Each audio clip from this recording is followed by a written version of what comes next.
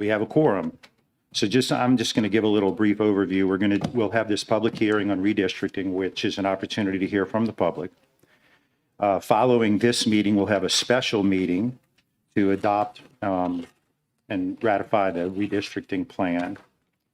And then once we do that, we will go to the committee of the whole. So just so that the public and the audience knows the order of things.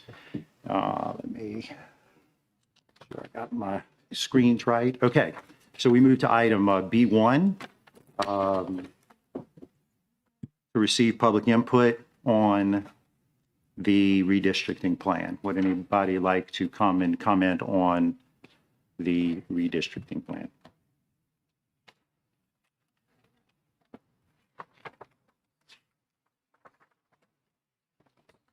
When you start, so I'll give that over to you too. Please state your name, and then you'll have a clock for 3 minutes. It will turn yellow when you have a minute left, and of course you can read the numbers on there. And we take comments, and so not questions. So when you're ready, sir.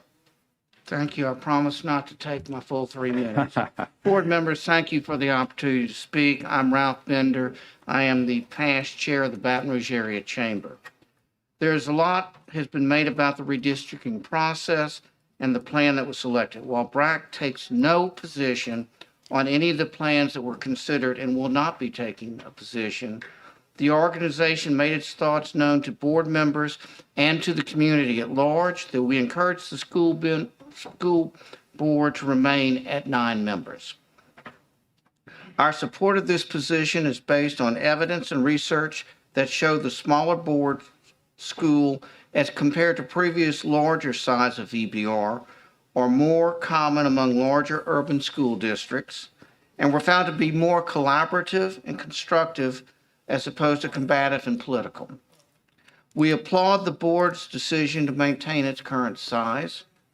We did not take position on, and our board and staff stayed outside of any discussions on any redistricting map designs. We value the opportunity to work with the board and administration of the district to be an asset in creating opportunities for our students' futures aligned to the needs of an ever-changing competitive workplace landscape, and look forward to continuing to do so. We appreciate the hard work that you all do as public servants, and we thank you. Thank you, Mr. Bender.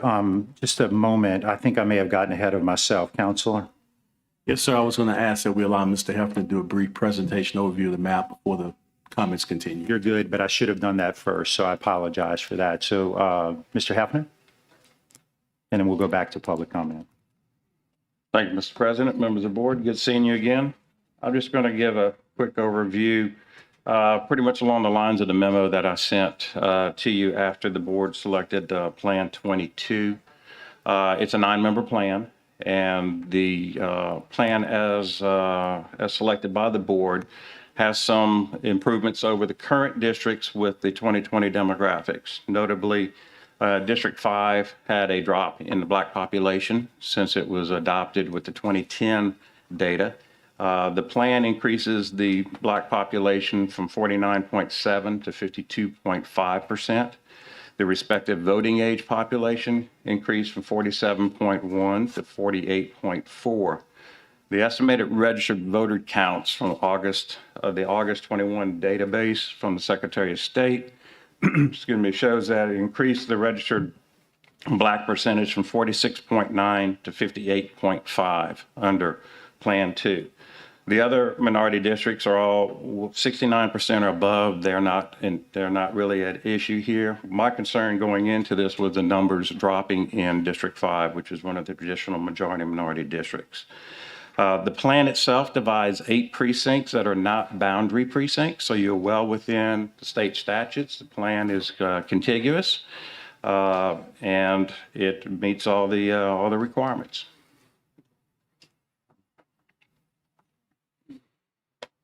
Okay. Thank you, Mr. Hefner. So we'll go back to, and I apologize for that, we'll go back to taking comments from the audience. Anyone who would like to wishes to speak, please approach the microphone.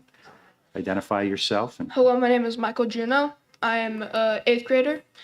I believe that the 9-member school district is wrong. I believe that there should be more representation of our minorities, as they have historically been unjustly represented. In 1965, when President Johnson passed the Voting Rights Act, guaranteeing, and the 1964 Civil Rights Act prohibiting discrimination, and a 9-member map blatantly breaks this through racial gerrymandering that does not reflect the population. You wouldn't have 1,000 students taught by one teacher. You need more teachers to teach that amount of students. Please, tonight, next time you vote, please consider a larger school district. Thank you, Mr. Juneau.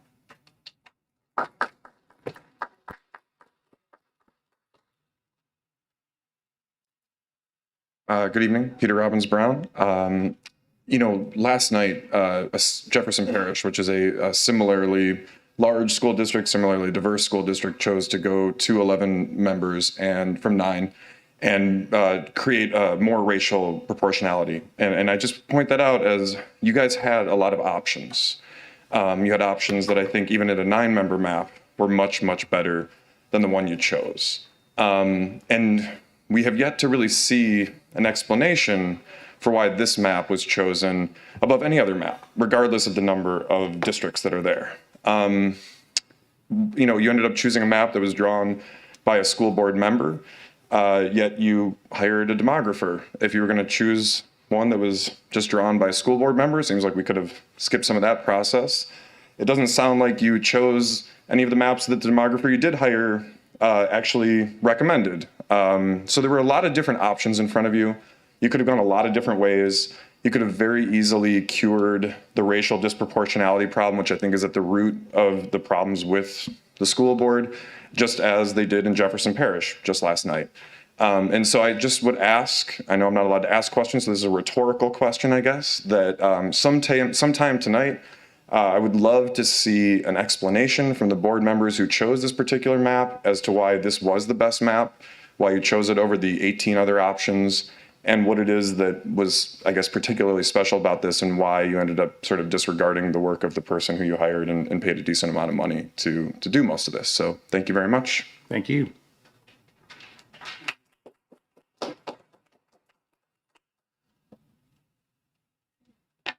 Good afternoon, Caleb Holmes. I'm sure a lot more citizens and constituents are going to belabor these questions, but I'm going to ask them anyway. The first of which is, what was the point of hiring a demographer, wasting my taxpayer money, their taxpayer money? If we were just going to have a plan selected by one of the board members, that was a waste of money, and frankly, a waste of Mr. Hefner's time and a lot of other people's time. The other question is, amongst all of the plans that were submitted, and like it was stated before, hopefully you all can give a very detailed, logical, and reasonable explanation for, frankly, what a lot of people see as an unreasonable map. Why did you pick Plan 22 in the first place? It's disproportional from the demographics of the district, not only from a student perspective, but also just from the general population perspective. So I am not the only constituent with a lot of questions, and a lot more people are going to have a lot more questions, and hopefully, this board can actually do a public good, perform a public service for once, and answer those questions, with the constituents, with media, with people here, and give a detailed explanation. Thank you.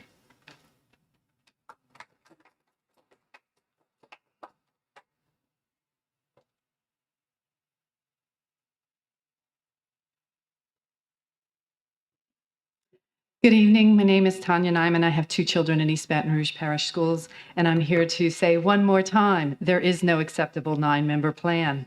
The EBR school board was reapportioned twice in the past 10 years, ultimately reducing the number of its single-member districts from 12 to 9. That decrease naturally increased the number of constituents allocated to each school board member. It also reduced the number of majority Black districts in violation of the Voting Rights Act. The reduction of majority black districts undermines the integrity of our democratic elections by unjustly weakening the voting strength of African Americans. The reduction of the overall number of single-member districts and the corresponding increase in population and geographical size of the districts also undermines the integrity of our democratic elections. It makes candidates more dependent on campaign contributions to run a competitive race. And since the EBR school board was downsized to 9, campaign contributions and spending in our school board elections by super PACs and out-of-state business interests has increased exponentially. Michael Bloomberg is just one of the billionaires pouring hundreds of thousands of dollars into our school board elections. In 2018, super PACs spent anywhere from $50,000 to over $100,000 in individual school board races in East Baton Rouge Parish. That was in districts where there was a race. The 3 of the current sitting school board members were unopposed in 2018, which meant there was not even a pretense to a democratic election. It's unlikely these school board members were unopposed because they are universally beloved by their constituents. It's more likely prospective candidates knew that because the sitting school board members were supported by the pro-charter billionaires and the Baton Rouge Area Chamber, they were effectively unbeatable.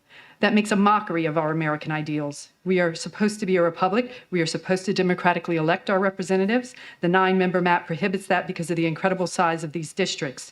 It does not matter how often the Baton Rouge Area Chamber or the out-of-state billionaires or the wealthy pro-charter folks in this parish keep repeating the bogus talking point that a smaller board is more efficient. That doesn't make it true. A smaller board is not more efficient. A smaller board is more autocratic. It is undemocratic. It is contrary to the ideals of this nation. It is un-American. The Baton Rouge Area Chamber and others who pushed for that unjust and un-American reapportionment in 2014 were able to do so because their wealth affords them, among other things, an air of respectability. But let's be clear, it is not respectable to rig a governance structure so that the rich and powerful can effectively dictate the outcome of elections. In order to ensure the election of our school board members remains democratic, we must have a fair map, a map that is racially proportional and provides for equitable representation, a map that ensures money doesn't dictate the outcome of an election, a map that restores or increases the number of single-member districts for the East Baton Rouge Parish School Board. There is no acceptable 9-member plan, and I will keep reading that statement for every opportunity I have to say it, because it's something that keeps getting overlooked. Is the manner in which Citizens United has allowed for unlimited campaign contributions, and the governance structure of this board was manipulated in order to further enhance their ability to usurp our elections. Thank you.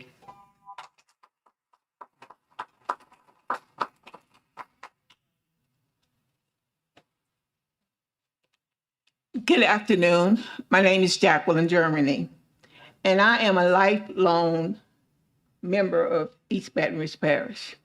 I grew up in the 60s when I attended Capital Senior High School. There's no acceptable mean for going back. Why are we going backwards with the school board? For too many years, we were underrepresented on the school board. Now that we have a proportional district members here, why are we decreasing the board? We need to restore the board to the way it was. It's not working. A 9-member board will not work. I was at Capitol last month at a meeting where your system president came and spoke and want Capitol to come back into EBR. Why are we out asking schools to come back in when we are decreasing our representation? We need proportional racial members on the board so that we can feel, and I can feel, as a senior citizen of East Baton Rouge Parish, that we are being fairly represented. Thank you very much.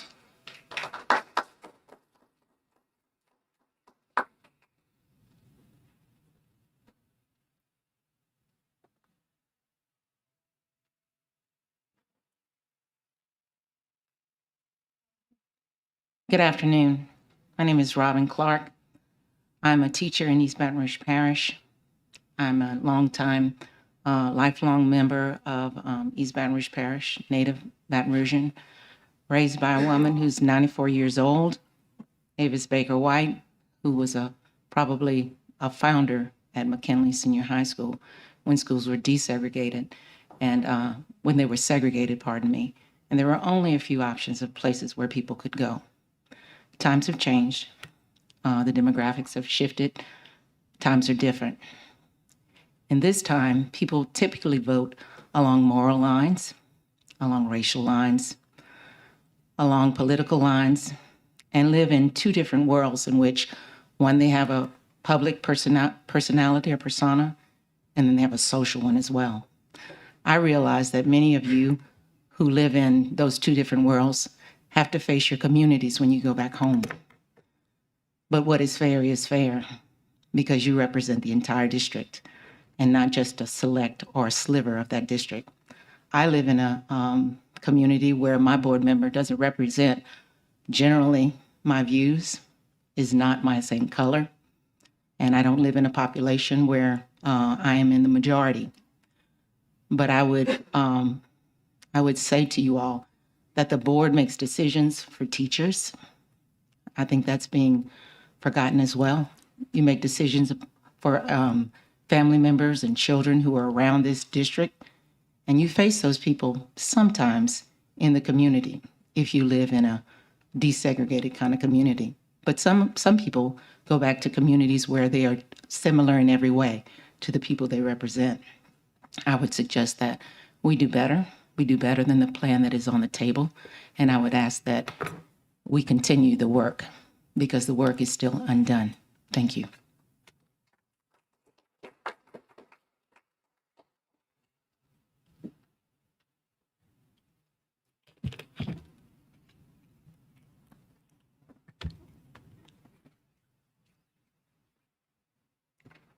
Good evening.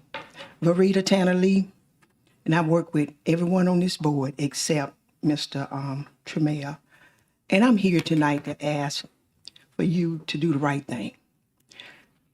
I worked with the 9-member board, and it was extremely hard representing District 2 with over 45,000 constituents and getting calls through the night and representing from every board member's district. When you're elected to this board, you just don't represent your district that you're elected from. It's every student, child, every family, and the employees working in the school district. The 9-member board, I'm begging you not to implement that plan. Let's go back to 11 or 12. You can still have your seats. We need to work together. Work together. That's what we did. We did some good things when I was on the board. And I'm gonna let you know tonight, I plan to come back because I've heard some things, I've seen some things. Our district is being destroyed. And we need to bring our board back up to standards, bring our school district back up the way it was, because we were doing great things for our children and our families. So I'm here tonight to ask, beg, pretty much, let's go back to either 11 or 12 member. I mean, 15 wouldn't be bad. I'm serious. Thank you for listening.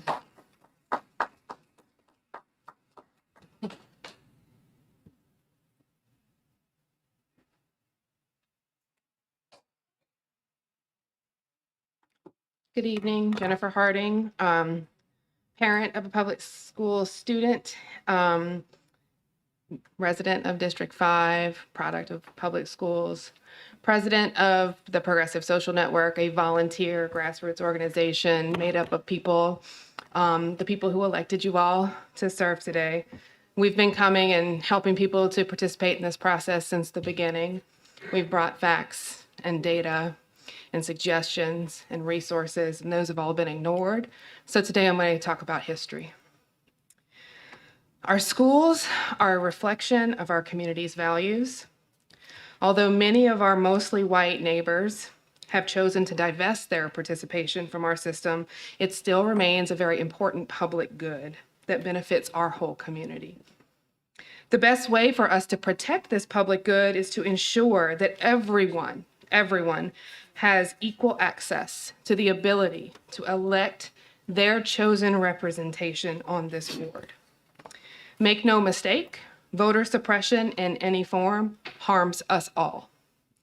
Until the 1960s, efforts to suppress the Black vote were blatant and often violent at times. The Voting Rights Act itself was born out of the blood that was spilled on the Edmund Pettus Bridge in Selma, Alabama. But let's be clear. Though blood may not literally be spilled tonight, any act to racially gerrymander and suppress the participation of Black voters is an act of violence. Undoubtedly, if the map that you all white board members, that some of you are here and some of you are paying attention right now and some of you aren't. Undoubtedly, if this map that you have chosen to advance prevails, it will harm our community for the next 10 years. Sometimes we find ourselves in moments when we have to make important decisions and choose which side to be on. As elected officials, as public servants, as people who have offered themselves up in the service of the people, not special interest, not BRAC, not the status quo, and not institutional power.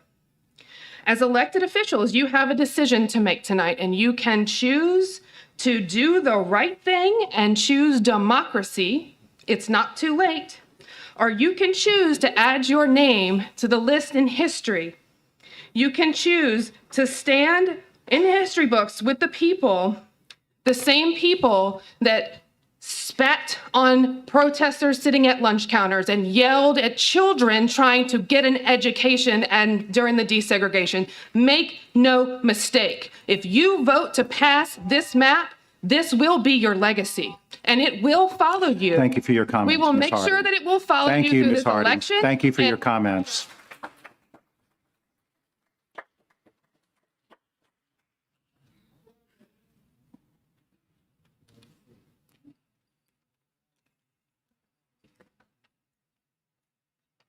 Good evening. Dale Flowers, lifelong resident of East Baton Rouge Parish, Dufrock, Westdale, Tara, and then the greatest high school in the land. I don't have to say the name, but you know what it is. McKinley.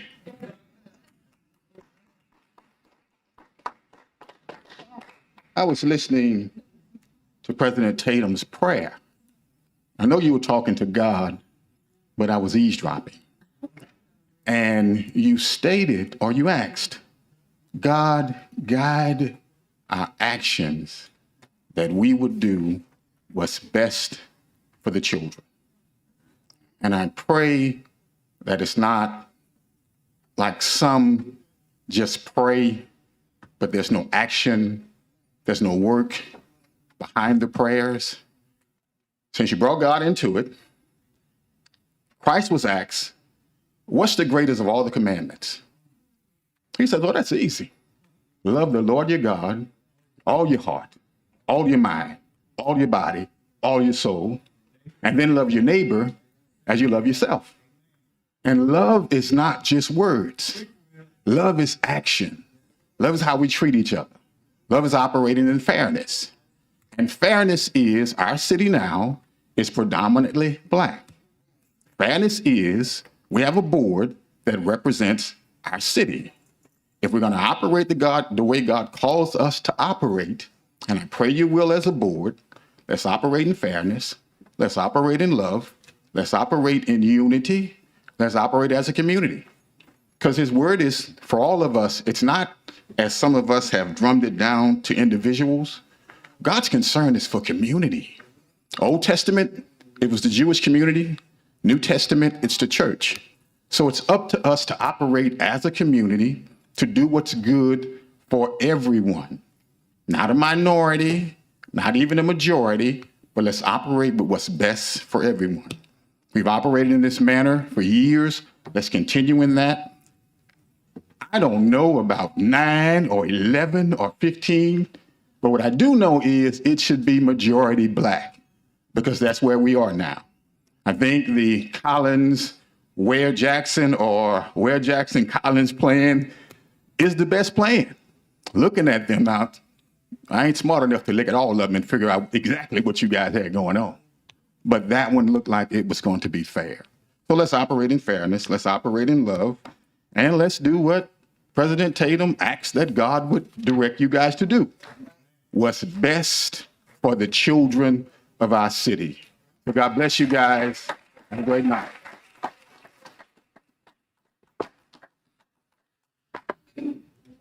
Any other comments from the audience?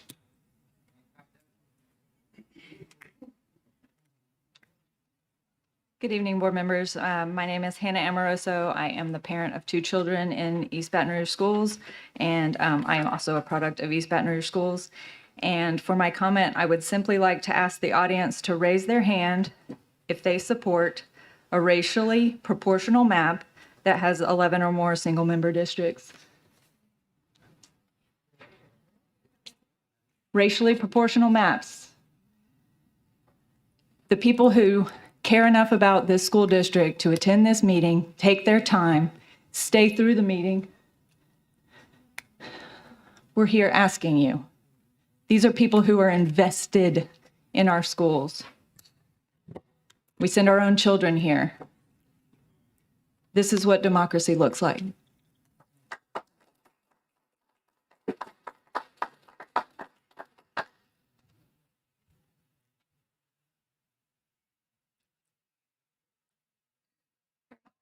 Let the church say amen. All right, Angel Bradford is my name. And I haven't been to church in a minute, so it's nice to hear that. But all in all, like so many of y'all, I have come, so many school board members through this process authentically. So many of us have come to learn y'all and know y'all and respected y'all and trusted y'all in this process. And this entire process has really been deflating for so many of us, all ages, students, parents, teachers, and community members like me who don't even have kids, put all of our energy into this. We gave up so many Saturdays, and yes, I'm complaining. We gave up so many Saturdays, so many hours, so much personal time, and votes like these for a map that is so blatantly inequitable removes that trust in the democratic process and erodes our capacity to trust y'all in the future. And perhaps that's the goal. Our entire country is underrepresented. We have 435 Congress folks, and we should actually have a minimum of 700. We have a 6-3 majority on a Supreme Court that makes decisions 70% of the country doesn't like. And this map is no different. It is an attempt to keep your knees on our necks. We have taken people's time and their stories. We've listened to our elders' stories about civil rights and their painful history of oppression. And we've had a bunch of workshops for the sake of it, just to land here.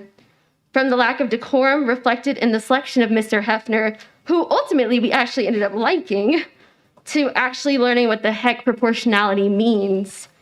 It's unfortunate that we operated in good faith for no reason. I ask you to reconsider these maps if you can't even explain them or justify them, and vote no. And if that means start over, then start over. We'll be here. Thank you.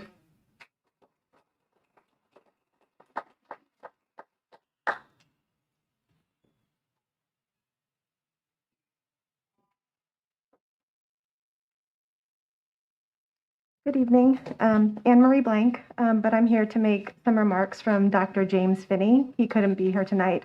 At a recent meeting, you had 2 maps nominated. The Ware Collins plan has compact districts. Plan 22 does not. The populations of the districts are much closer to one another in the Ware Collins plan than in the Plan 22. The Ware Collins plan splits no precincts. Plan 22 splits 4. 2 of the precincts split in Plan 22 appear to be improper. The statute requires that any precinct splits must be along visible features. Neither the split near Millerville nor the one near O'Neill follow visible features. Please reject Plan 22, select the Ware Collins plan, and turn your attention to setting educational policy for the community that elected you. Thank you for your thoughtful consideration of Dr. Finney's remarks. And since I still have time, I'm going to go ahead and make some remarks for myself. Anne-Marie Blank, I live in District 7. I'm a parent of 4 kids in the EBR schools, and I'm here to ask you today to please change course. Map 22 is not racially proportional to our district, and it is not representative of our district. Adopting this map will just continue the tradition of white people grabbing power where it is not due. The demographics of our district have shifted, and the representation on this board should shift too. Please don't set us back 70 years and open the district up to litigation. Please don't adopt this map. Thank you.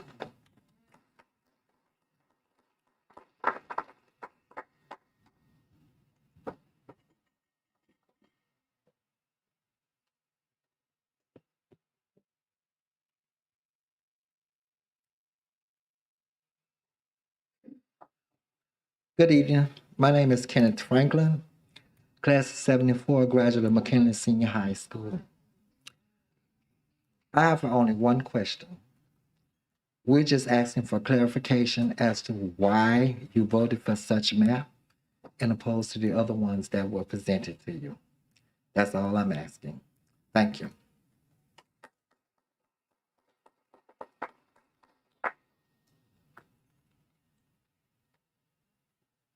Any other comments from the audience?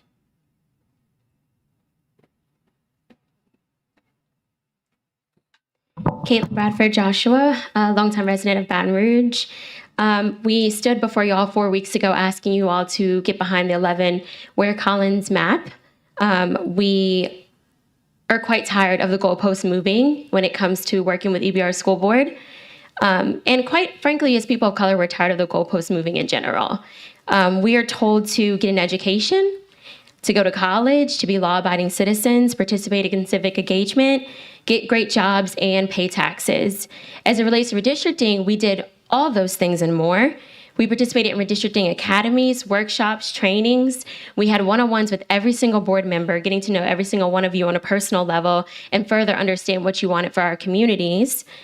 We participated in public comment and public hearings and made sure that you all heard from us during the testimony periods that you provided, yet we still ended up with the worst map possible.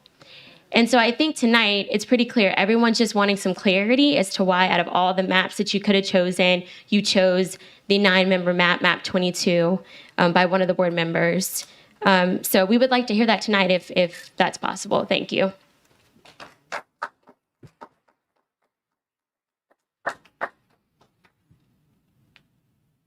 Good evening, Catherine Carmichael, District 7. Thank you to all of my colleagues and fellow parents and community members who have stated similar sentiments that I have.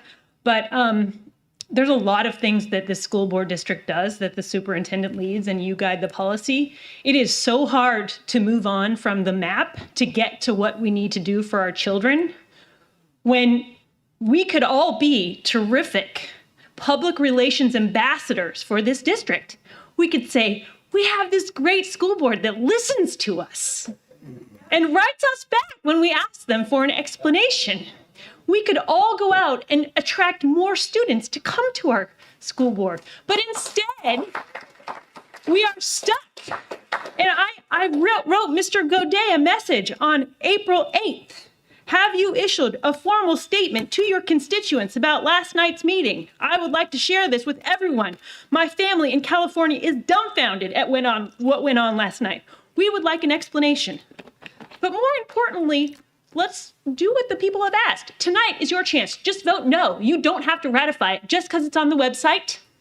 Just because we're here for a meeting, we're missing dinner with our families, we're hiring babysitters to be here, you do not have to adopt the map. You do not. Please do not. Stop. Listen to Hefner. Listen to the people. Don't do it because it's hard for us to move on and we're never going to forget. We're going to keep sending you emails. We're going to keep calling you. We will bother you and bother you and bother you until we get something that is satisfying. But to have no answer and to not even pretend like you care is just so disappointing and setting such a bad example for our children.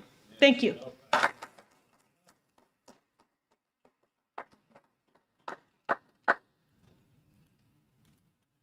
Any other comments from the audience?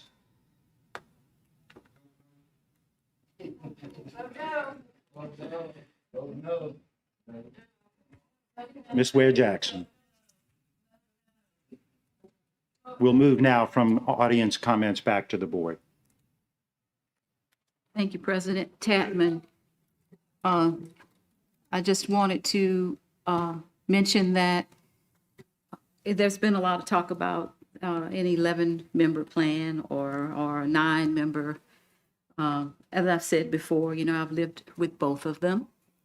And I was not against going with a 9-member plan. In fact, several board members, 4 of us, asked our demographer to create a 9-member plan and an 11-member plan that was reflective of the district. We couldn't get that from our demographer without having tons of memos that basically disqualified the work that he put forward. So we did not bring that forward because it wasn't something that was acceptable to any of the 4 of us who asked for a majority Black member district reflected in the maps and in the demographics. We couldn't get that, so we had to look elsewhere. Dr. Finney had an 11-member and a 9-member, but we couldn't get that 9-member from him because that just wasn't in his genes. He just, you know, he didn't really want to do that. And but we did have the 11.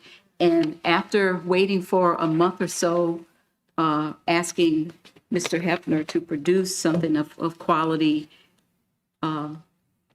we got a map and we worked with that. We had other demographers work with Dr. Finney, who, by the way, didn't even use our resource, the Maptitude. He used the free tool, the Dave's demographics or whatever it's called, and use that program to produce that. Earlier in this process, our board president mentioned that we were looking at doing at least a 4-4-1, which would have been acceptable by lots of the people that wrote us letters requesting that we do, that we produce a plan and a map that was reflective of the district. We didn't get that either. Last minute, you know, maps came in and we ended up with a map that is disproportional. It does not reflect the district.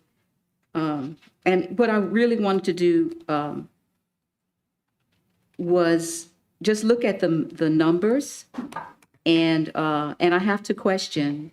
You know, this is a rhetorical question. I know everybody knows how to do the math. It's just 5th grade math. We have a population. If you look at the demographics charts, the Black population is 179,748. The white population is 158,207. When you subtract that number, when you subtract the white population from the Black population, you have 21,541 more Black residents in East Baton Rouge Parish. And the map 22 certainly does not have a majority Black representation. In fact, it is only 3 Black majority districts and 6 white majority districts. And I want to mention that I'm holding a United States 5th Circuit case here, which defines a majority district by voting age population. And on our charts, that's 18 plus in our demographic charts. Can anyone on this board show me what the majority, what the voting age population is that would make this map a map that's acceptable, one that is that actually reflects the demographics. And we're in government, and this is something that we are basically commissioned to do. I mean, we're in government, and this is just about math and civics. And Mr. Hefner, if you have the numbers, I really can't even see, I can't see them on this chart. It's a little bit too small, but could you please look at the voting age population For District 5?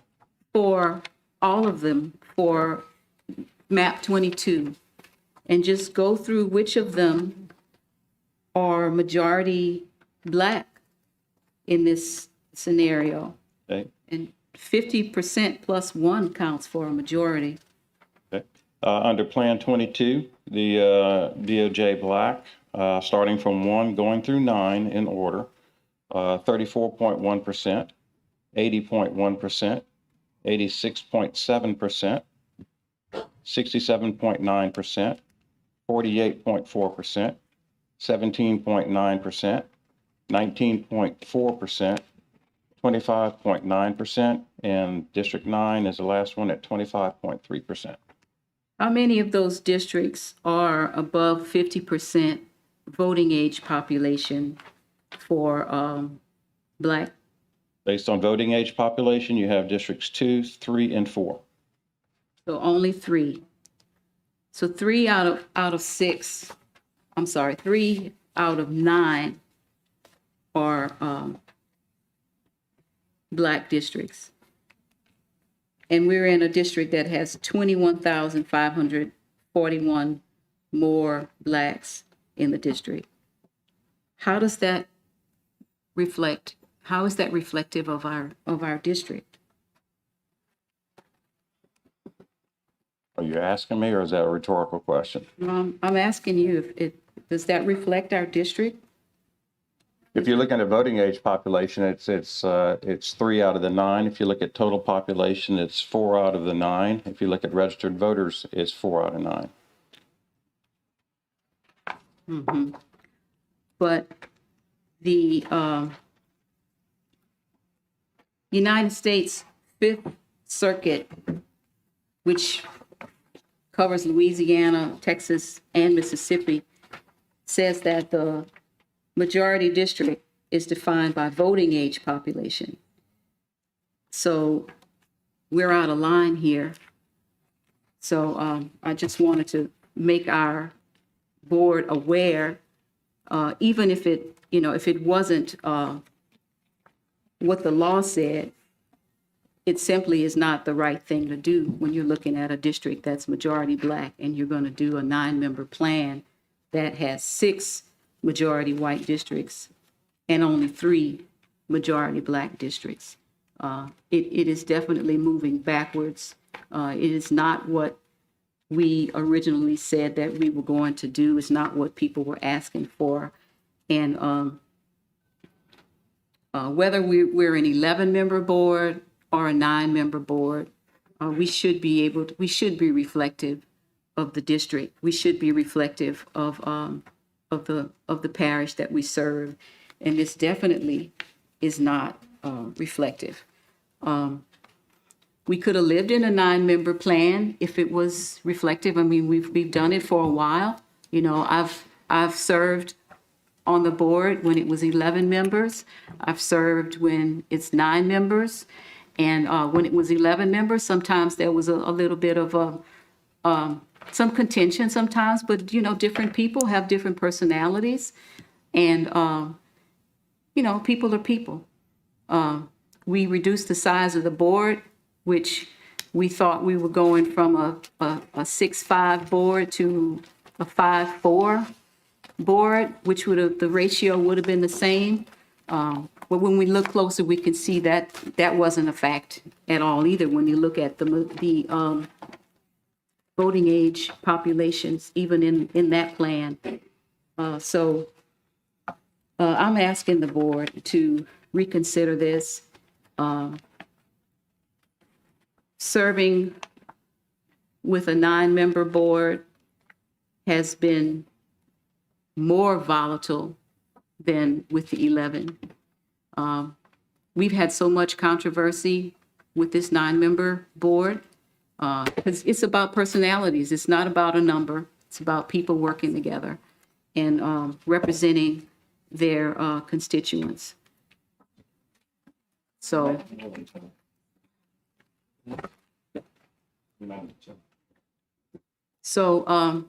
you know, we've had lots of things going on with the 9-member plan. We were, you know, raked over the coals over board member actions.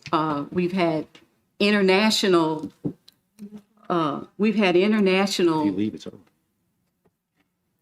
Just constant for months. We had emails from people all over the world, you know, complaining about our board. That never happened with an 11-member board.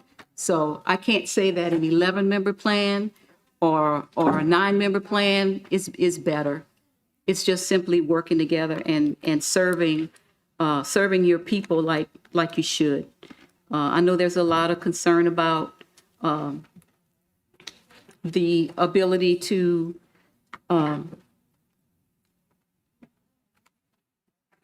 campaign, to run. It is difficult. You know, like I said, I've done both. I've walked an 11-member district and I've walked in a 9-member district. And I can, you know that it's a whole lot more that goes into it with a whole lot more exercise when you're talking about walking a 9-member with 40-something thousand people. So I just appreciate it and a reconsideration. Thank you.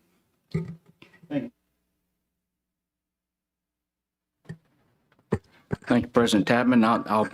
I'll be brief. I gave a pretty detailed explanation of the map that I drew up at the last public hearing, and I'll just kind of go over that real quick. I started out, I made a 9-member map that included all the current incumbents in those within each of those 9 districts. When I was putting it together, I prioritized keeping neighborhoods together that had similar interest. The one district I knew that we needed to look at and was Ms. Jackson's current District 5 and wanted to strengthen the Black population in that district. Our current map had McKinley split, and we've heard for years that the residents there wanted to have all of McKinley in one district, and I was able to do that and include it under District 5.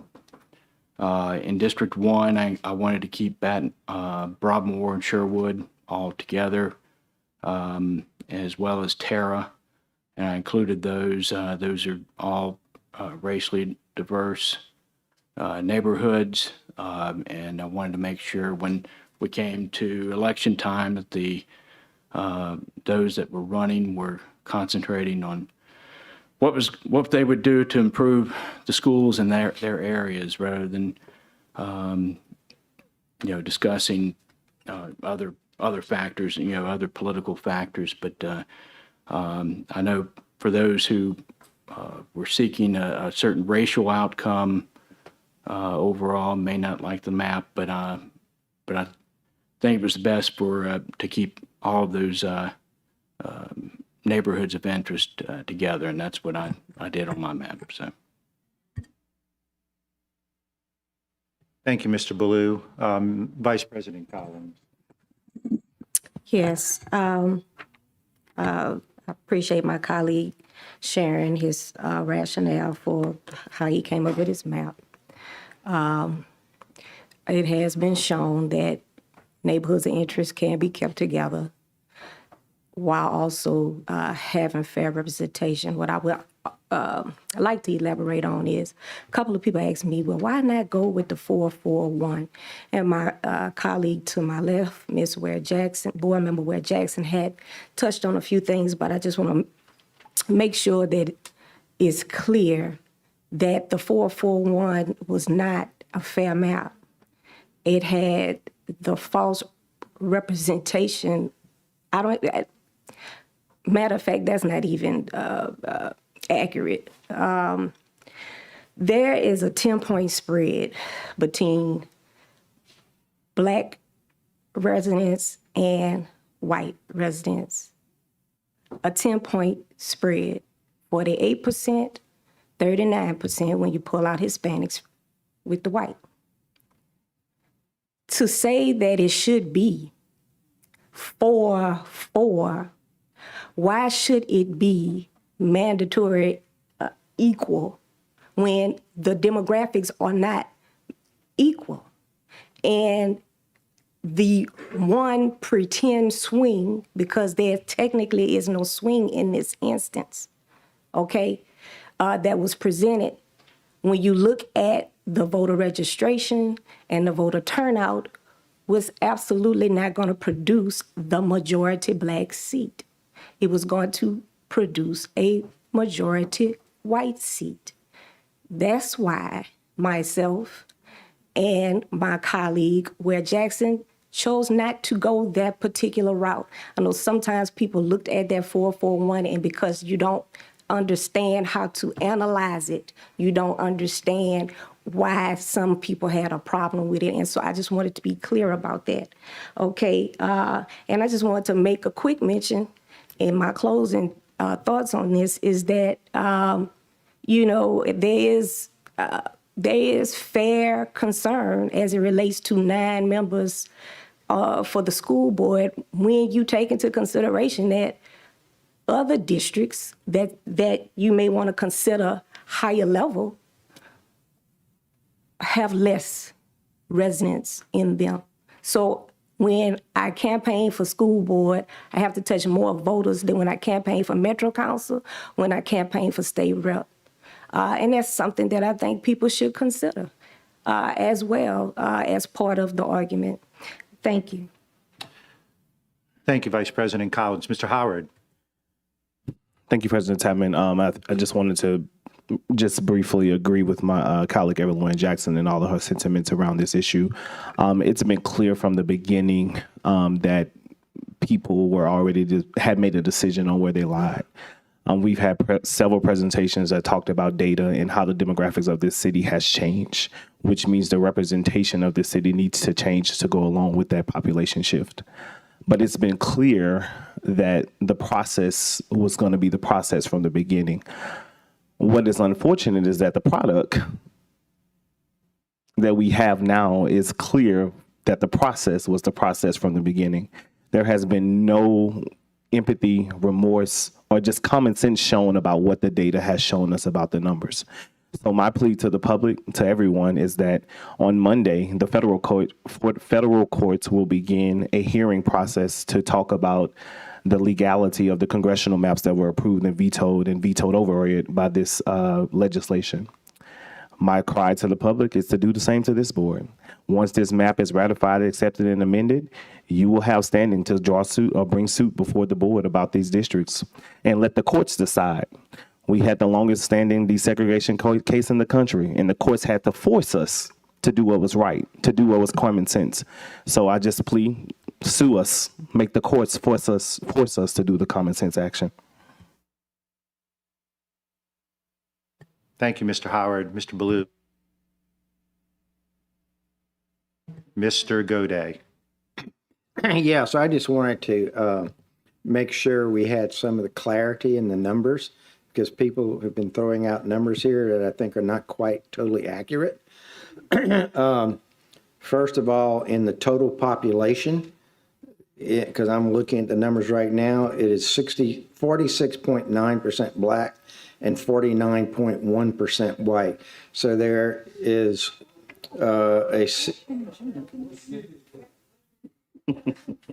the entire. We're going to have order. We're going to have order. We listened to you when you spoke, and so we're going to have order. I'm looking at the demographics of the entire parish.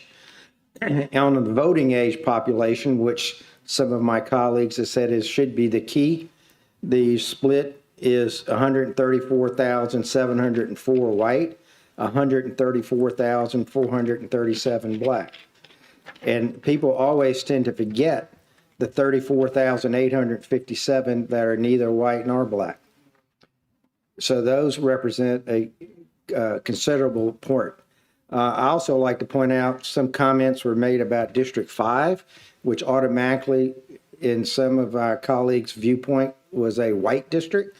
In the voting population, it is 18,306 black and 16,104 white. So no, it is 48.4% black, but it is only 42% white. The difference is the 9% that are neither white nor black. In some kind of way, that automatically became a white district when it's not necessarily a white district. So, excuse me. It's a shame. So I just wanted to make sure we had the numbers that are out there, that when we start considering the numbers, if we want to consider the non-white population, the non-black or non-white population, if we want to consider those white, that changes the numbers. It changes all the way through. And to my other colleagues' viewpoint about why 4, 4 out of 9 is 44%. And when we look at numbers being on the voting age population, 44% white, 44% black is right on the money.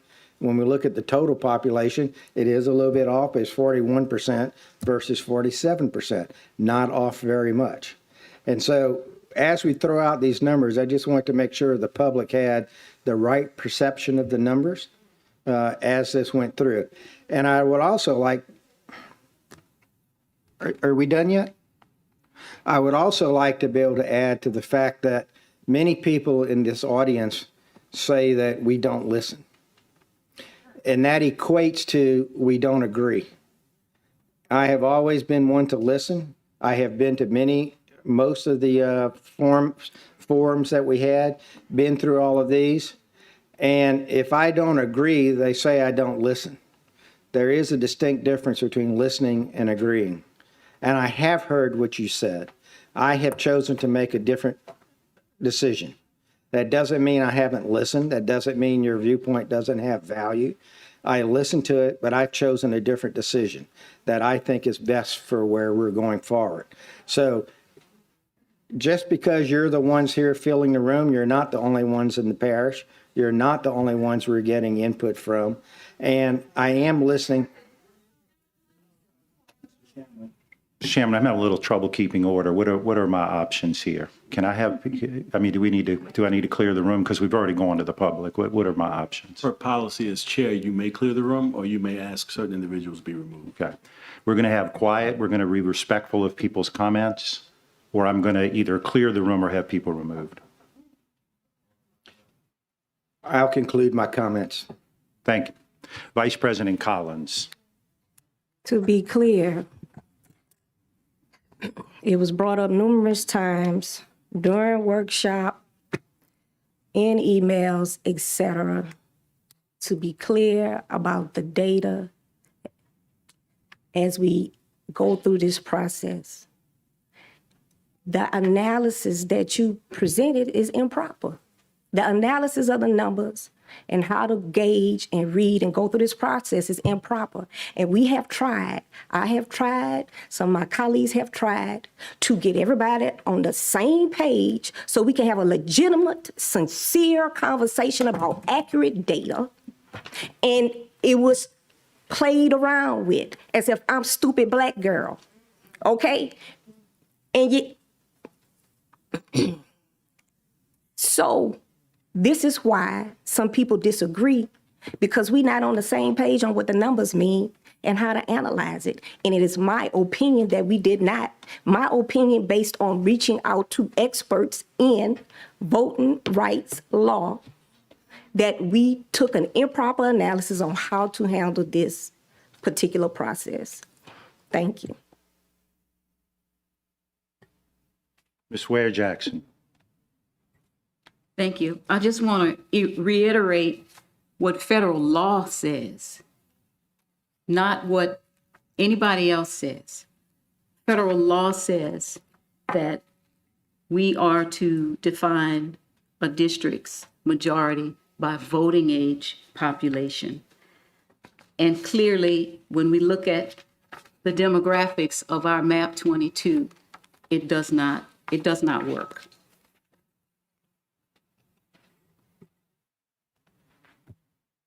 That clears the board.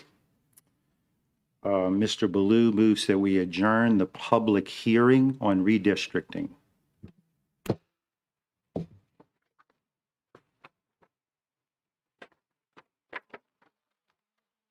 I'd like to ask the board members to please log into board docs, please.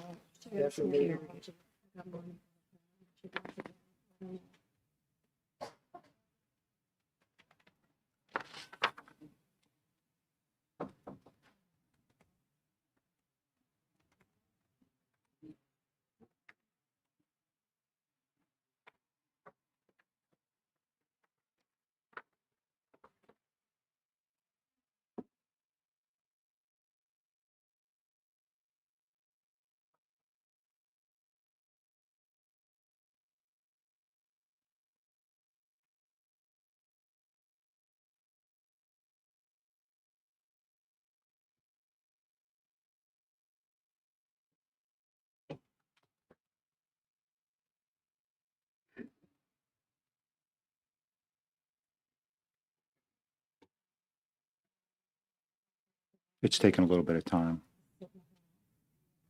I'm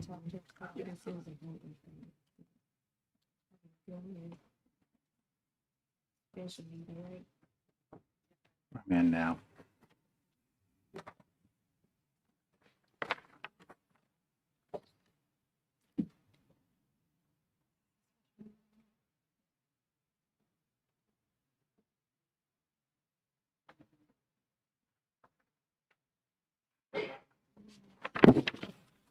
Ready in? Okay. I'd like to call to order this special meeting of the East Baton Rouge Parish School Board for Thursday, May 5th. Roll call. District 9, President Tatman. Present. District 4, Vice President Collins. Present. District 1, Mr. Blue. Here. District 2, Mr. Lannis. District 3, Mr. Howard. Present. District 5, Ms. Ware Jackson. Present. District 6, Ms. Dyson. Present. District 7, Mr. Gode. Present. District 8, Ms. Bernard. Present. We have a quorum. Thank you. We now move to item B1, discussion consideration for the approval of a resolution for the adoption and ratification of a redistricting plan. You may want to settle in because I'm going to have to read this document in. East Baton Rouge Parish School Board Resolution Adoption of Reapportionment Plan 22, a resolution reapportioning single-member voting districts for the East Baton Rouge Parish Public School Board, Louisiana, in accordance with the 2020 census. Whereas upon the release of the 2020 census, the East Baton Rouge Parish School Board conducted a study on the current districts with new census populations, and whereas the study found that the districts were malapportioned, and whereas Plan 22 was developed and adjusted the election district boundaries to bring the election districts into balance in accordance with the requirements of the Voting Rights Act of 1965 and applicable Louisiana state statutes. And whereas Plan 22 was nominated as the East Baton Rouge Parish School Board's official proposed plan at their special meeting of April 7, 2022, and such plan would be published as required per applicable state statute. And whereas the East Baton Rouge Parish School Board on May 5, 2022 ratified the adoption of Plan 22 as its reapportionment plan based upon the 2022 census, and whereas the East Baton Rouge Parish School Board hereby authorizes the demographer to submit Plan 22, hereby designating as the reapportionment plan to the state of Louisiana for review. Therefore, be it resolved by the East Baton Rouge Parish School Board in regular session assembled that the resolution describing reapportionment plan 22 be adopted with the district described to wit. Section 1, definition of District 1. District 1 is described by the following precincts, all or in part were noted. 1-103, 1-34, 1-49, 1-52, 1-53, 1-55, 1-60, 1-71, 1-72, 1-74, 1-81, 1-87, 1-89, 1-9, 1-90, 1-98.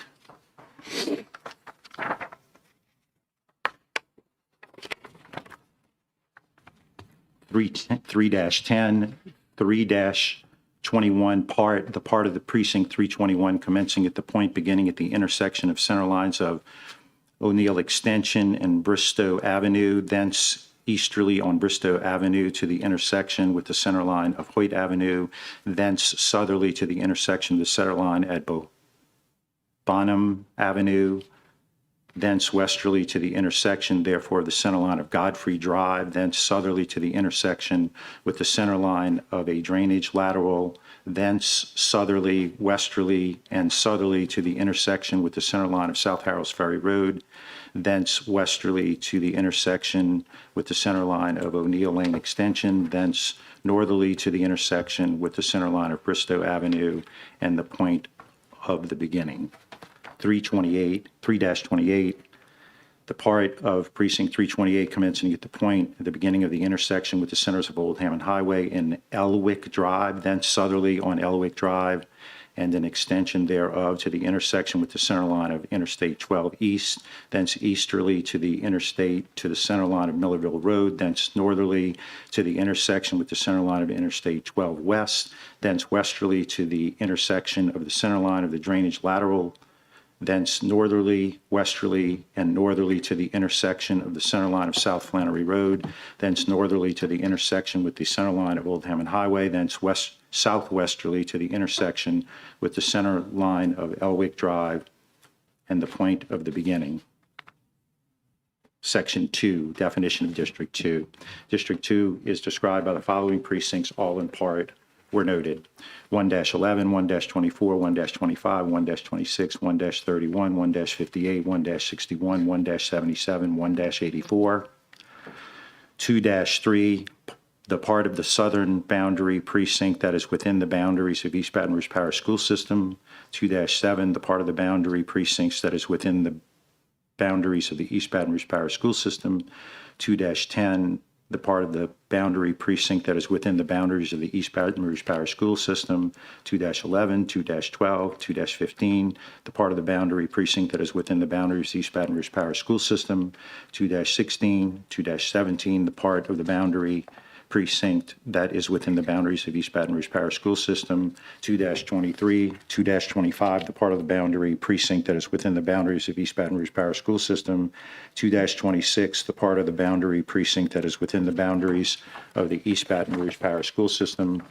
2-27, the part of the boundary precincts that's within the boundaries of the East Baton Rouge Parish School System. 2-28, the part of the boundary precincts that's within the boundaries of East Baton Rouge Parish School System.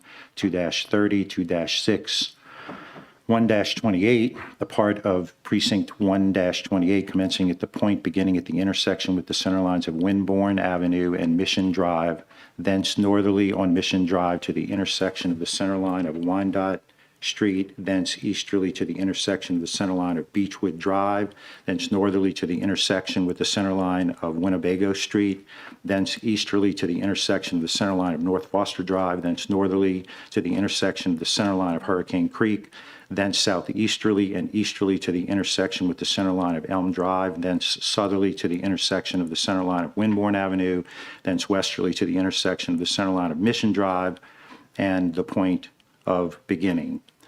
1-29, the part of precinct 129 commencing at the point beginning at the intersection with the center line of Yon Drive and Winbourne Avenue, thence easterly to the intersection with the center line of Mission Drive, thence northerly to the intersection of the center line of Charles Street, thence westerly to the intersection of the center line at Yon Drive, then southerly to Winbourne and to the point of the beginning.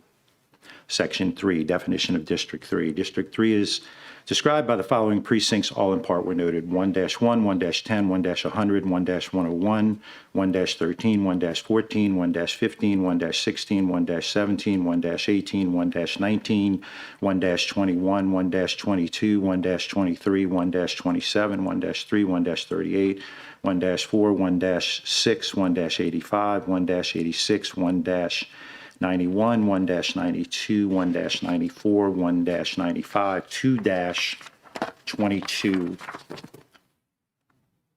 1-28, the part of the precincts,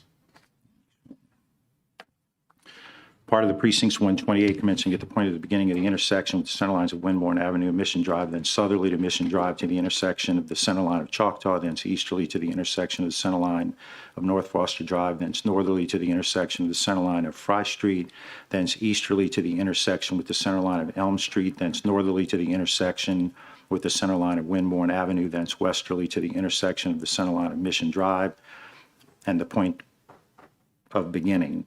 1-29, the part of precinct 129 commencing at the point of beginning at the intersection of the center line of Plank Road and Oswego Street, thence easterly to Oswego Street to the intersection with the center line of Delaware Street, thence southerly to the intersection with the center line of Winbourne Avenue, thence easterly to the intersection of the center line of Mission Drive, then southerly to the intersection with the center line of Choctaw Drive, thence westerly to the intersection of the center line of North 38th Street, thence northerly to the intersection of the center line of Winbourne Avenue, thence westerly to the intersection with the center line of Plank Road, thence northerly to the intersection of the center line of Oswego Street and the point of the beginning.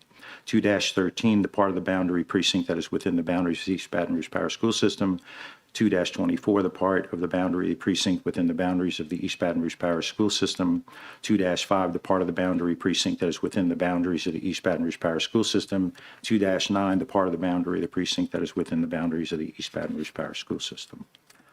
Section 4, definition of District 4. District 4 is described by the following precincts, all in part were noted: 1-20, 1-50, 1-54, 1-62, 1-70, 1-78, 1-82, 1-83, 1-88, 1-93, 1-97, 2-1, 3-12, 3-24, 3-32, 3-54, 3-72, 3-8. 3-28, part of the precinct 328 commencing at the point beginning in the intersection with the center lines of Old Hammond Highway and Millerville, then southerly on Millerville Road to the intersection with the center line of Interstate 12 West, thence westerly to the intersection with the center line of a drainage lateral, thence northerly, westerly, northerly, and to the intersection with the center lines of South Flannery Road, thence northerly to the intersection with the center line of Old Hammond Highway, thence northeasterly to the intersection with the center line of Millerville Road to the point of the beginning. The definition of Section 5, definition of District 5. District 5 is described by the following precincts, all in part were noted: 1-102, 1-104, 1-2, 1-30, 1-32, 1-33, 1-35, 1-36, 1-37, 1-40, 1-44, 1-45, 1-46, 1-5, 1-51, 1-57, 1-63, 1-64, 1-67, 1-68, 1-7, 1-8. Section 6, definition of District 6. District 6 is described by the following precincts, all or in part: 3-15, 3-16, 3-22, 3-3, 3-33, 3-34, 3-38, 3-41, 3-43, 3-45, 3-47, 3-53, 3-59, 3-66, 3-67, 3-7, 3-71, 3-21, the part of the precinct commencing at the point of the beginning of the center lines of Florida Boulevard, US Highway 190, and Old Hammond Highway, then southwesterly on Old Hammond Highway to the intersection of the center line of O'Neill, then southerly to the intersection with the center line of Bristow Avenue, thence easterly to the intersection of the center line of Hoyt Avenue, then southerly to the intersection with the center line of Bonham Avenue, thence westerly to the intersection of the center line of Godfrey Avenue, then southerly to the intersection with the center line of the drainage lateral, then southerly, westerly, and southerly to the intersection with the center line of South Howells Ferry Road, then southeasterly to the intersection of the East Baton Rouge boundary, thence northerly to the intersection with the center line of Florida Boulevard West, thence northwesterly to the intersection with the center line of Old Hammond Highway and the point of beginning. Section 7, definition of District 7. District 7 shall be described by the following precincts, all or in part. 1-39, 1-41, 1-42, 1-43, 1-47, 1-48, 1-56, 1-59, 1-69, 1-76, 3-20, 3-5, 3-50, 3-57, 3-69. Section 8, definition of District 8. District 8 is described by the following precincts, all or in part. 1-107, 1-12, 1-66, 1-73, 1-75, 3-17, 3-23, 3-36, 3-4, 3-40, 3-44, 3-49, 3-51, 3-52, 3-55, 3-56, 3-63, 3-64, 3-65, 3-68, 3-70. Section 9, definition of District 9. District 9 is District 9 is described by the following precincts, all or in part. 1-105, 1-65, 1-79, 1-80, 1-99, 3-11, 3-13, 3-18, 3-19, 3-27, 3-29, 3-31, 3-35, 3-39, 3-48, 3-60, 3-62. This resolution shall become effective for the 2022 election cycle or as allowed by law subsequent to State of Louisiana approvals. Is that it? I'm done. I'm a little dizzy. So I so move, because since I read it, is there a second? I'm sorry, you want to move it? And I'll, okay. Motion by me and second by Mr. Baloo. Oh, I'm sorry.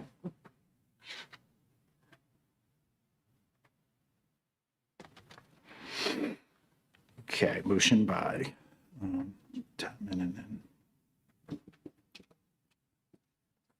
Mr. Tapman, as a chair, why don't you allow a board member to make the motion and take a second since Okay. you're the chair? Moved by Mr. Baloo and seconded by Ms. Dyson.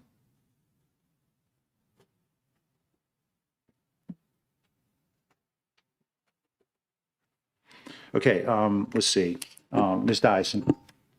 Yes, I just wanted to make sure that we just look at, I think there's a couple of mentions in a couple of the districts where we just need to correct the spelling of O'Neill Lane.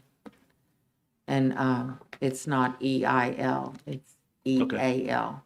So, And I think that's in two different parts of this. Thank you. so if the mover and the second agrees to that amendment. Okay.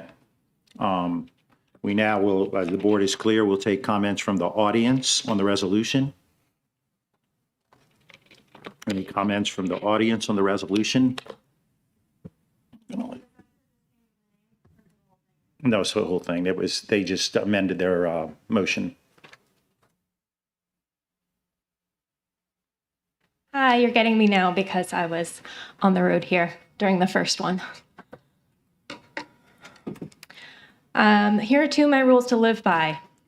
Don't be racist and don't get sued for no reason. And with this one, you're killing two birds with one stone. And I know you don't mind about the not get sued because it's not your money, but it's our money and I care. I'm tired. I drove here stupid fast. Don't recommend it. We listened to you when you spoke, which Tapman just said. Oh boy, he's not here, for those of you watching from home. Neither is Connie. So that's not great. And you don't have a history of listening to us, I'll be honest. We have Jill, who usually digs in her bag. No offense, Jill, I do it too. We have Connie, who likes to shop. And we have these happening at rush hour when people are trying to get here. So that's not great. And I understand listening versus agreeing. And I do think we disagree on what the numbers mean, right? But we need to be on that same page before we pass a map, not try to make each other believe something after we've passed one. All right, some of you also shouldn't even be here, right? Jill, you would have been term limited out, but they changed it in 2014. Connie should have been gone when she assaulted a child, but she's still here. I don't know why some of you are here since you don't seem interested in public education.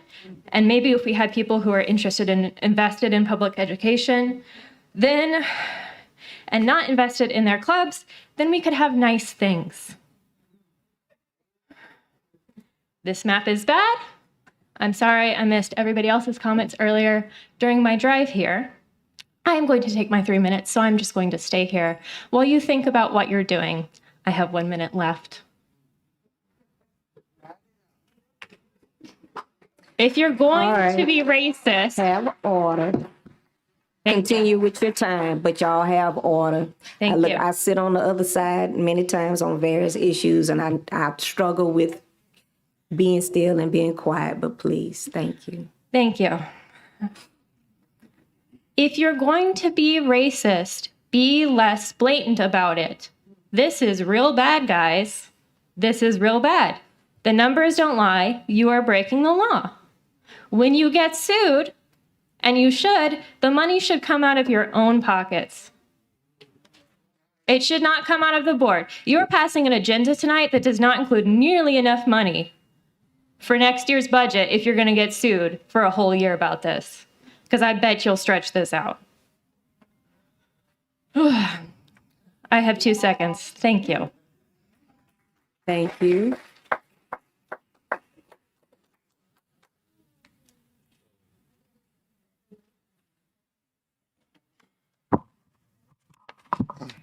Good evening. Good evening. Jamie Robinson, 701 North 24th Street, Baton Rouge, Louisiana, 70802. I come before you all today appealing to you all. I've heard people speak of the legalities surrounding this, and it matters to me about how our children are fairly represented. If you have a school board whose demographics is predominantly African American, and the school board's members, African American, is the minority represented, that's a problem. Don't do it because it's a legal thing to do. Do it because it's the right thing to do. I was in that hallway and I heard school board member Connie Bernard says, "Who's gonna stand up for me? Who's gonna stand up for me when all those blacks are talking nasty to me?" And Mike Gaudet was right there with her. And I thought that he would say, "Calm down, don't talk like that," because he tells us that. I thought he'd tell her that, but he didn't. And what I would say to her and all of you, if it's too hot in the kitchen, don't go in there. It's not nobody's responsibility to stand up for you. It's time for us to stand up for the children of the East Baton Rouge Parish School System. We stand up for these children, that's it. We have to represent their best interest. And if that's not the case for you all, get off of here. And I would appeal to all of the stakeholders behind me to join me in prayer for peace. But I would tell you all that we're ready for war.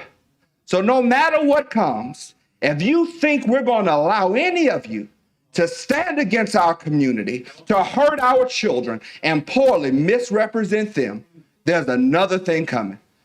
And if you don't believe me, know there are a reckoning and a judgment shall be upon you all. And it won't come from me, and it won't come from this community. You have to answer to God for all of your decisions.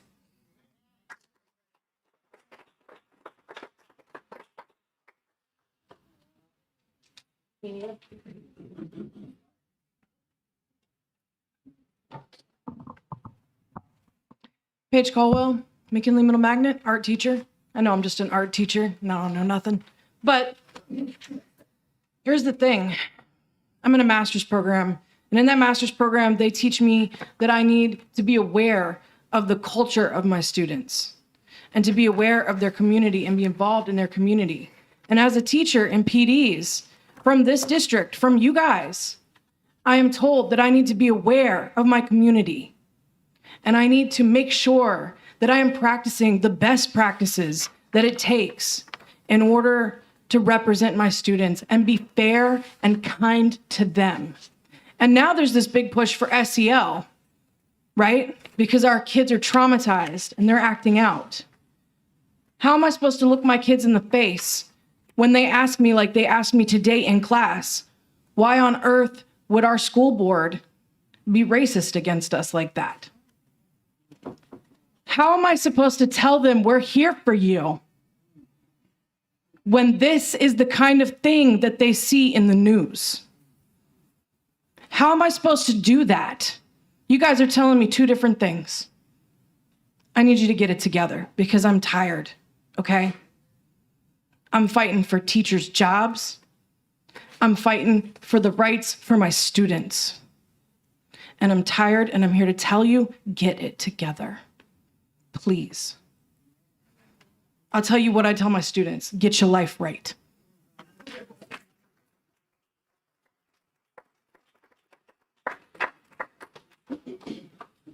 Joyce Womack, educator in the East Baton Rouge Parish School System as well. And I usually sit quietly, but now we're having my conversation, and it's about children. I don't think we understand what we do when we come together and we start talking about changing things in the East Baton Rouge Parish School System. Our kids see change all the time, too much of it. There's no stability in the home, in most homes, in the homes of most of our children in the East Baton Rouge Parish School System. When you start changing things, you change these are like lifelong friendships for them. So you change their morning schedules, where they're going to be going in the mornings when they get off the bus, what time they're going to get on the bus, what time they're going to get off the bus. You change where they're going. You change their teachers, the ones that they've had since, if they're in 5th grade, the ones they've had since kindergarten. You change their principal, the one that stands out in the front and hugs them on the way into school. You change all of that. And then you do it like 3 or 4 times during their academic careers. And then you want them to grow up to be nice, law-abiding citizens that have a stability. They're going to take care of their homes. They can't do it. She was right. If we don't get it together, they can't keep it together. You're changing their parents' morning routine. You're changing everything about them. When you change everything about them. And they've been through enough for the past 2 years. They don't deserve it. And really, to be quite frank, I don't know how many of them can take it. They're already on the verge of breaking down most of our kids. And she talked about social emotional learning. She's right. We can't do it all. Make sure you keep the comments germane to us voting on the map. Okay. Thank you. So I'm going to ask you to please, when you're proposing these maps, think about the change you're making in children's lives. Think about if somebody came in and brought in a map and told you where you had to go in the morning. That's it. Thank you.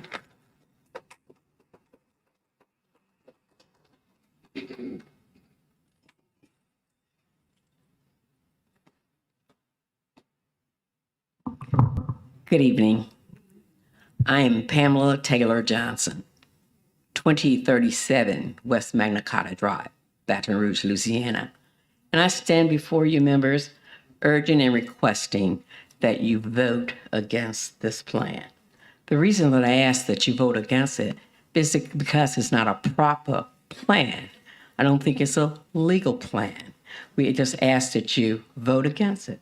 Why is that? Because you've heard all the information that has been brought before you, talking about the plan, talking about the voting districts. There's a reason why we have the Voting Rights Act of 1965, because you want fair representation of the people that you represent. because we know that you cannot represent or make policies for people that you don't care about or you don't love. So if you're sitting in a district just because, for whatever reason, I know you don't make that much money here. So for whatever reason that you're there, is it to suppress education? Is it to suppress the children learning ability? For whatever that purpose is, that you don't want to have fair representation for people who will represent the children and do what's right. We want representation for all children. All children are very important. Not just some children, all children are important. And when you're looking at it, I am so tired of hearing about the blacks and the whites and the others. They're all children, and we have to make a plan for the children who can best represent it. And I've looked at the school board for a long time, and I've just, we've worked with this, and I'm not seeing the best representation that we can have for our children in this parish. And I think that we can do a much better job. And when we don't complain and talk about the blacks or the whites or who's doing what, then we can do what's right. We should not have to beg you to do the right thing. We should not have to sue you to do the right thing. We shouldn't have to spend any more money to do what you know is right. Is it because you want to have conferences paid for? Well, hell, let's just raise some money so you can go to a conference. But let's just do what's right for the children, for this parish, for the parents of this parish. Everybody wants their children educated properly. And if you look at the children that you represent who are actually attending the public schools of East Baton Rouge Parish, and see how many in your districts are actually in school, then perhaps you will just withdraw yourself and say, well, let's let a district that's going to fairly represent the people in this parish and the children in this parish. Again, I urge and request that you vote against this plan. Thank you. Any other public comment?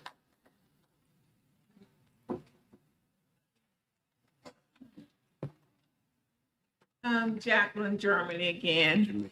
I have sit and listened tonight to what everyone has said.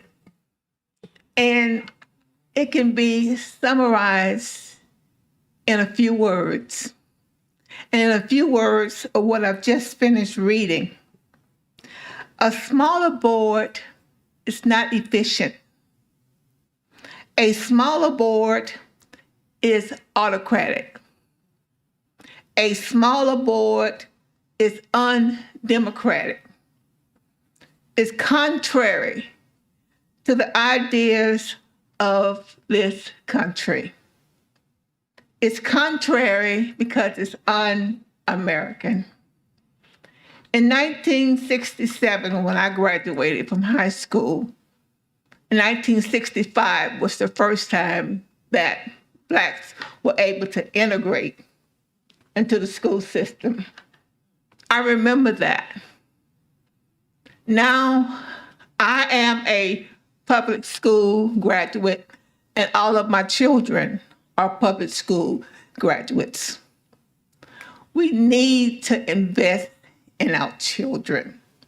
We need to do what's right for the children.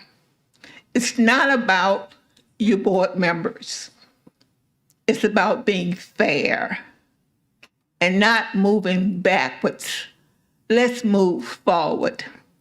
I'm sick and tired of seeing division because if you're a Republican or you're a Democrat, you vote a certain way. Let's stop that. Let's vote what's best for the community. Let's vote what's best for our citizens. Let's vote for our future, and our future is in our children. Thank you.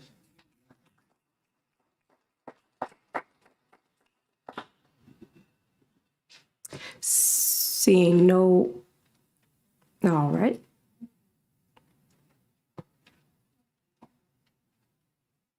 Caitlin Joshua again. I just wanted to reiterate, and we got to work with most of y'all at Power Coalition with our demographer, Tony Fairfax, who was pretty diligent in getting a pretty robust analysis that I've talked about in front of you guys a ton of times. And I just want to reiterate, the numbers don't lie. This has been emailed to all of y'all several times. Feel free to go in your inboxes and find it. East Baton Rouge School Board Plan 22 still provides for 6 state law precinct splits, being white, and 3 that actually meet the Voter Rights Act Section 2 of a majority-minority district. So the numbers do not lie. It is 6 whites and 3 blacks, and the best criteria is a 2. So just wanted to reiterate, this is one of the lowest criteria maps that you could have chosen, and we can do better than this. Thank you.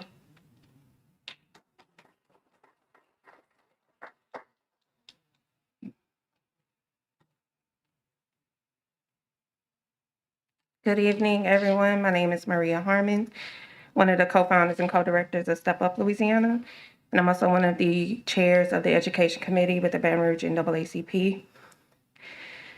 This map is essentially just not up to par with how this district is completely made up of the voting age population.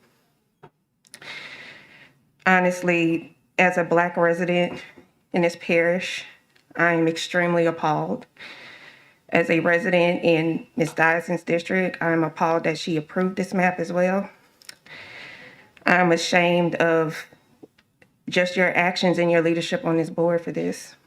And I say this sentiment to also reflect the hundreds of parents we represent at Step Up Louisiana and the hundreds of members we represent at the NAACP. This map is racist. This map represents a white supremacist mantra that by the 14 words, we must secure the existence of our people and a future for white children. And that's what this map does. It ensures a future for them because the only people who could benefit out of this situation are essentially white people who are not impacted by systemic racism. That is a fact. You have a school district that is over 80% Black. You have a voting population within East Baton Rouge Parish School District that is around 49% Black. This makes no sense. I encourage you to reflect on your actions. I encourage you to recall this process and start over. I hope you are better than this. I would like to believe so. But something tells me this might go on and we might be dealing with a school board race this coming fall where you're going to ensure 6 white conservatives, most likely, and 3 Black. And when does it stop? When? Because you have the ability to make the decision now to say, let's go back, because nothing is stopping you from doing this except your own will. And I just hope you don't subscribe to the racist notions that everybody believes 5 of these white board members are. And it's a shame. Thank you.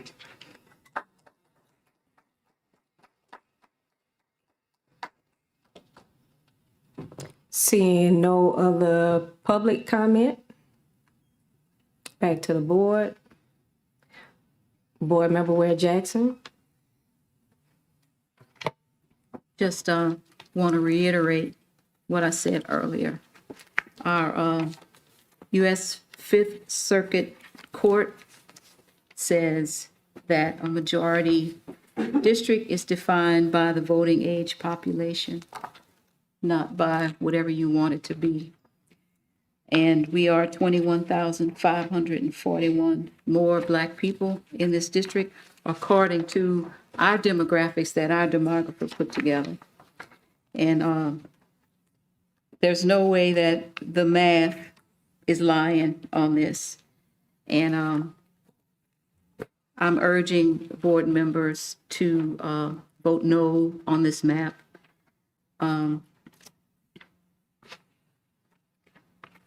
And I have to, I'm just so disappointed that we went through all of this for so long to come to an outcome like this that is racist.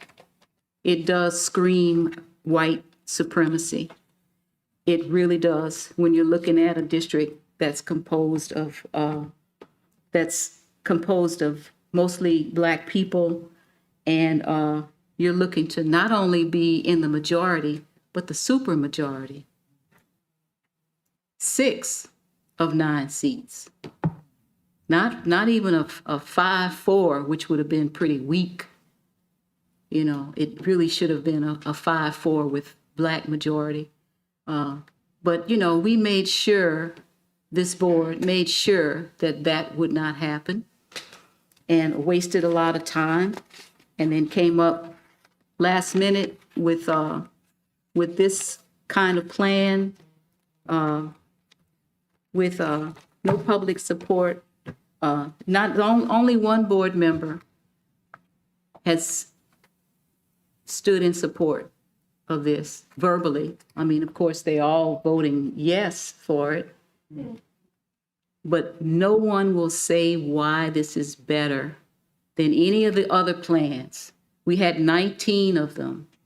We had 9-member plans that were better than these. They weren't better than this plan, but no one spoke about that plan. So I'd like to make a substitute motion that we completely reject this and accept the plan that the majority of the people that have spoken are in support of, and that's the Ware Collins plan. I'll second.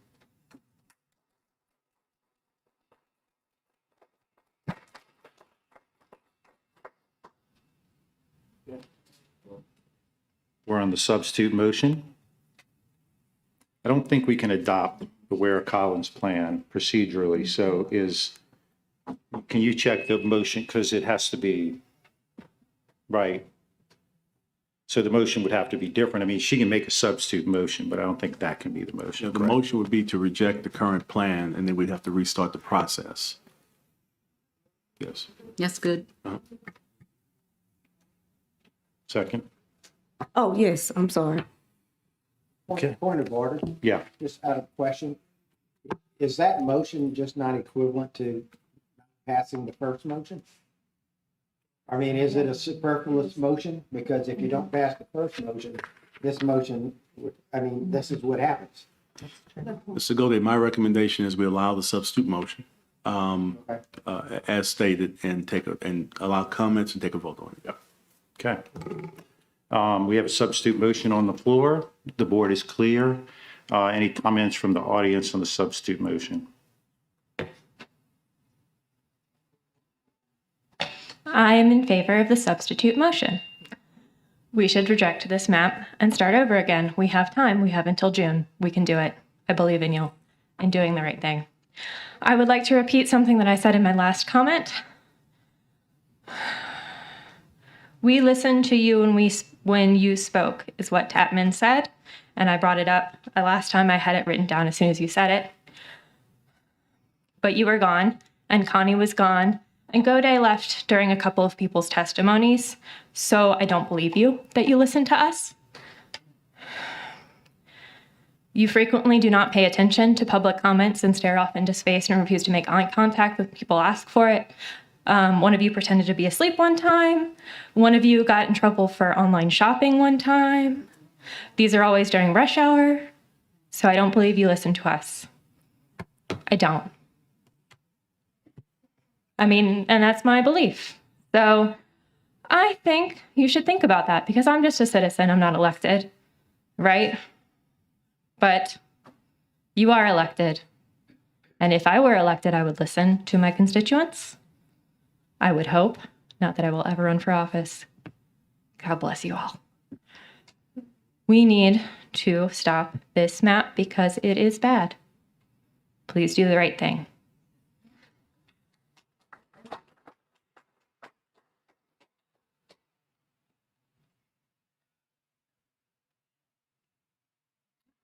Seeing no other comments from the audience, we come back to the board. Go ahead. Hey, I just wanted to say that I agree. Y'all should do that. Thank you. Love the conciseness of that. Seeing no other comments from the audience, we come back to the board. The board is clear. We're voting on the motion by Ms. Ware Jackson and Vice President Collins to what? reject this and start over. You can do, if you gotta have a 9-member, you can do much better than that. Yeah. The motion, the substitute motion is to reject the resolution for the adoption and ratification of the redistricting map and restart the selection process. Okay.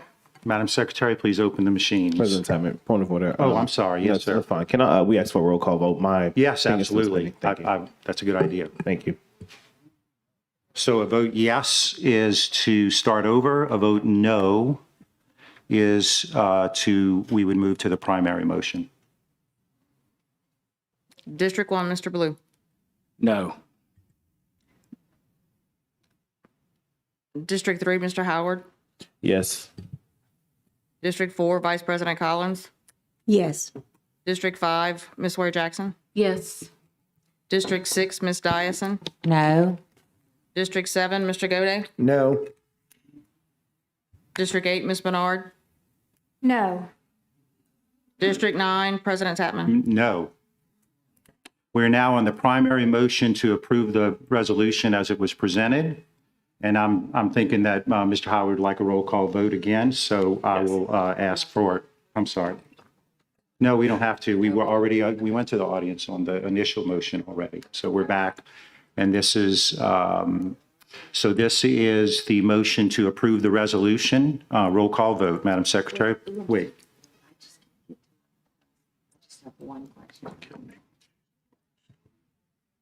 Go ahead. I'm sorry, I couldn't get to my button quick enough.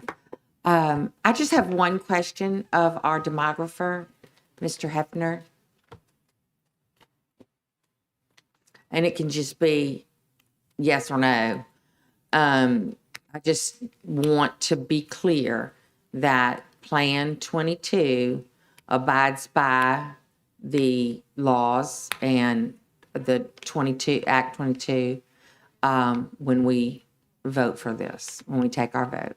In my opinion, it does. Since 1995 with the Shaw versus Reno case, the court looks at the totality of the circumstances surrounding the case. They don't just pick one particular facet.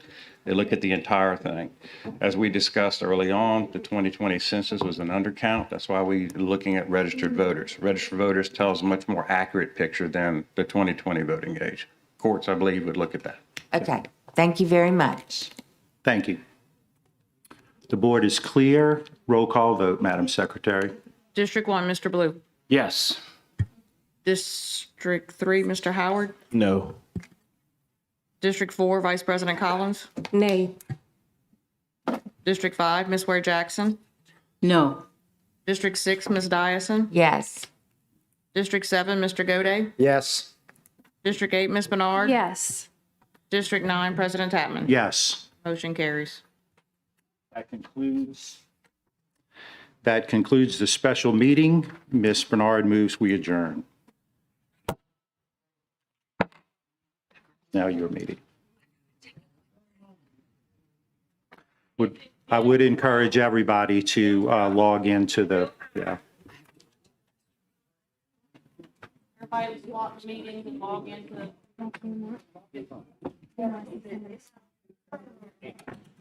From defaming in a public meeting on. Do it. At least it's something to say, anything, anybody. Because, but today it solidifies where I stand.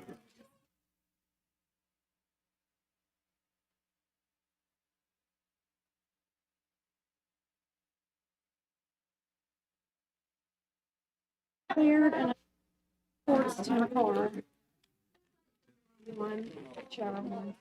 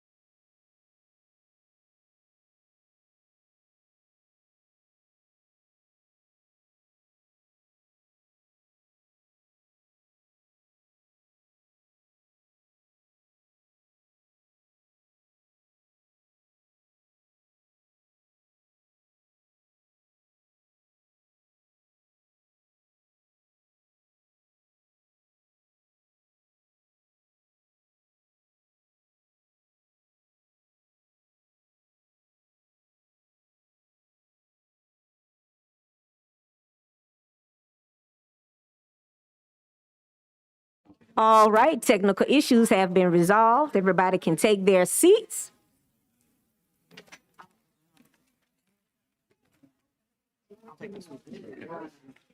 Can everybody join the meeting? Everybody's good before I Yep. leave? They're just gonna come in. They're in their offices. All right. I now call this meeting to order. Madam Secretary, can you please call the roll? Secretary, well, yeah, yours is a secretary too, her title. Madam Acting Secretary. Yes.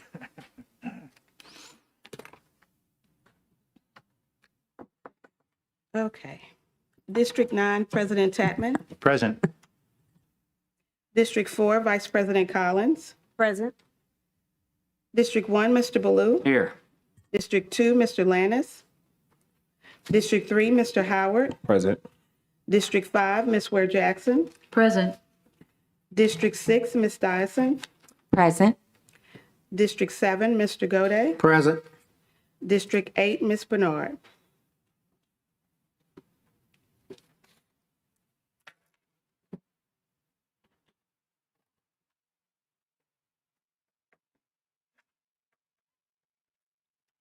Okay, and we have a You have a quorum. quorum. All right, update from the superintendent.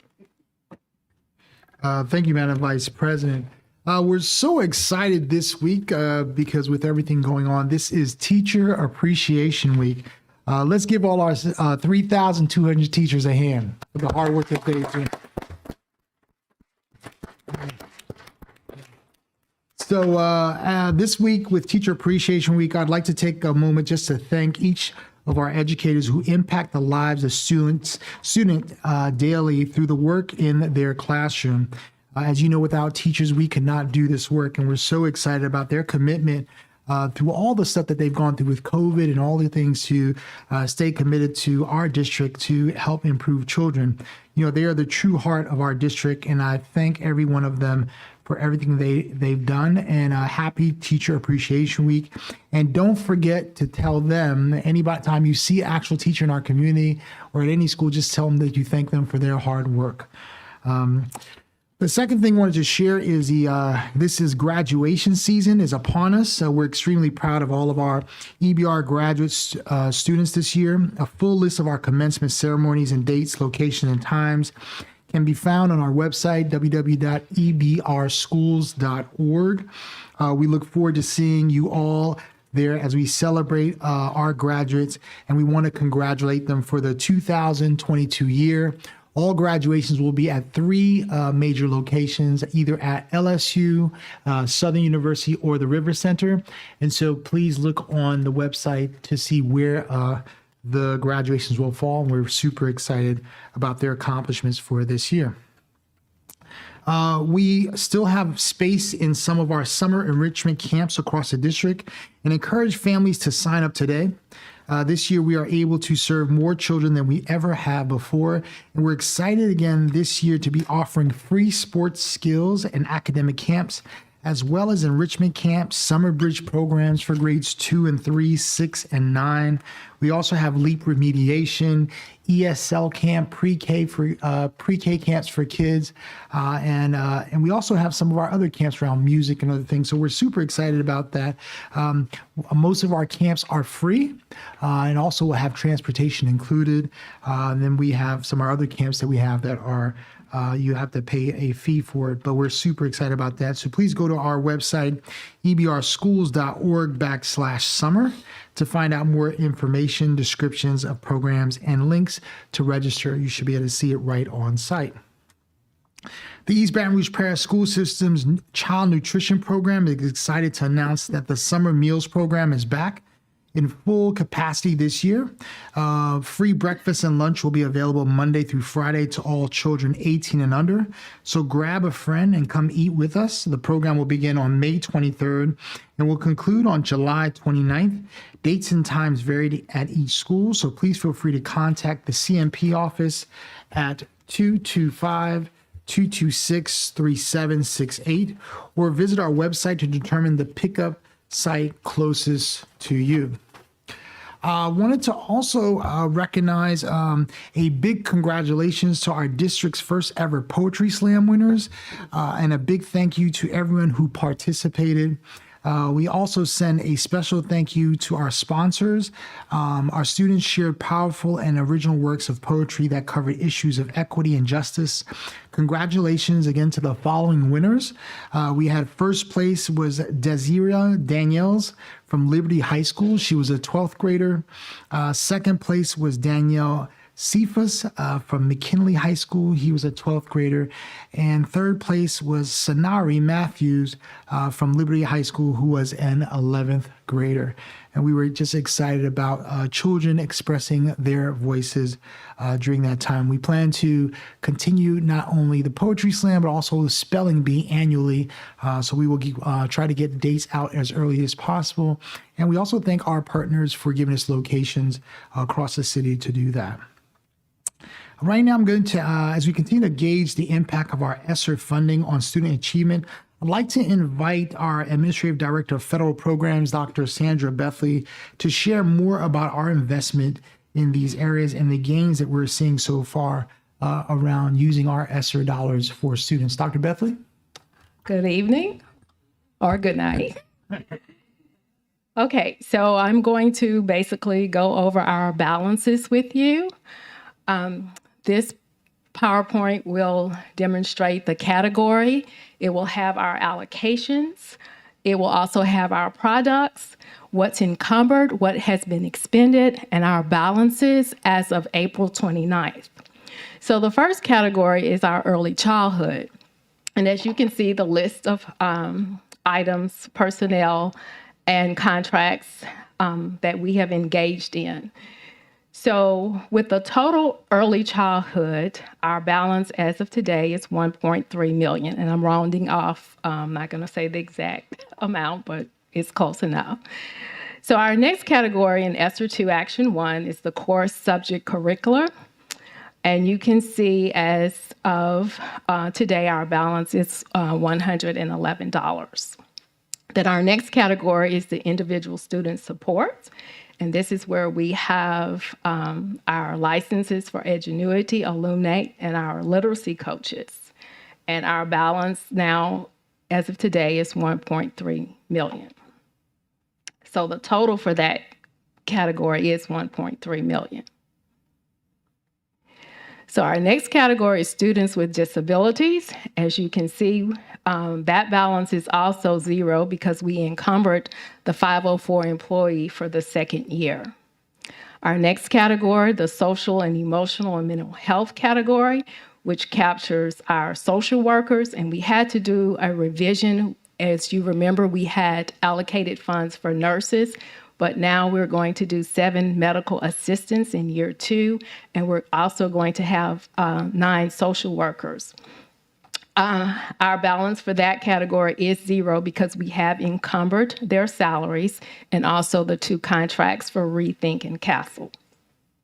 Our next category is the feeding child nutrition. Our balance is zero. For sanitation and training supplies, the balance is zero. For student connectivity, our balance is $711. And as you can see, the total allocation for our charter schools. The next ESSER is ESSER 3 Action 1. And for our Smart Start learning loss, we have a balance of $623. For our evidence-based activities academics, as you can see, the list of personnel and our consultant contracts. And so the total balance for that category is $73,000. For our heating and ventilation, we have a balance of $335.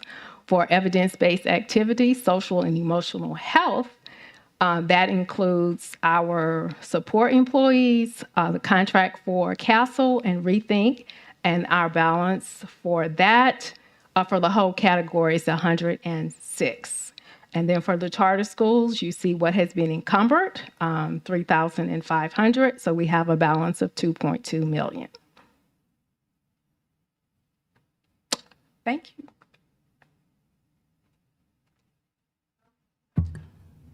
Dr. Bethley? Now you know the people gonna have some questions. Questions? Board Member Dyson. Hi, thank you for this, Miss Bethley.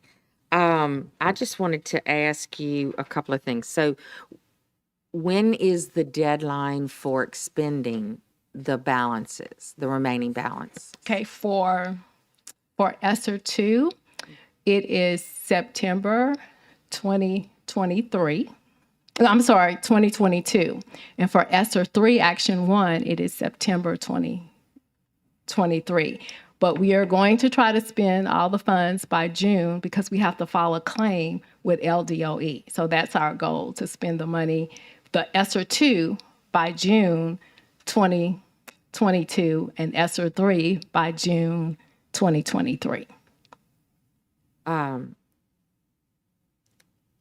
So prior to the starting of that new school year. Okay, so these funds will be available when we start the funding year in July. So it should carry us through the 2022-2023 school year, ESSER 2. And then ESSER 3 will carry us to the following school year. Doctor, can I add just one thing, yes, just for yes, clarity? yes. Dr. Bethley, could you provide the board with what is the total amount that we had for ESSER and how much we have spent so far? Yes, sir. So for ESSER 2, Action 1, the total amount. Okay, so about 223 million. That's including ESSER 2, Action 1 and 2, ESSER 3, Action 1 and 2, and our ESSER incentive funds. And how much have we spent so far? I would say we've spent almost 100 million.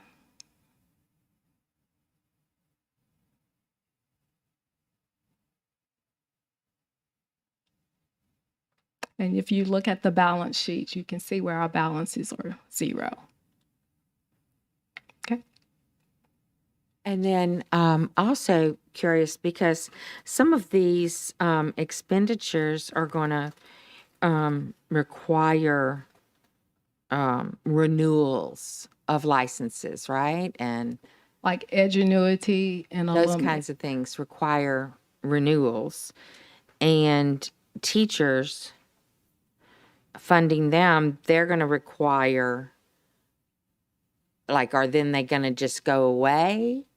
Or how are we going to, what's the sustainability of all of this? Okay, so as you can see in ESSER 2, some of the employees, it was for this school year, and we also allocated funds for the next school year. In ESSER 3, some of the employees, it's a one-time where ESSER is paying their salary, and then it will go back to the general fund.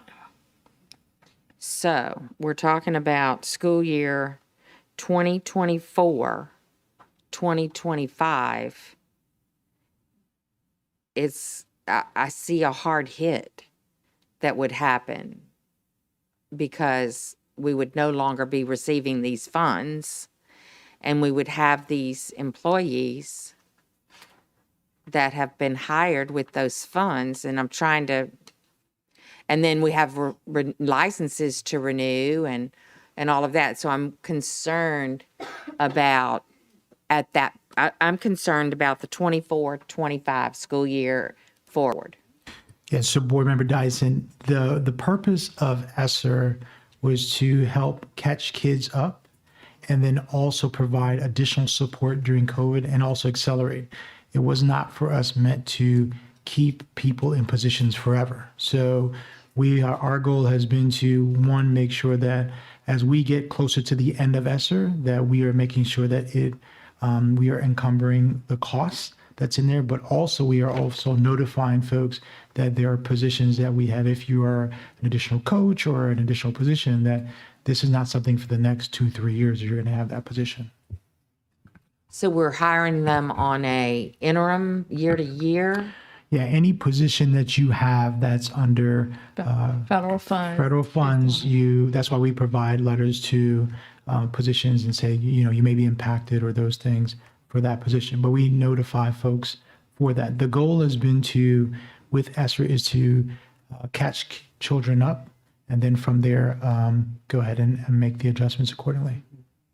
I was hoping that we were going to see some, and correct me if I just am not seeing it, but I was hoping that we were going to increase our offerings as far as bringing students up in a more rapid pace with after school tutoring, Saturday tutoring, paying teachers to work some of the days of holidays to try to help with this learning loss. Okay, so that was captured in ESSER 3 Action 1, where you see Smart Start, learning loss. And we did offer extra time for our students and tutoring. And you can see we At our expended. school sites? Yes, ma'am. I just didn't hear anything about it out in my part of the world. Yes. I didn't see of any offerings that were being provided as far as Saturdays at this school, or, I mean, can we get a list of where those activities took place? Yeah, Yes. so yes, we can do that. But the way that we worked with the school leaders, it wasn't uniformed in terms of everyone must do this or do that. So we work with schools. So for example, in your area, Woodlawn High School, if you talk to Scott, the principal, we worked with them on, what are some areas that you want to expand on to do whatever targeted support that they wanted. So that was kind of how we worked through that. And then there's also the dollars we spend for, if there's anything additional from whether it's after school programs or whatever their construct is, but we can provide you with that list. Yeah, but really district-wide. I'm caring about what did all areas of the district, like, where were these things located? Oh, yes, ma'am. We can How long did they last for, We can provide you date-wise that and list. time-wise? And, and then looking at the data to be able to see, did that have a dramatic impact on student achievement? Yes. Yes, and we can also show you our benchmark assessments, which the board and us, we decided on. We could show that through ANET as a connection to performance, specifically in our ELA and math. We can do that. Thank you very much. I appreciate your work on this. Thank you. Okay, Superintendent, for June, especially since we're getting ready to deal with the budget, you had mentioned the purpose of ESSER is to get the students caught up.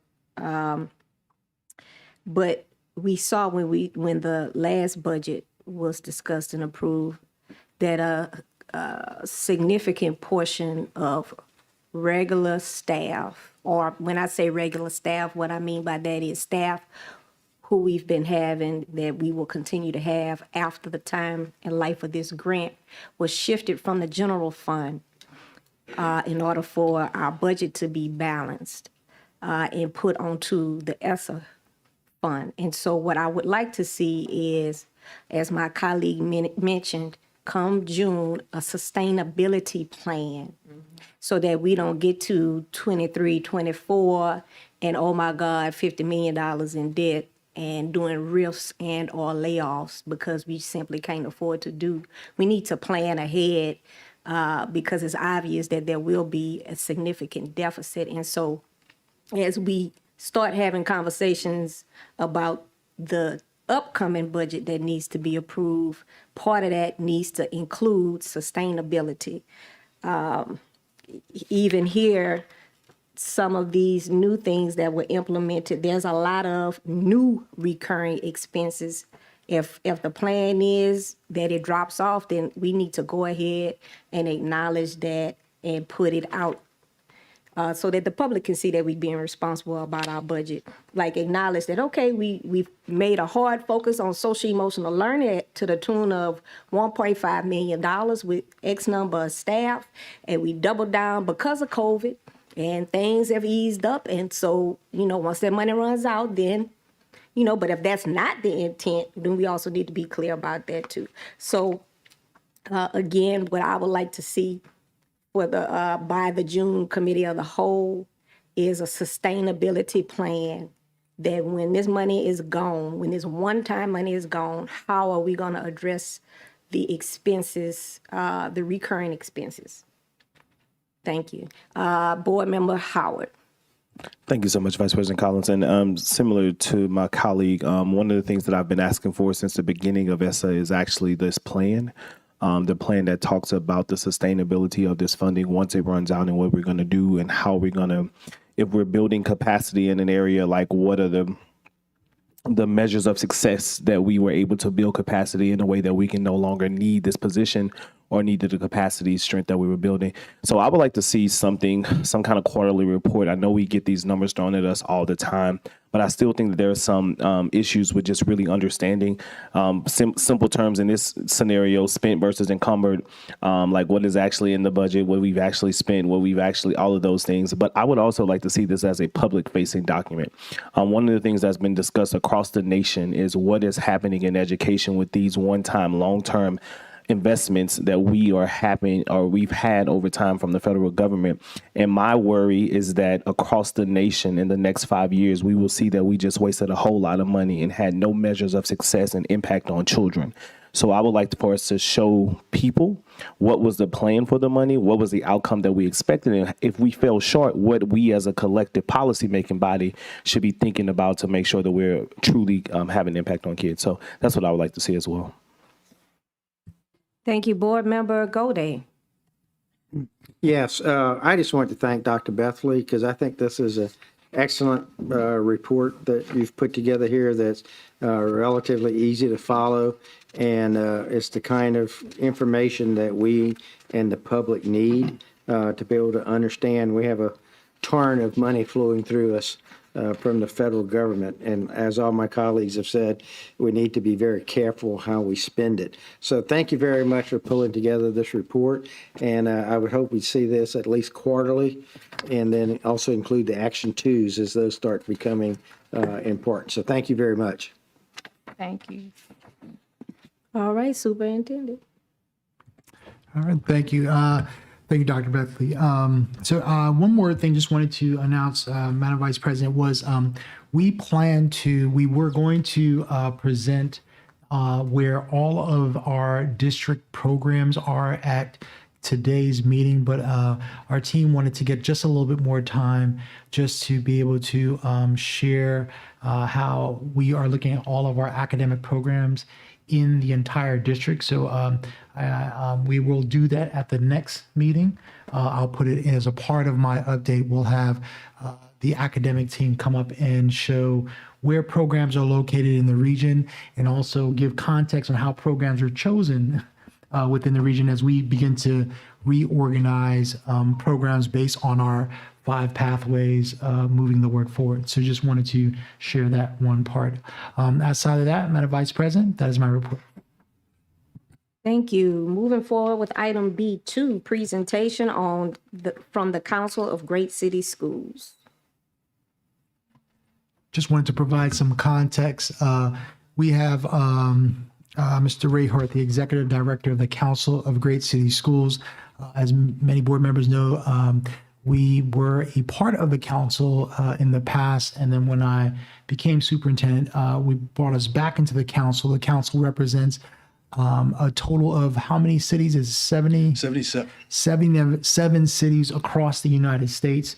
The reason that we are part of the council is because, as many know, our district has similar characteristics as other cities across the nation, and we get to learn about best practices, and being a part of the member of the council allows us to do many different things like audits and a lot of benefits to us. And so we, as of right now, we have commissioned the council to do 3 audits on our school system. One that you'll hear tonight, which is the audit on HR reports.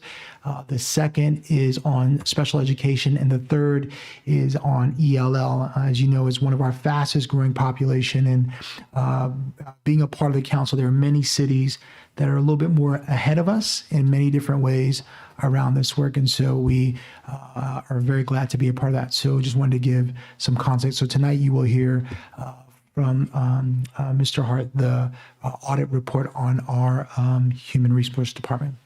Thank you very much, Superintendent Narcisse, members of the board. Thank you. It's an honor to be here.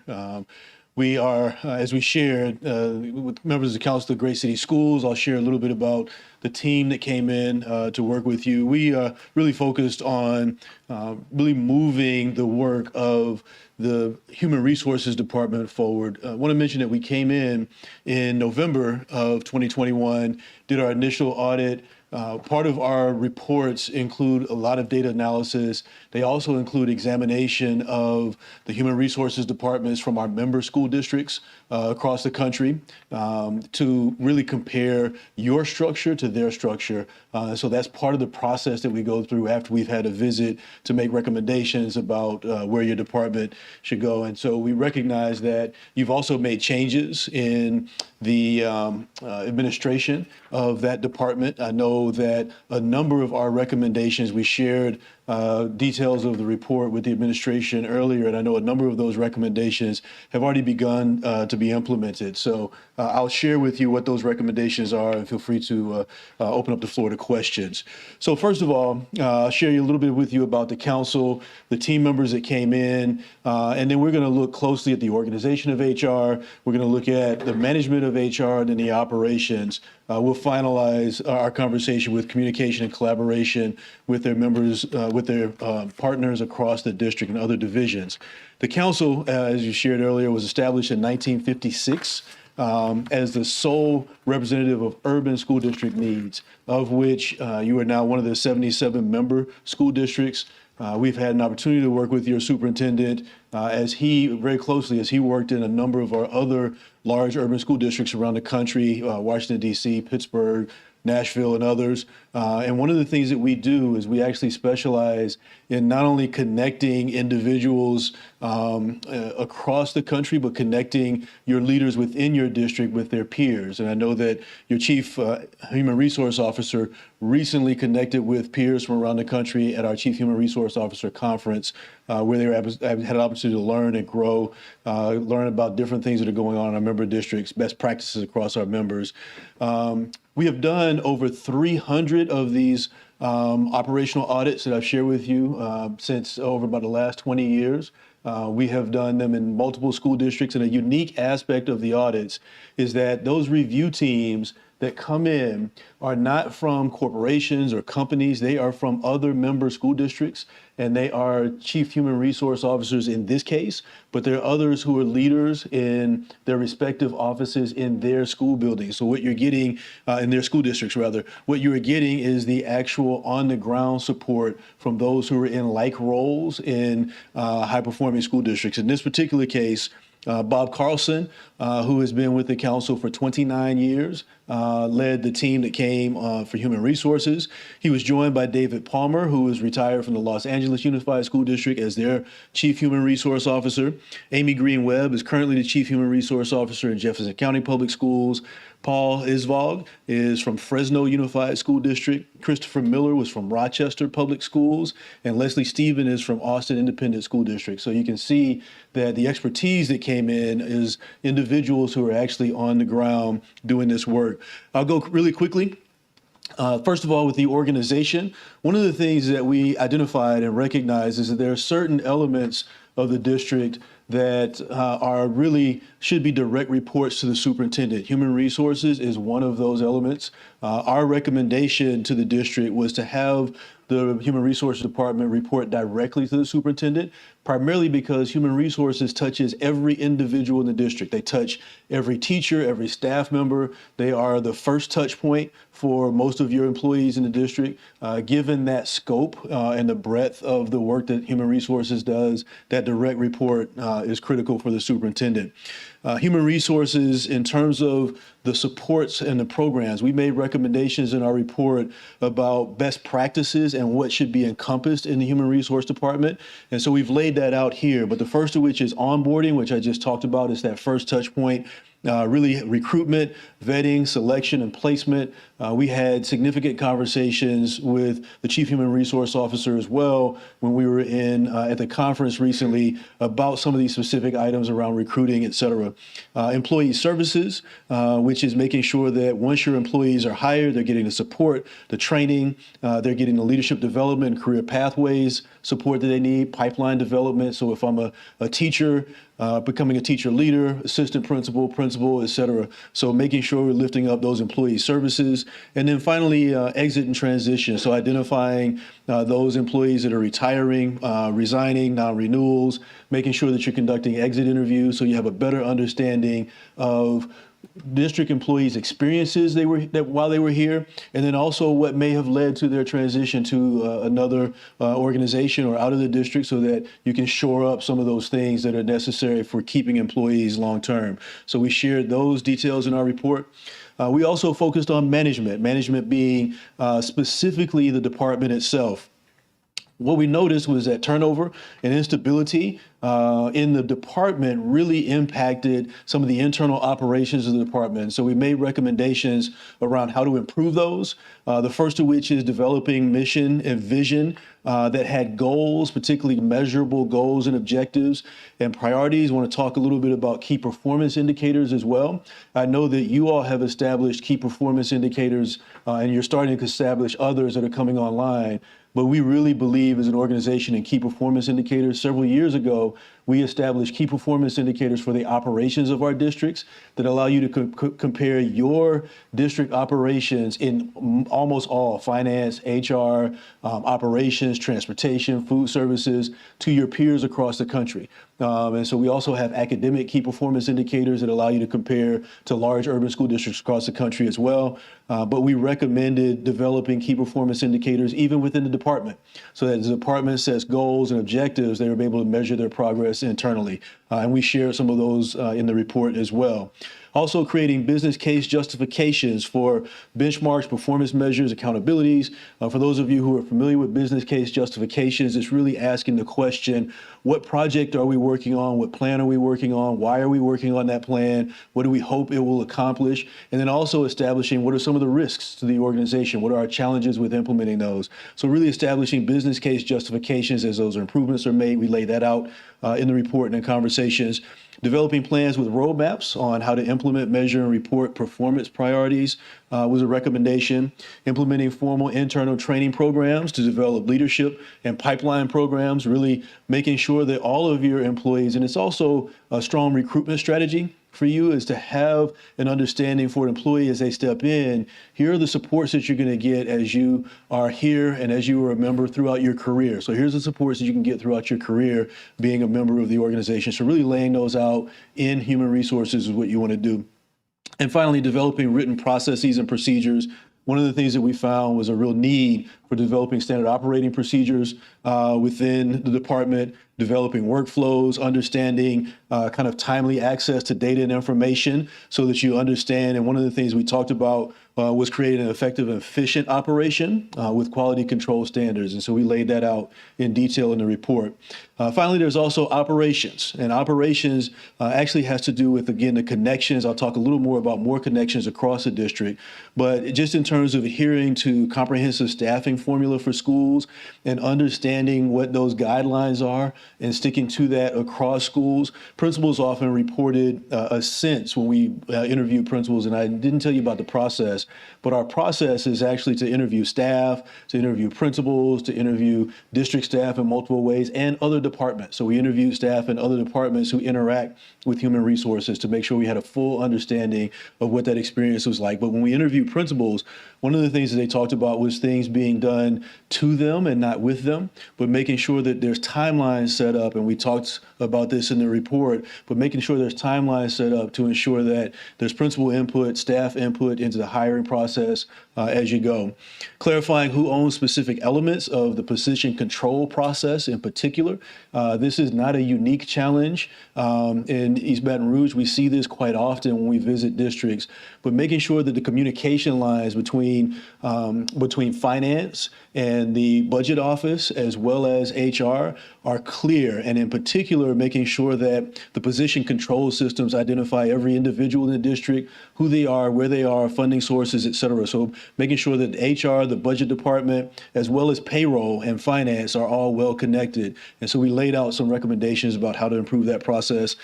Customer service levels. One of the things that principals often mention is that they are the public face of the organization, but they aren't the only public face of the organization.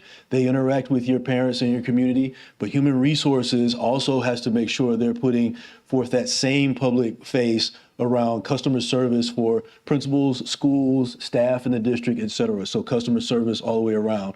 So making sure that it's not a matter of how long I've been in the district that I actually get service, but all of your principals are able to get services from human resources, the supports they need, et cetera. And that cuts across multiple departments. And then finally, communication and collaboration. So really improving communication channels in what we define as up and down as well as across. So up and down and side to side. Up and down meaning throughout the organization, between the schools, the central office, et cetera, but also side to side, making sure that the finance office, as I just mentioned a moment ago, but also the academics office, those who are working in other divisions, operations, bus drivers, et cetera, making sure that there's collaboration across the district as well in terms of supports. So we laid out a number of different recommendations in that area, but you'll see that in the report. Finally, ensuring internal subject matter experts and stakeholder units are at the table when and consulted when you're implementing new technologies, et cetera. We heard quite a bit about your enterprise resource planning software package that you're planning to implement. One of the things that we stress is that the implementation of those types of district-wide ERP systems really requires that all of the individuals who are going to use those systems have input in the development and the building of those systems. For example, getting reports out, making sure that reports are timely, making sure that the elements of the reports that individuals need across budget, across HR, et cetera, making sure they've had input into the process so that there's a streamlined process when you transition from the old system to a new, making sure that those are in place. The other thing that's important about that is we heard quite a bit as we did our interviews that a number of your processes and human resources are still manual. There's still paper pencil processes. So as you implement that new ERP system, you'll want to make a number of those processes automated, but you want to make sure that those individuals have built in their feedback to make sure that the automation goes smoothly when you transition. And finally, focus on improving communication with school sites. We talked about that just a moment ago, but really identifying teachers transferring in and out, discipline, other staffing challenges at the schools, making sure that those communications are really clean. I'll take your questions about the report. I know you may have seen it, but I'll take your questions. Those are the highlights of the report. As the superintendent shared, we're also looking very closely at making recommendations around English language learners and the support for English language learners in the district, as well as special education. And again, these are things that we've done hundreds of times across a number of member districts around the country. And we look forward to continuing to work with you and be happy to take any questions that you might have. I don't see questions for the board. Okay, go ahead, Board Member Gode. Okay, I was just going to make a comment, and the two that popped out, I mean, I appreciate the report. The two that popped out for me that I just would like to lift up in the operations section. Principals reported a sense that things were being done to them and not with them. not a collaborative. I've heard that for years. So not necessarily a reflection of this administration, but I do hope that this report and these findings inspire this administration to develop a more collaborative approach, especially when principals are charged with moving schools forward. If they don't have true input and not empowered to have the right people on the campus for the team, I don't see, if we're gonna hold them accountable, we need to give them the ability to be held accountable. And then the other piece with that, making sure SMEs or subject matter experts are at the table when we do the ERP software, I think is critical, because otherwise implementing a new software program is gonna be a moot point. It's not gonna be effective and efficient. And so I look forward to us moving forward in a collaborative manner in those two areas. Board Member Gode. Yes, thank you. I echo the Vice President's comments. Also, I would like that it be emphasized, particularly as you get into metrics. It's important that metrics go beyond just a function. For instance, the metric around accurate payroll to staff. That impacts finance, it impacts HR, it impacts. So I really hope as we go through this, we can get some process metrics as opposed to just departmental metrics as it works through that. You understand what I'm talking about? I absolutely understand what you're referring to. So I'll address that and as well as Okay. And then my other question is a more general question. As you look in areas like HR, could you comment on the pros and cons of people with educational experience, maybe classroom teachers or something, being in HR versus HR professionals being in HR? Just general comments on that. So, General, I'll answer that one first, and I'll go backwards, and I'll also make a comment as well. I think the first is we see both across the council. So one of the individuals that you saw who attended actually came up through kind of the ranks in the school district, has a PhD, but has become one of our really premier HR directors in the country. Really supporting a number of our colleagues around the country. So I've seen both. I think the critical issue is making sure that your HR director has the training and support that they need when they come into the role, independent of how they come into the role, so that they can grow into that role of being an HR director, because it is a different way of thinking, a different mindset. But we do see both across our districts. The other thing, it kind of goes the opposite way as well. When you bring in HR expertise from corporations, for example, the way things happen in school districts, the way kind of school district processes work are a little different, particularly as it relates to teachers, teacher instruction, substitute teachers, things like that. So there are a number of lessons that they need to learn if they're coming from a corporate environment that really don't translate directly to a school district environment. So either way, making sure those supports are available to make sure they have that.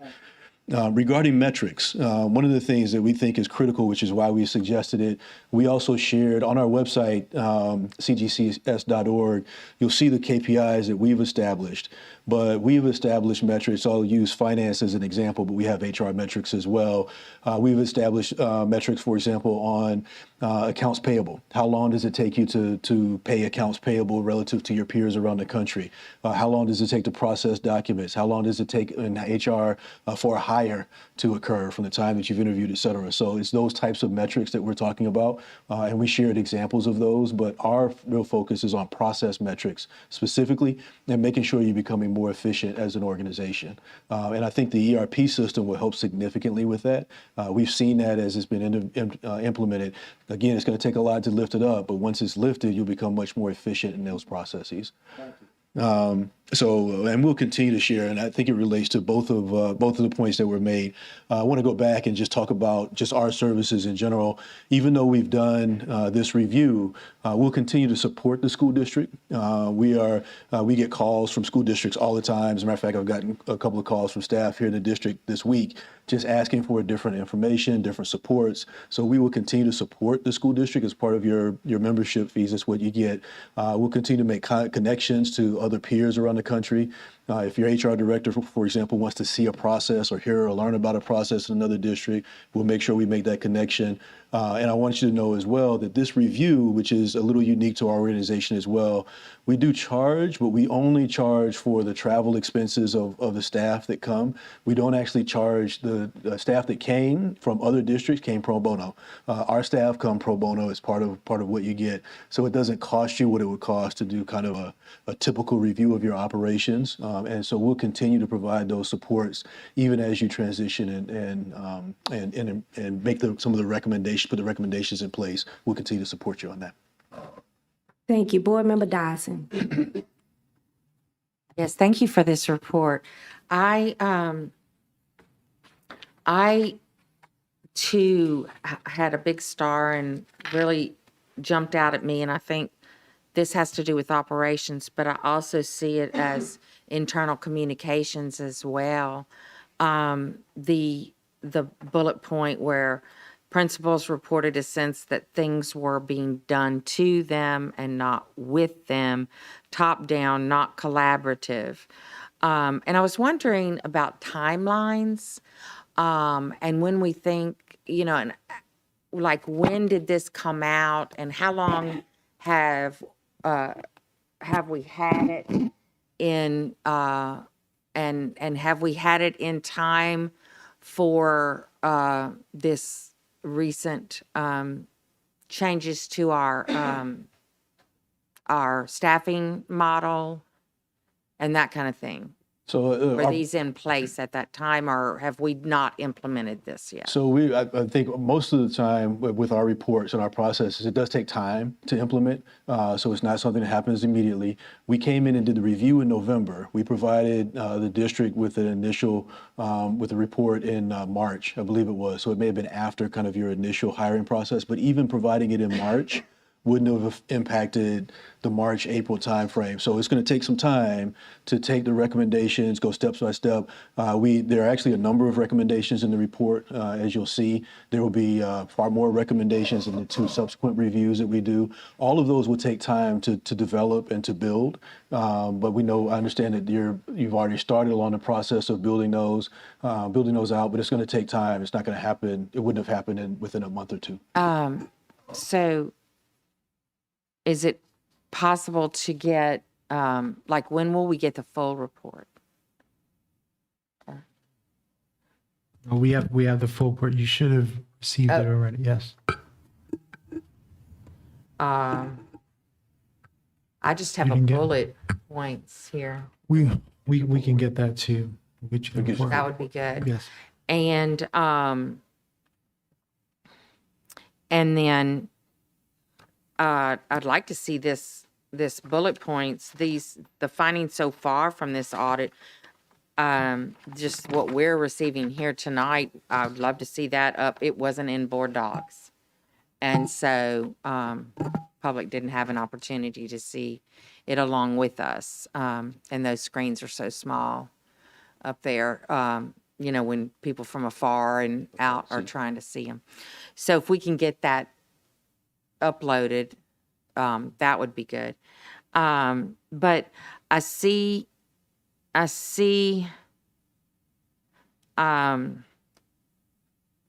lot of good points made here.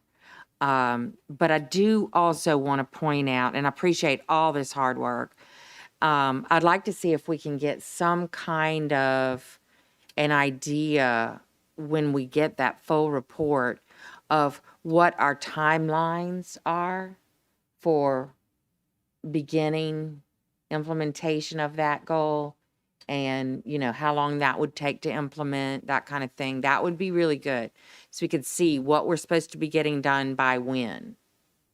And as I shared would earlier, I keep think you'll see that us- some have already been addressed. So I think you'll see that as well. That would be really good to see. Which ones still are needing, which ones have been checked.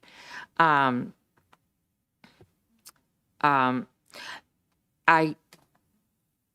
think that I like a lot of this, but I would also like for us to be very cognizant of the fact that our schools do have their own needs, wants, for different things. And so while I do understand standardization, I'm not always a fan of a cookie cutter approach. And I think certain things may need to be looked at on a one-by-one basis, and the latitude to say, well, you know what, you've proven your point, you've requested this a little differently, and you're right. Your school would benefit in this way. You know your school, you're there, we're holding you accountable for it, and, we'd like a little latitude on maybe substituting this position for this position. Especially if and I don't know where, we haven't really talked about earned autonomy, but I'm a big believer in earned autonomy. And I feel like some things have to be standardized, but some things, when something's flowing well, it might not be the time to go in and micromanage it to the point where you have dissatisfaction with employees and the team that needs to be buying into this as we're trying to move this big ship. We really need the team with us. We can't do it without. And I think what you see here is really our recommendations around the operations of the department. But I think, as the superintendent noted in your previous discussion around ARP expenditures, things of that nature, that there is a school by school, what works best for your school. These recommendations, I think you'll see, will fall right in line with that. They're more operations of the actual department, but not dictations to the school. So the schools have the time, when you talk about timelines, things like that, it's operations that allow schools the time to have that level of input. So I think it'll support that. Thank you. Board Member Ware Jackson. Thank you, Madam Vice President. I just wanted to comment on one of the bullets under operations. Customer service levels appear dependent on the requester's position and seniority. And there were a bullet point underneath that speaks about veteran principals appear to enjoy more information access than junior principals, teachers, and other staff. But this also, when it comes down to it, the customer service level, the same thing happens with parents, with our real customers. And I say this because this jumped out at me because, I had that experience myself as a board member with kids in school and having a situation with one child and calling in to try to get it resolved and not getting it resolved because I didn't use Evelyn Ware Jackson. I didn't say, his school board member so-and-so calling, and it took me a very, very long time. I did it on purpose, not to say anything about being a board member, just to see what would happen. I'm embarrassed to tell you how long it took to get it done. I won't tell you because I'm so embarrassed. Not for me, but for us. And then later, someone commented, well, why didn't you just tell them you were a school board member? And I'm going, because we got 40,000+ kids, and mine is just a couple of them. So I went in as, parent, need assistance, and really got the runaround for a very, very long time. So I'm looking forward to things like that changing. And I'm sure that, I'm sure it happens with the principals and staff and all that, but just needed to mention that this is, when we're talking about customer service, I mean, when parents need something, they definitely shouldn't get stalled out and sent here and there and everywhere before they can get a situation resolved and not have to be a board member to get it done. So I'm looking forward to some change there. Thank you. And I think the standard operating procedures that we recommended will help immensely with that. All right, that's it for comments and questions from the board. Thank you. Thank you all. Thank you all very much. Moving forward then with item C1, grants pre-K. Recommended action, consideration of a request for the approval of the following 2022-23 pre-K grants. Cecil J. Picard Early Childhood, LA4, in the amount of $5,404,000. $5,404,400. Non-public schools early childhood development in SECD in the amount of $668,680. Birth to 3-year-old seats, B3 seats, in the amount of $2,005,960. And then Believe in the amount of $1,350,000 and $1,350,750. Can I get a motion? Moved by Board Member Howard and seconded by Board Member Goday, excuse me. Seeing no request to speak from the board, public comment? Seeing no public comment, back to the board.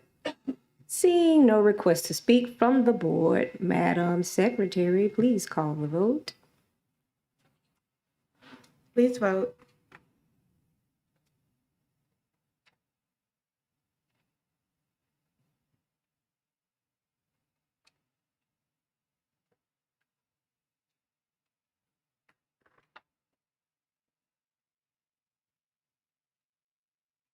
Motion carries.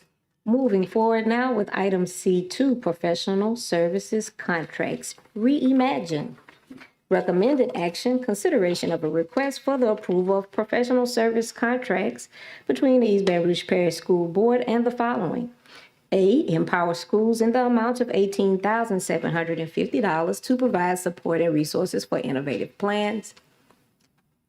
B, empower schools in the amount of $18,750 to provide support and resources for innovative plans. Oh, let me back up.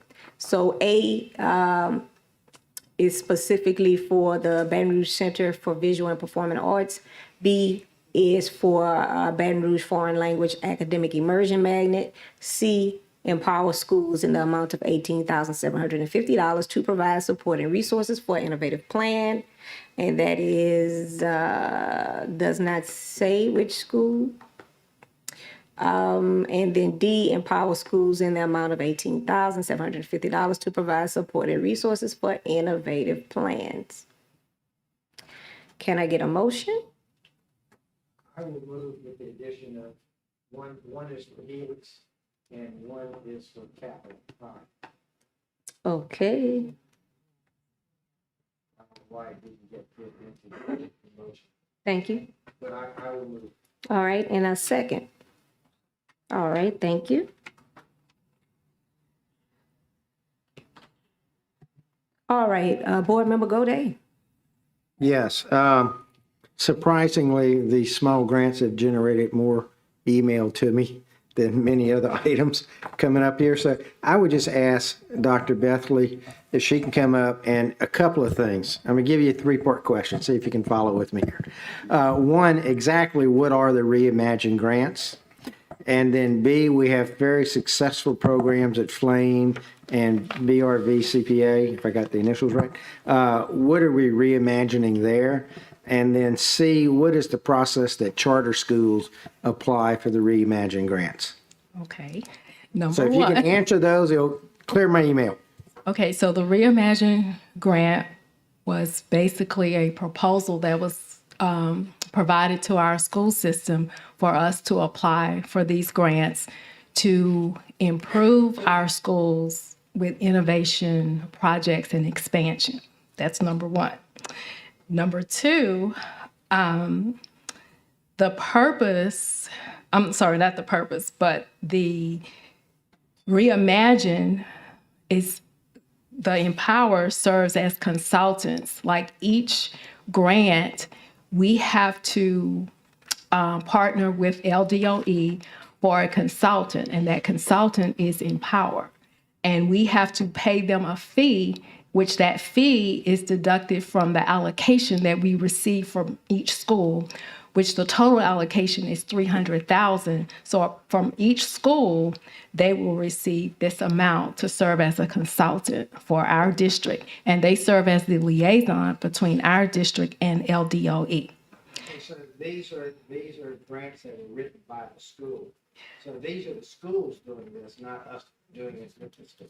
Okay, so Helix wrote their own application, but it has to flow, the compliance and the funding has to flow through us, like our non-public schools. Our non-public schools receive funding, but it has to flow through our district. And Helix applied for their own application, but the same funding was allocated to them, but it flows through our district. But they make their own decisions. Baton Rouge Visual and Baton Rouge Foreign Language, we applied for those grants because one of the stipulation is to select schools that were already doing innovative things, and those two schools were. So it's basically just adding to the great things that are happening at those schools. Does that answer your question? Okay. And did you you mentioned Helix and the other two schools, did you just want to go ahead for consistency and mention Capitol High? Okay, so when we applied for the grant in the beginning, we were going to be in partnership with KIP, but as I understand it, KIP pulled out, but the State Department granted us the funding to start the partnership. So I will let Dr. Narcisse finish with Capital. Yes, so we are waiting for KIP must provide LDOE with a formal letter. And I actually, Mr. Shambling, I just want to make sure we're clear on procedure. I believe they also should be providing us a letter officially. Is that correct? That's correct. And from there, we will be able to make any necessary adjustment concerning capital. But the grant in the proposal was to help Capital reimagine itself to do some great work there. So we are waiting for all of the official notifications. And just wanted to add also for BR, CVPA, and Flame, they have been doing a lot of great work. And so the question is to expand their current model. And so we're still, that's a planning process that we'll have to do as we engage. I see the two school leaders here collectively in that. So that's kind of where we are right now.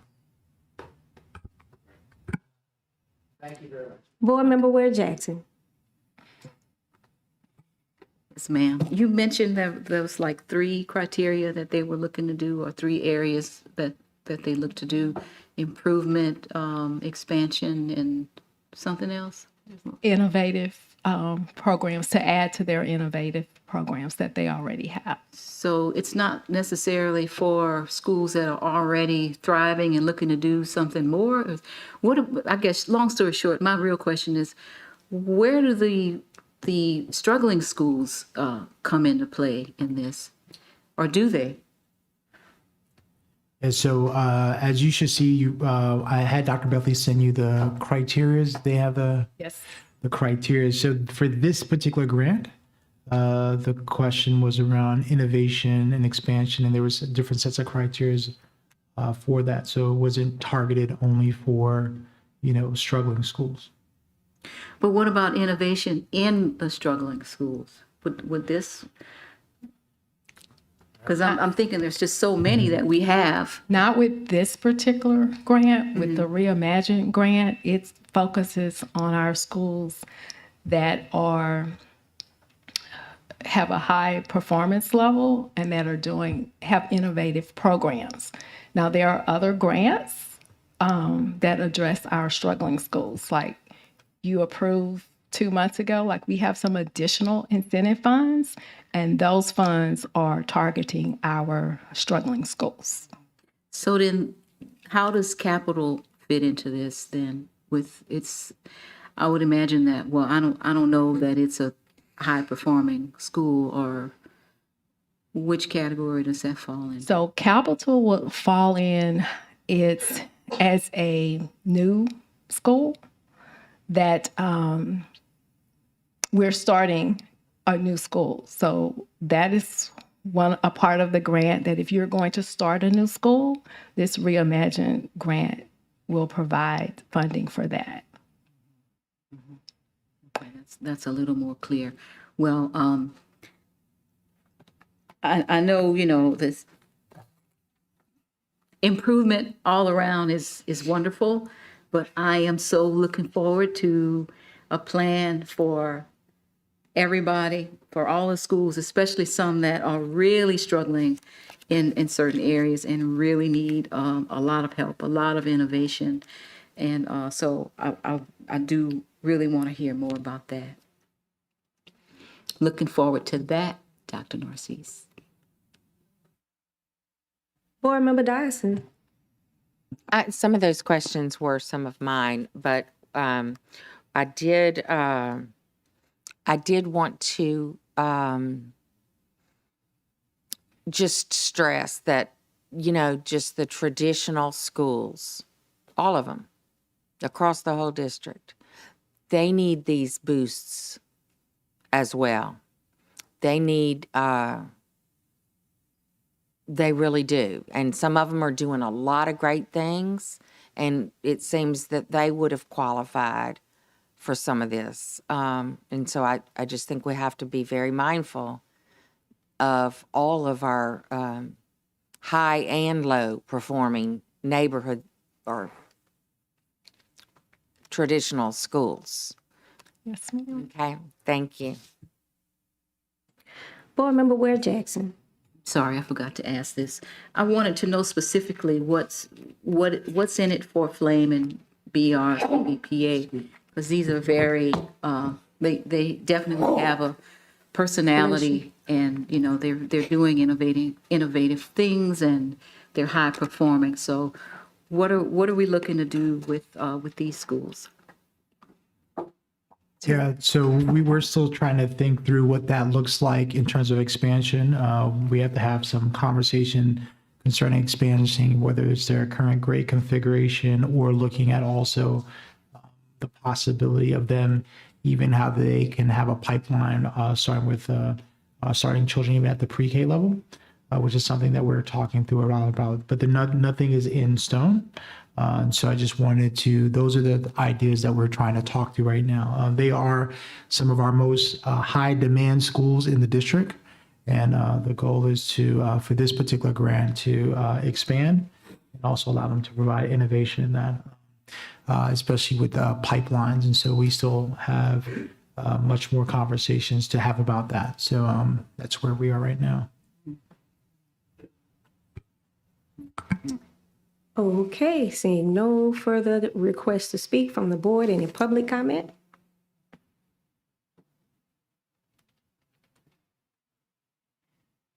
Hi, I was just wondering, and this is a question that you can answer or not, how this fits into the plan that was presented back in March from the Facility Master Plan Task Force to try to consolidate a couple of our magnets into one building. That would be Flame and Baton Rouge Center for the Performing Arts, and how that fits into this if we are still trying to do that, which I know many people are opposed to.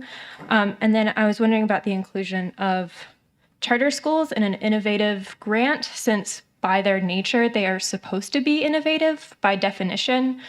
So surely that money is already there for them, since we are approving charters to be innovative and bring their innovations back to our public school system. Thank you.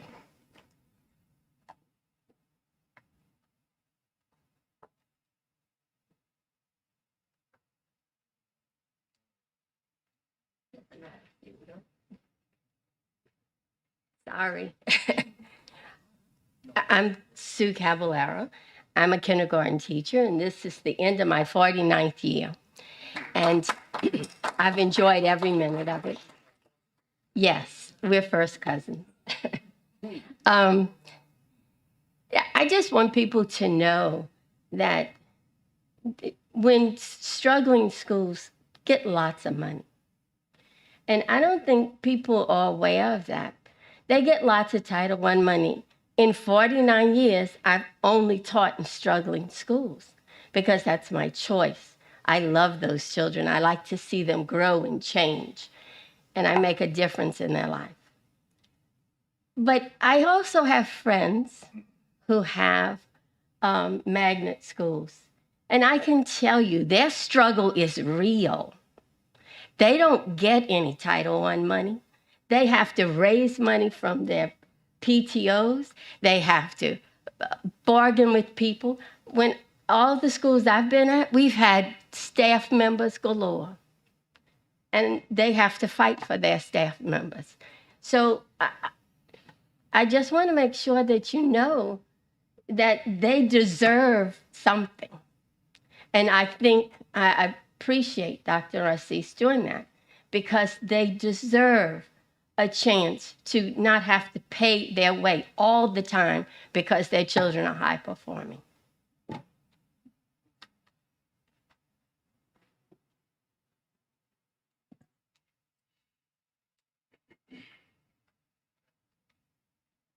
Good evening, Anne Marie Blank, District 7. I know you answered a little bit of the, who this grant is for, but I kind of want to know why we need a transformative plan that would affect successful magnet schools when we have other schools that might benefit from a deep dive, or even new schools that could use a plan. I understand the district is acting as a clearinghouse for the funds for the charter schools, but it seems like the two magnet schools didn't have a say in their part of this item. I know I called one of the schools today and they didn't have any answers. Like they didn't know what was going on with this item. It makes me wonder when they became aware of it.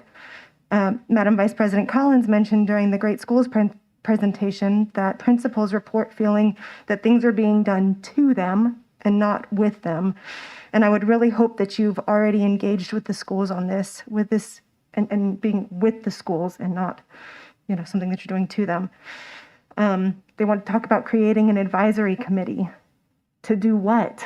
Like there's no plan yet.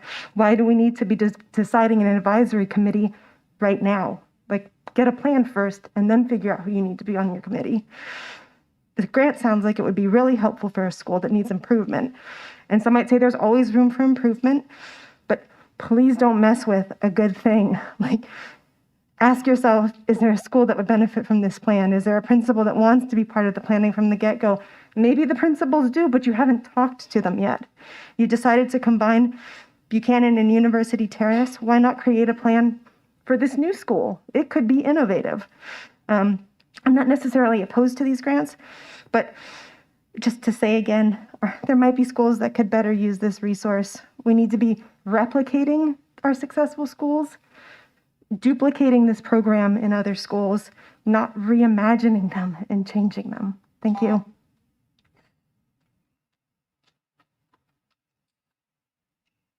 Seeing no other public comment, back to the board. Board Member Howard. Thank you, Vice President Collins. Just wanted to say a couple of things just about the grant in general. I agree with your sentiments about doing things to people versus doing things with them. So I think that is absolutely positively something that we continuously need to uplift. For this particular grant, though, the money was distributed in 2 phases. And so phase 1 is actually just what people are asking for, the planning phase. And so schools, the superintendent and folks have an opportunity to plan. And the Reimagine folks decided that they would distribute the money in twofold, so that the first phase of the money distribution would be used to do just that, to plan and think about the particular action item that the districts have chosen. So I agree with your sentiments, but this particular grant, they had some caveats to it. And so I think I will send this to the board. And there's also for the public, there's a list of where you can see all the eligibility criteria, the timing, and all that, just for the sake of information as it relates to this particular grant. Not disagreeing with anything you're saying about collaboration, but there are some specific guidelines that are listed with the Reimagine grant and folks as they apply for this particular grant. So I just wanted to uplift that there is information for folks to see about how this phased approach is happening with this grant. Thank you. Thank you. Seeing no other requests to speak, Madam Secretary, please call the vote. Please vote.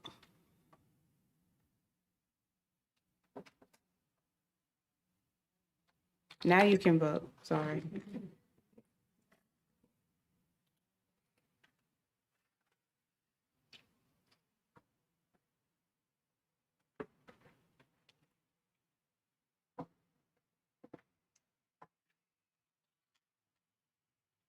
Motion carries. Moving forward with item C3, cooperative agreement. Recommended action, consideration of a request for the approval of a cooperative agreement between the East Baton Rouge Parish School Board and Capital Area Human Services District, Baton Rouge Mental Health Center, and its Children's Behavioral Health Services. Can I get a motion? Board Member Gode and Board President Tadman. Please note that I shall be recusing myself as I contract with Capital Area Human Services. Seeing no request to speak from the board. Any public comment? Seeing none, back to the board. All right, Madam Secretary, please call the, Board Member Dyson. Thank you. Just a quick question. I wanted to ask, first of all, legal counsel. So I either need to abstain or recuse myself, but I also wanted to ask a question. So which way should I do that?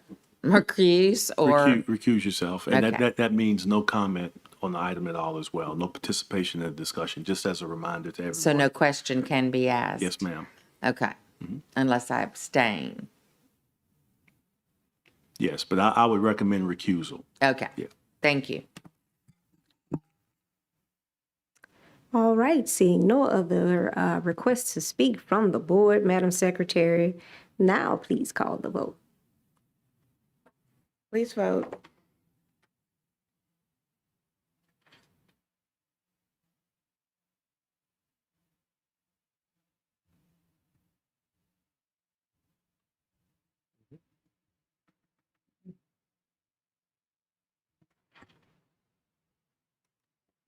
Motion carries. Thank you. Moving forward with item C4, Enterprise Financial Management Solution and Human Resources Management Software. Recommended action, consideration of a request for the selection and approval of an Enterprise Financial Management Solution and Human Resources Management Software. Board President Tapman, and a second from Board Member Ballou. And we have a presentation. Yes, ma'am.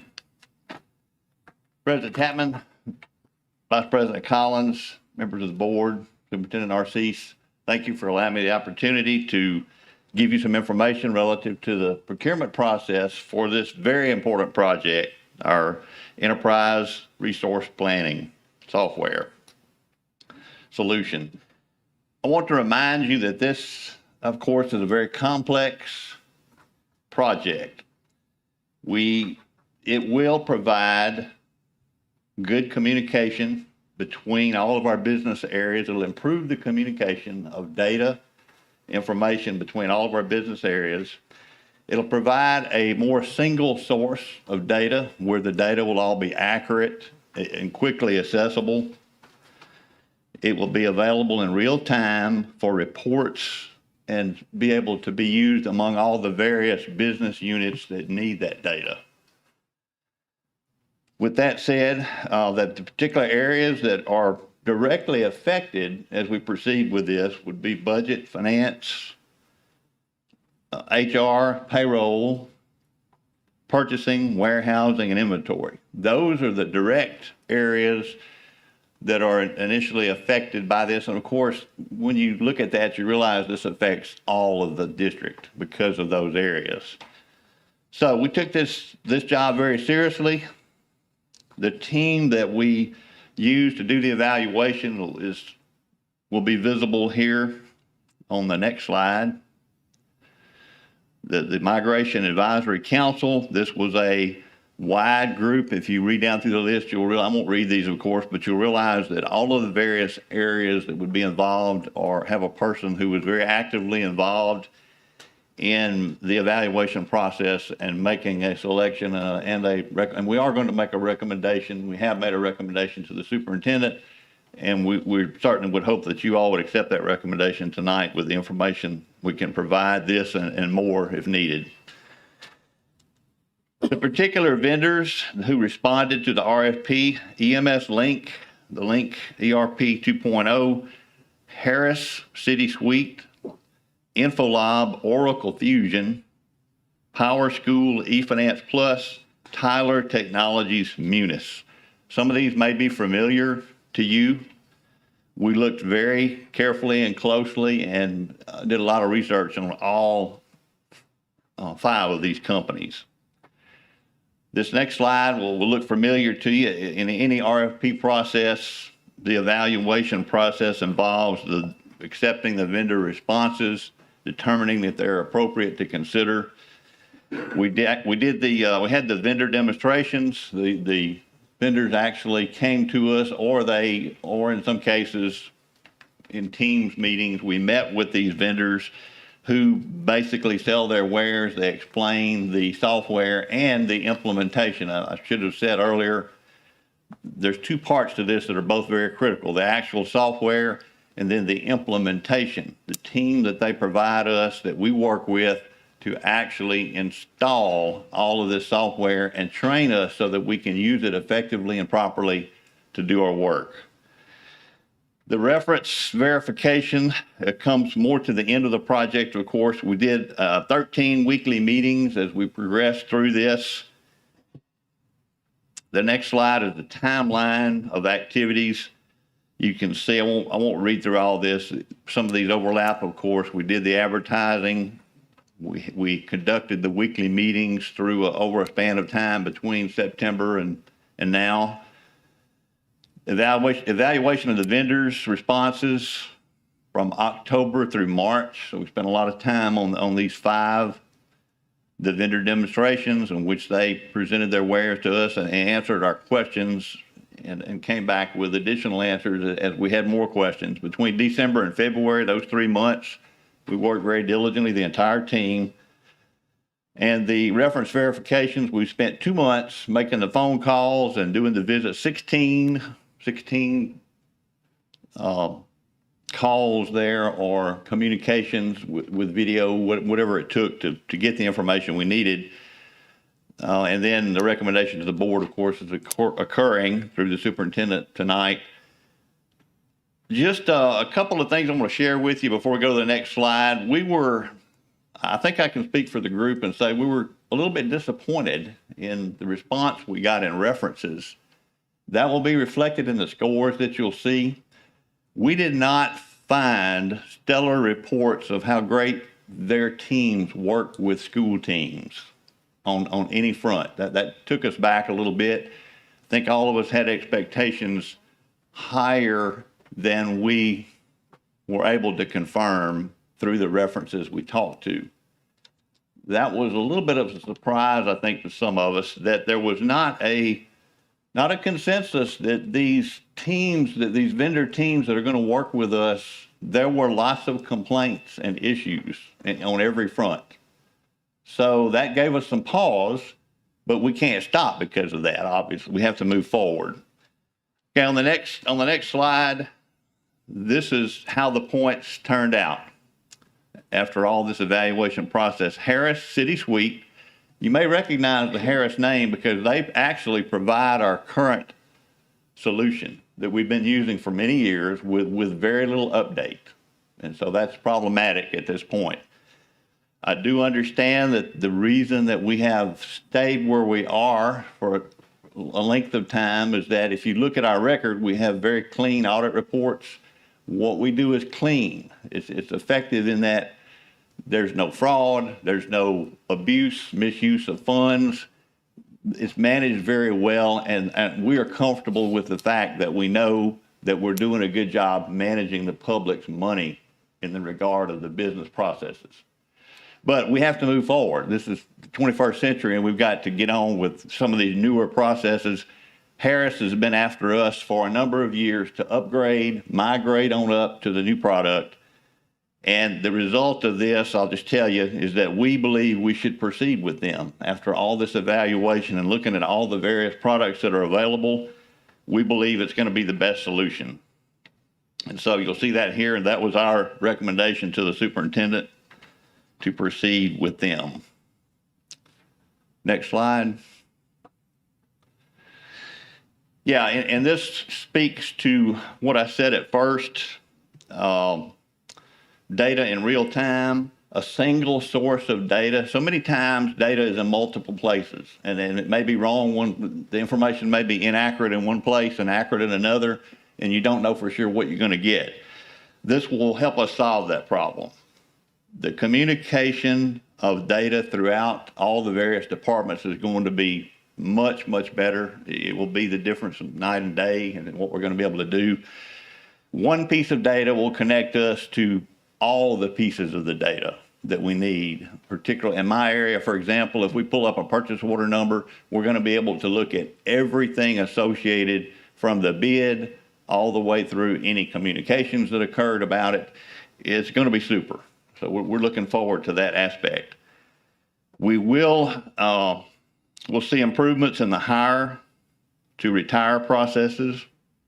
The electronic procurement process will bring tremendous relief and much stellar speed to the purchasing department in processing requests and making purchases quickly and having the records to back up our work in audits.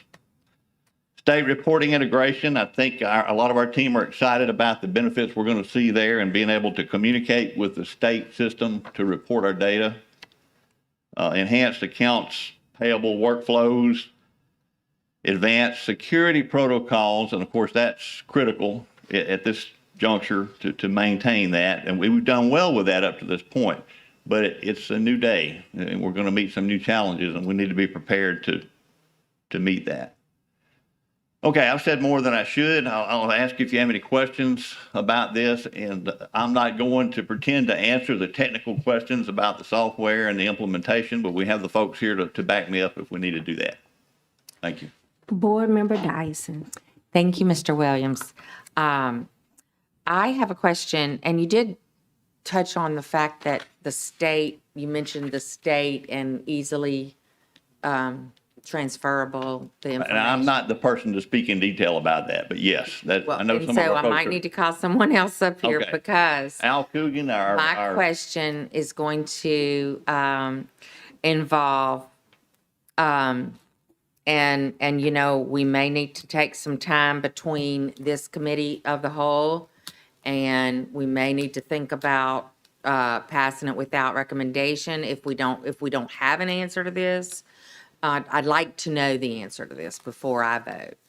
And that is when I'm very, very in agreement that we need all of our departments able to work in sync with each other, and I know that this is terribly needed. My question is, I also am a huge believer in transparency, and I would like to find out how these new systems can talk to the state as far as the Louisiana checkbook. Okay, well, thank you for the question. Louisiana checkbook, as you know, was one of those bills that the governor vetoed last session, and the current committee has approved another form of that this round. So from They're my calling it something different? it's Still the Louisiana checkbook, right? it's the same philosophy, but they're looking at transparency. Mm-hmm. So they're going through committee. The committee approved it, that House bill, and So their goal is for $1 million over 5 years to develop a website that the Treasury will manage for this data. Now, this software system we're looking at, and all the other software systems that we looked at, the modern software solutions allow you to export data very easily. So whatever the criteria is from the state, or if it's the Louisiana Department of Education that sends that requirements, we'll be able to export that data in the format they require so that they can upload that. So that's not going to be an issue with any of the solutions that we looked at.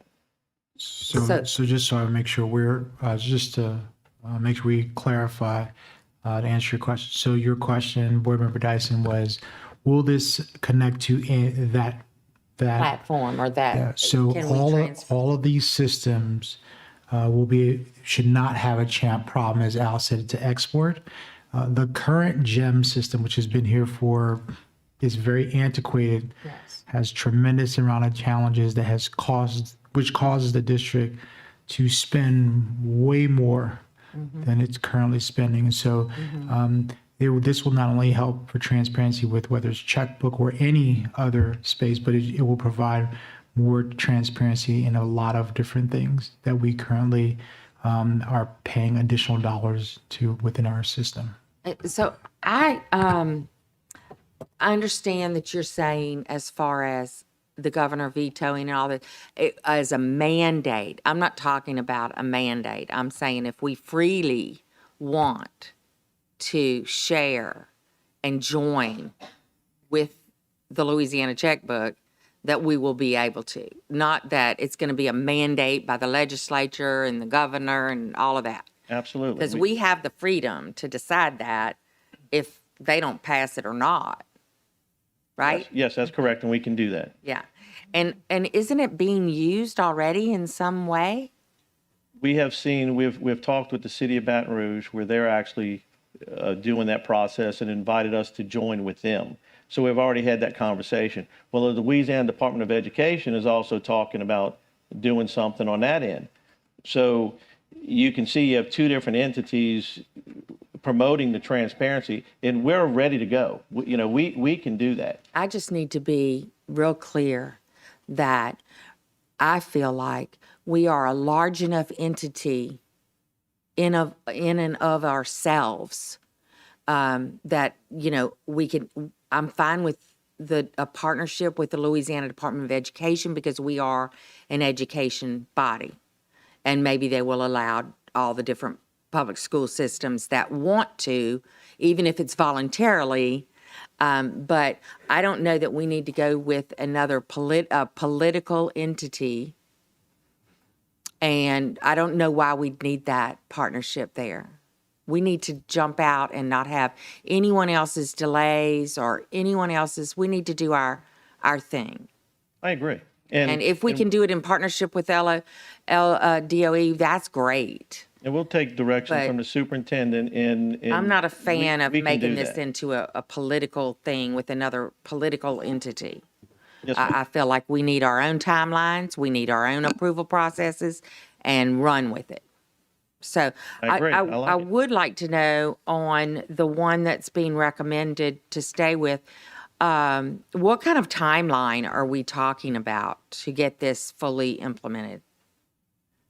Well, my hope is that we can get it done within a year, but we have, from conversations with other people who went through these conversions and migrations, it can take up to 3 years. I don't want to think about 3 years, but we want to make sure we do it and do it properly. One of our goals is to include all departments. We want to review all processes from, in the demonstration you saw, we're not looking, right now we operate sometimes in a silo, and where one area does something, it doesn't feed smoothly into the next. So we're looking from beginning to end on all these processes, and we want to make sure that we have input and buy-in from all the departments, and we're looking for best practices and trying to see where improvements can happen. And we just had a speaker earlier tonight from Greater City Schools. He pointed out a lot of examples that we can look and learn from and that we agree with. We had Lean Frog that was here and did some analysis and looked at our processes. And those things we want to do and incorporate with this transition. I don't want to do it in haste, but I think we need to make it a timeline that gets prioritized. And I'm in agreement with that. I And, just you know, don't think we need to be all in bureaucracy with it. You know, get our teams talking to each other and let's go with it. And I can assure you, the environment and the team that the superintendent has put together, we're seeing that. We're seeing collaboration between finance and HR and accounting and technology. The relationships are growing, and Very I'm good. excited about that. Great. Thank you so much. Yes, ma'am. Thank Thank you for you. your work on this. Really appreciate it. Yeah, thank you. It's nice in the education arena that I get to talk about something I know something about. I had the privilege, of running a similar kind of project in my corporate life, much bigger, much more complicated on an international scale. But I just want to tell you, it was a $60 million, 4.5-year project. You have to understand that this is not software. This is going in and looking at every process that we do, mapping out the processes again, redoing all the processes so that all of these things mesh together within the capabilities of the software. So I want to proceed with urgency, but not haste. And I will, unfortunately, Mr. Coogan, I will tell you my expectation is 2 years.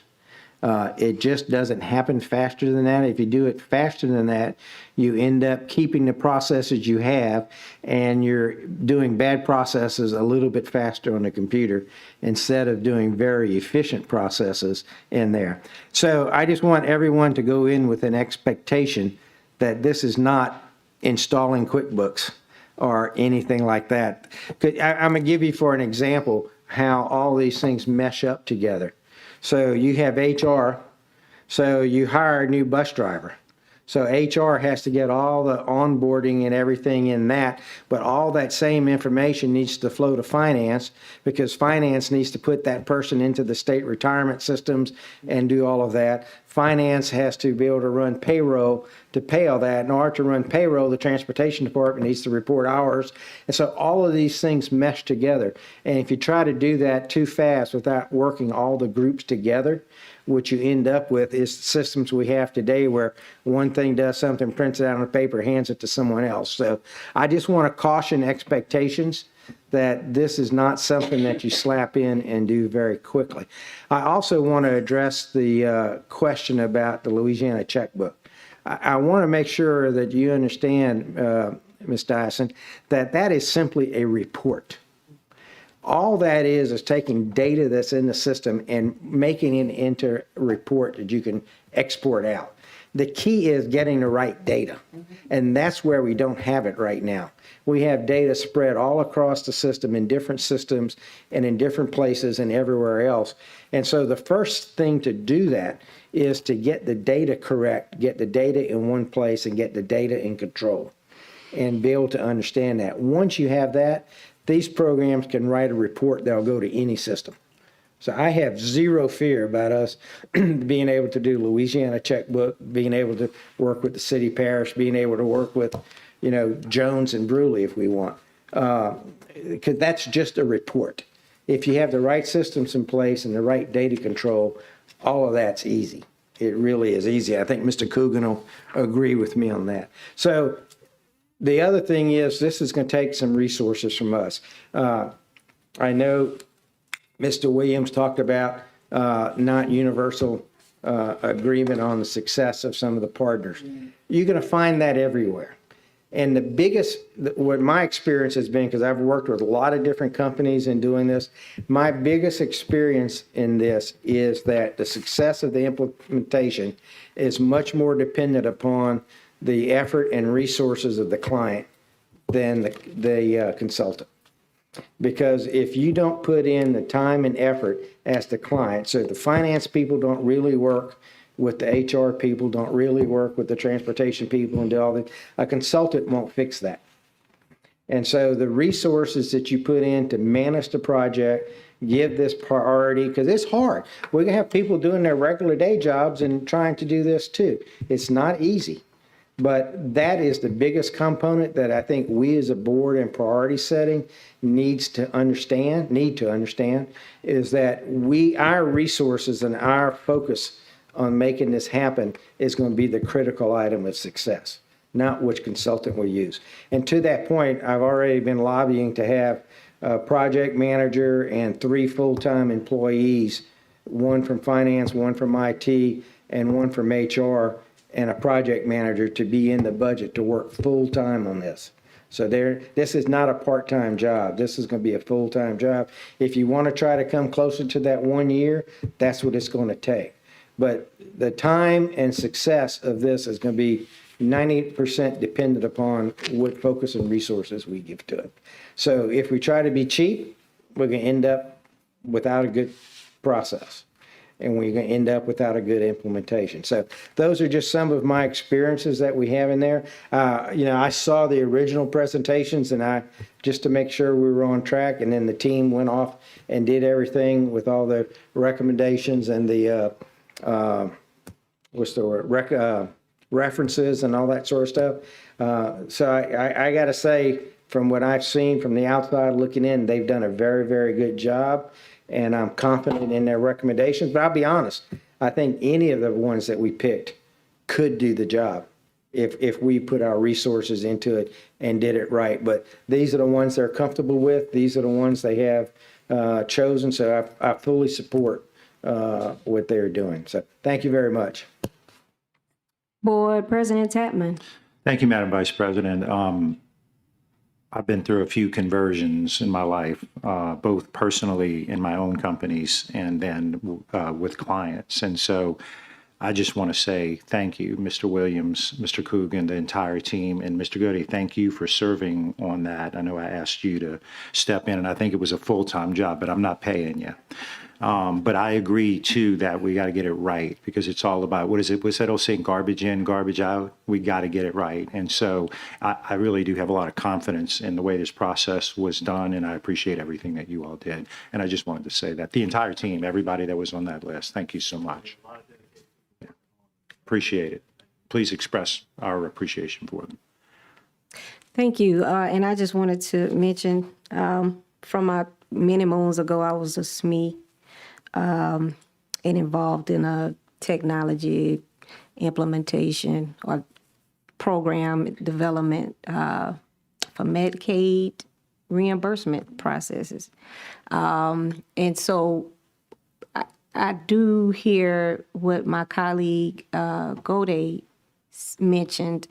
It may be the answer to my question, which was going to be, can they be guidelines and or a process of communications protocol to include in the contract so that to mitigate what was obvious concerns from previous clients. Like I know and I agree that we have to put, our best foot forward, et cetera, but maybe the answer is simply having some protocol in place in terms of communications or what have you, or is the project manager going to have particular protocols in place? Is that the expectation, to make sure that both sides communicating and talking with each other as they need? Board Member Gode? Yes, that's typically the process that's done. You have in that, I don't, you can talk to this. I haven't seen anything since the very original proposals, but I think in all of those, they outline a team structure, and they have basically a full-time manager that would sit on the hip of our full-time project manager, and this would be run jointly. It's the way it's typically done. And then mostly what I've seen is a steering committee of senior people from the district, and that those two would report to that steering committee. And I would also say the project manager needs to report directly to the superintendent in this, because it's that important to get that done. So that's the way it's typically done. And I don't know, I'm not going to step in. I don't know, Mr. Coogan or Mr. Williams, if you want to comment, but that's the typical way it's done. Thank you. And Mr. Coogan, that being said, then my question is,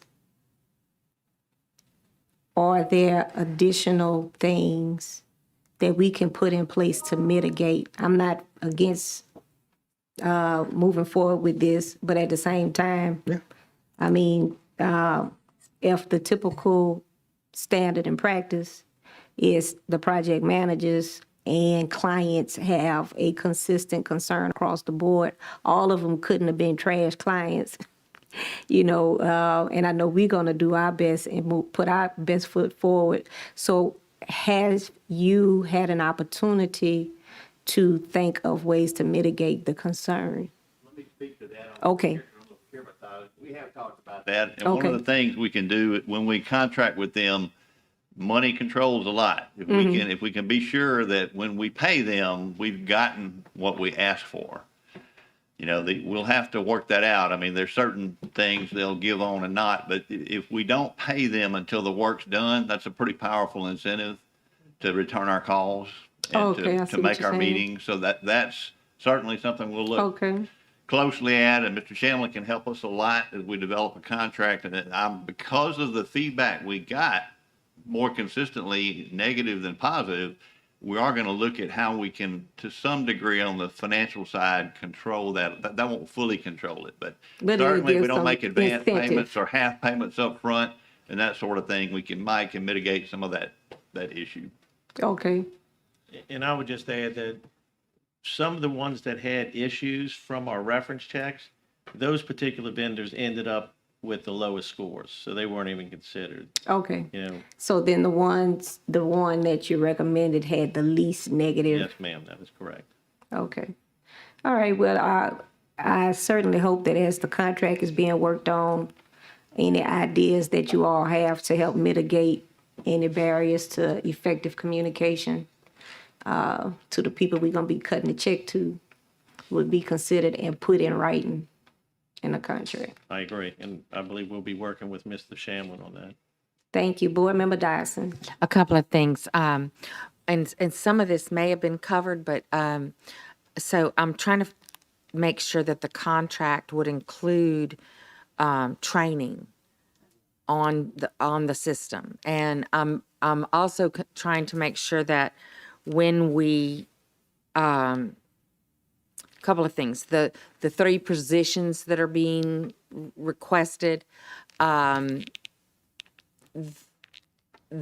possibly they could be 3 other positions that may not need to be there as much as these. So looking at, do we have anyone with that project management skill set that could, maybe everybody doesn't get an administrative assistant as much anymore, or I don't know, but it seems like we're moving in a project management fashion in a lot of ways under a lot of departments.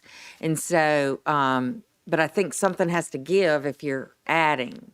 So I just want us to be mindful of how we're going to get these 3 positions. Let me comment. I think it's appropriate to comment on the cost of this. We have not specifically gotten into the details there, but I think it's important to share with you this note. Of the companies, and we did not put the heaviest consideration at all on the cost. We weren't considering that if they were expensive, we didn't want them. We didn't take that approach at all. The way this has worked out, the cost range was from $1.5 million for 5 years. That's a 5-year total, up to $15 million. Okay, one company, $15 million, 5 years would be $15 million. One of the advantages, and it was very fortunate that it's worked out this way for us. You might want to think that we're just doing this because they're cheap. That's not true. But the bottom line is this. Harris, their 5-year cost could be in the range of $1.5 million. The next closest would be $2.1 million. We expect that the cost, whatever the cost we looked at, we expect that cost to be more because of the things we have no control over and these things about who we may have to what resources we may have to have, human or otherwise, to make this happen. The good news is if we're only going to spend 1.5 million over 5 years on the whole project, there's some money on the table in a sense there to keep this cost reasonable and have the resources we need. That's a huge plus. And Harris is a long-term partner of ours for many years. They've got a lot of skin in the game. I just don't think I think we all agree they're not going to fail us with this.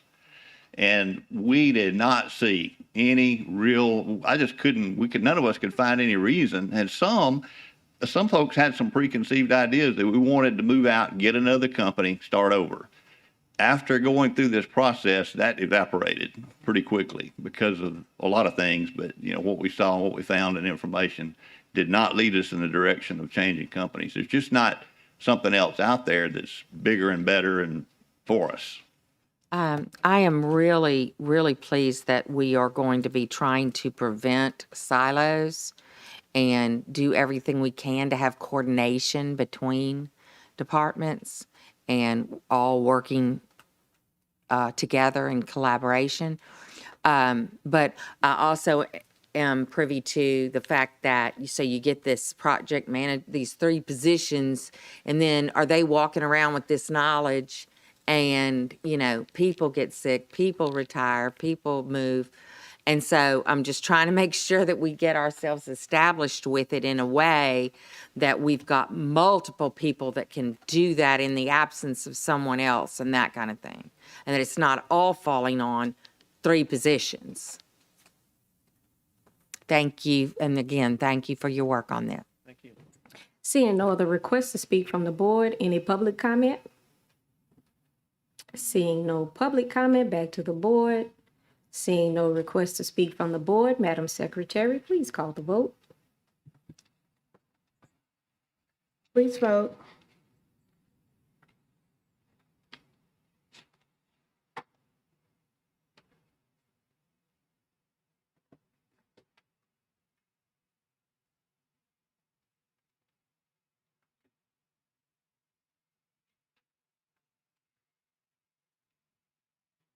Motion carries. Thank you. Thanks. Thank you. Moving forward with item C5, healthcare and ancillary benefits plans.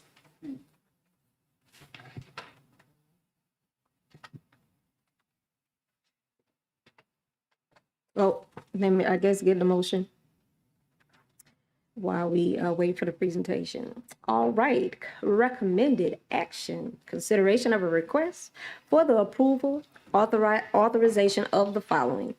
A, proposed 2023 healthcare rates for active employees, non-Medicare and Medicare eligible retirees participating in the Blue Cross Blue Shield of Louisiana administered medical plans for core, buy-up, and community blue. B, proposed pharmacy contract with Express Scripts for pharmacy benefit management services for 2023-2025. This includes the implementation, of alternative funding solutions for specialty medications. C, proposed contract with United Healthcare to replace existing Humana Medicare Advantage program for 2023 through 2025. This includes eliminating the HMO plan option and replacing it with a single PPO plan offering. Proposed contract with MetLife to replace existing Always Care. Oh, Lord. I have some questions. Okay. Dental and vision products for 2023. E, proposed contract with Aflac Zurich to replace existing Lincoln Life and disability products for 2023. F, proposed contract with Aflac to replace existing MetLife critical illness, accident, and hospital indemnity products for 2023. G, authorize the superintendent to negotiate and execute the 2023 contract for stop-loss insurance coverage. H, proposed contract with Ochsner for the 2022 through 23 wellness initiatives. And I propose contract renewal with Celerix to continue HRIS system administration of all benefits for active non-Medicare and Medicare eligible retirees for 2023. Can I get a motion? Board Member Howard and Board Member Gode. And now for the presentation. Good evening, Vice President Collins, members of the board. We have good news with our healthcare this year, and we have Eric Pearson here from Gallagher, who's going to present that information. Thank you, James. Like James mentioned, my name is Eric Pearson, and I'm a benefits consultant with Gallagher Benefit Services here in Baton Rouge. So first of all, just want to say thank you for having us here tonight. It's a pleasure and an honor to be here, and to thank you for hiring Gallagher Benefit Services effective January 1st, 2022. So we've been on the job about 4 months, and it's been a busy 4 months. So I want to talk through a little bit of what we've been doing since coming on board 1/1/22. So for the agenda for the presentation, just want to talk about, introduce the Gallagher team. Many of those folks are here tonight. Talk about the Gallagher transition. Again, the last 4 months, what's been going on. Proposed plan changes and recommendations, proposed wellness, and then a motion to approve the 2023 package. From Gallagher's perspective, these are the folks that have done a lot of the work. So tonight I get the opportunity to present just a short version of the presentation of what the team has been doing over the last 4 months. Kim Brayard is here with me tonight. Ms. Rolanda Monroe is with me. Haley Trahan, Ron Laborde, and Melissa weren't able to make it, but they're on the team, and I wanted to acknowledge them because they do a lot of hard work on the account. Okay, one more. So for the Gallagher transition, it's been a smooth one. We were able to transition over and add a new service. The last few months, we added a member advocate service. So this is a service where the employees and their families can call a dedicated 800 number. They can call as often as they need, and it's open from 8 o'clock in the morning until 6 o'clock in the evening. This member advocate service actually answers the telephone, East Baton Rouge Parish School System member advocate. How can I be of assistance? They will help with claims issues, finding a physician, order a new ID card, really anything related to a member and their employee benefits across all lines, dental, vision, life, medical. And it's a great avenue for them to reach out to us. The administration here at the school board will receive monthly reports. How many calls did we receive? What were the category of those calls, the resolution of the calls? And then each member that does call into our service gets to fill out a survey or answer a survey on just the quality of that call and would they recommend it to a coworker. So that program is up and running and it's being accessed now. As the software gentleman just mentioned, we did go out and do a full RFP or request for proposal on multiple lines of coverage. And so a lot of the highlights that we'll talk about tonight are a result of that RFP process across your pharmacy benefit, across dental, vision, life insurance, disability, voluntary products such as critical illness, accident, and hospital indemnity. Okay, so proposed plan changes. So happy to report that through some of the savings derived through the RFP, and we'll touch on where those savings came from, it's our recommendation that for the active group that is on the Blue Cross Blue Shield self-funded health plan, that there be no benefit changes and no change in rates. So we're actually able to hold all rates flat for the employees with no benefit changes or reduction in benefits.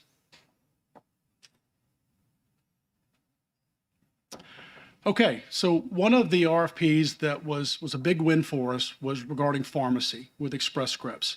They are your current pharmacy benefit manager. So on the back of your ID card, you would see an ESI logo. So Gallagher does have a pharmacy practice who went out to RFP on your behalf to multiple PBMs in the marketplace. And fortunately enough, the offer that came back from Express Scripts was the best financial offer for you guys. It also allowed for zero disruption. So there will be no disruption with medications. The formularies of what's covered today versus what was covered in the new contract would all remain the exact same. It was mentioned that we're recommending adding the program called Alternative Funding for Specialty Medications. This is a program that Express Scripts would work with a third-party vendor, Payer Matrix, who's here tonight. Payer Matrix would help match up members that are on the plan with private funds for those households that qualify to pay for the cost of high-priced specialty medications in full, which means the member would not have to pay their $45 copayment, so they would save that $500 a year, and the plan would save their portion of the cost for the medication.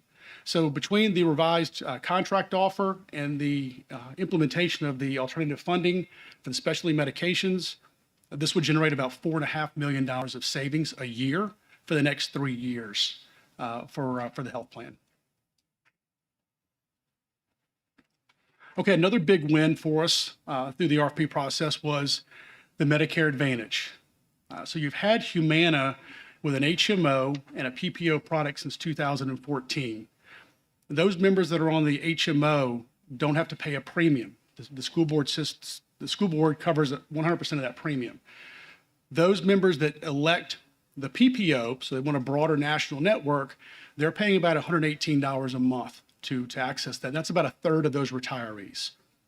Through the process, we went to all the vendors that participate in the Medicare Advantage market, and the United Healthcare offer that came back would save the school system $5.5 million a year.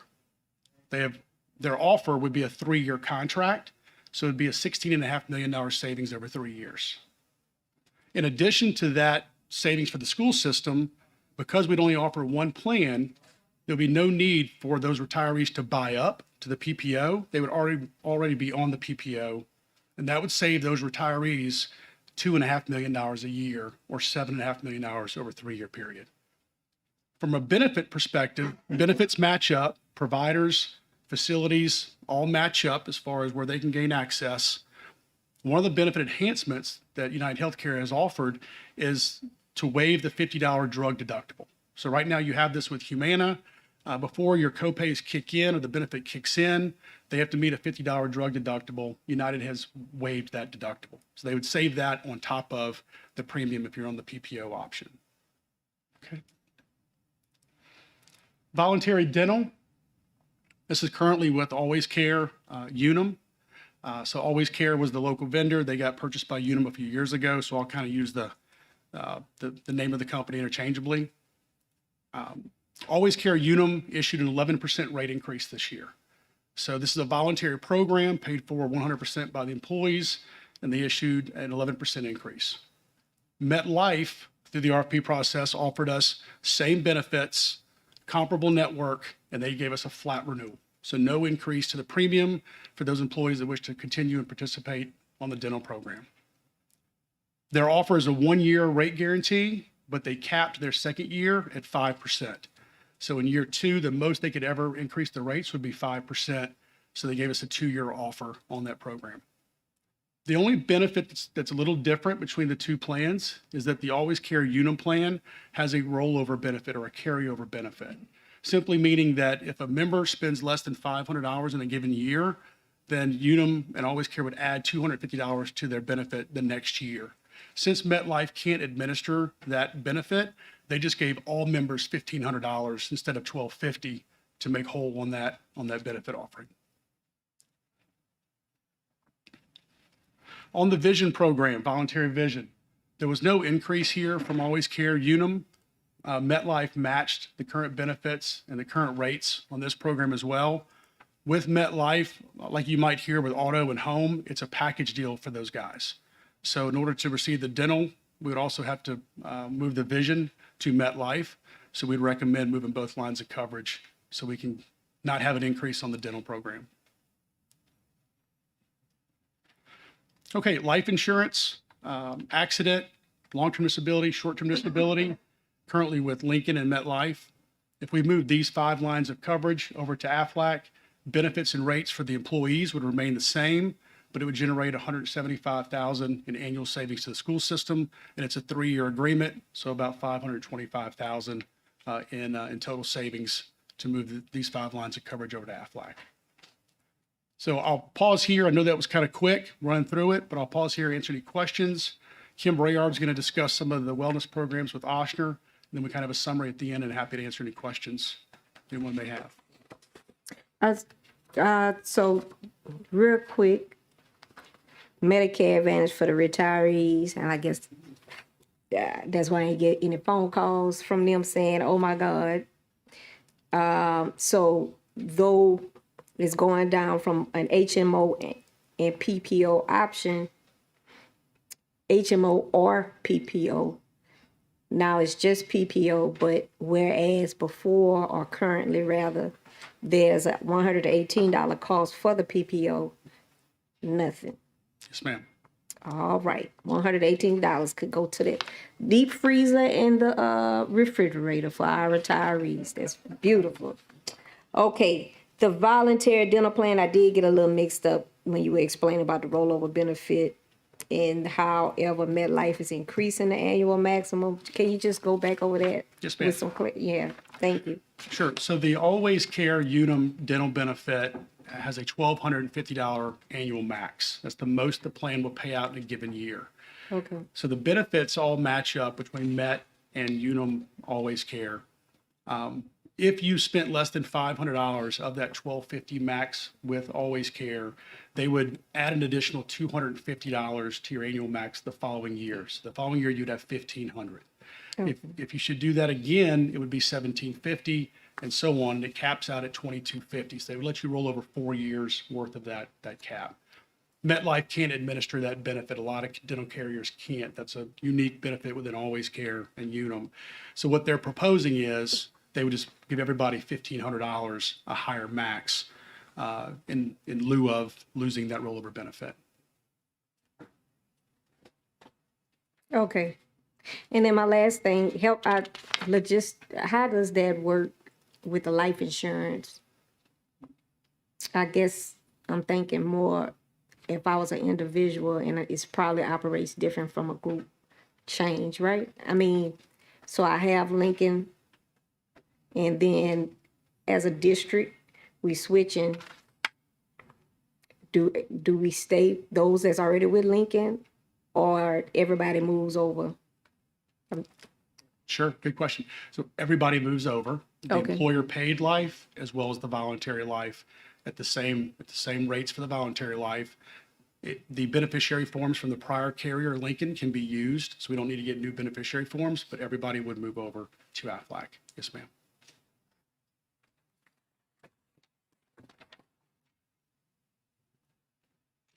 Okay. Board Member Ware Jackson. Thank you. Would you address non-Medicare eligible employees in this plan? Retirees, I mean? So they remain on the Blue Cross Blue Shield program. So the Blue Cross Blue Shield self-funded plan has the non-Medicare eligible retirees as well as the actives. And so there'd be no change in benefits or rates to those programs. Thank you.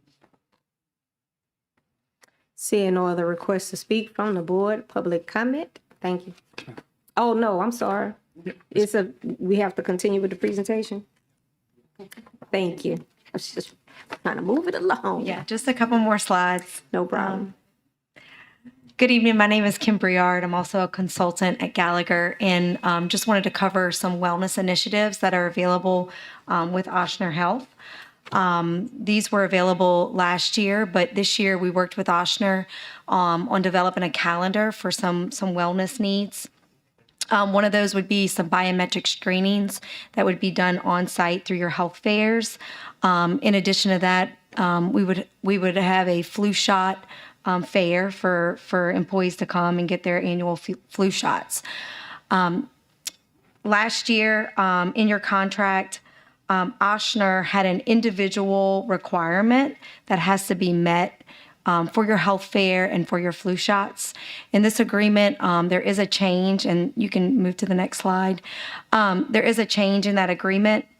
They're only requiring 8 individuals per hour with a 2-hour minimum for your biometric screenings in the health fair. For your flu shots, there is no minimum that's going to be required. They can see up to 25 individuals for every 2 hours. All of those claims for biometrics and flu shots are actually processed through your Blue Cross self-funded plan. So there is no additional cost that you're paying to Ochsner to come on site and provide that service. The only additional cost to the district would be if you miss on the minimums. So for the health fair, the biometrics, it would be $48 per unused appointment. And then for the flu shot, it would be $26 for any unused appointment. We have no reason to believe you won't meet those minimums, conducting those in your health fair, biometrics, and your flu shot. Come back up, Eric. So happy to answer any questions. And I think there's a summary slide, one more. Board Member Godey.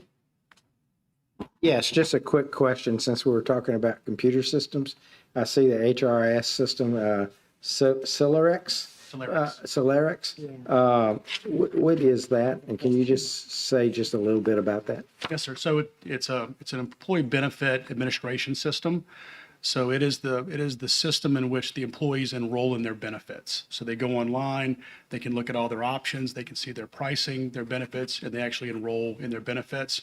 And that Celeric system feeds into payroll and also feeds to all the different carriers to enroll them and disenroll them throughout new hires as well as during open enrollment.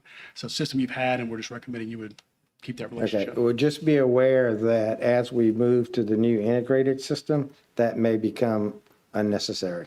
So but for next year, it has to be there. Just wanted to highlight that. Thank you. Seeing no other board comments. Oh, Board Member Ware Jackson. Sorry, I was kind of slow on the trigger there. Around the flu shot, the hourly minimum, and what about those that would just go, like normally just go to a drugstore and get a flu shot, like every year? Yeah, that's still covered under your health plan. So those claims would just be processed under, your Blue Cross health plan. And then for your retirees, they would be processed under the plan that they're covered in as well. Under United. Preventive medicine? Yes. Yes, ma'am. Yep. Yeah, at no cost under your preventive care benefit. Okay. All right. Thank you. Thank you. Seeing no other requests to speak from the board, public comment. Thank you. Good afternoon. My name is Patty Merrick, and I am the legal representative, president of the retiree chapter for LFT. I have some questions because you're talking about as far as retiree. Our retiree money has been taken so many times from EBR school board. Our life insurance has dwindled to almost nothing the longer we live. That has been put in place by EBR school board.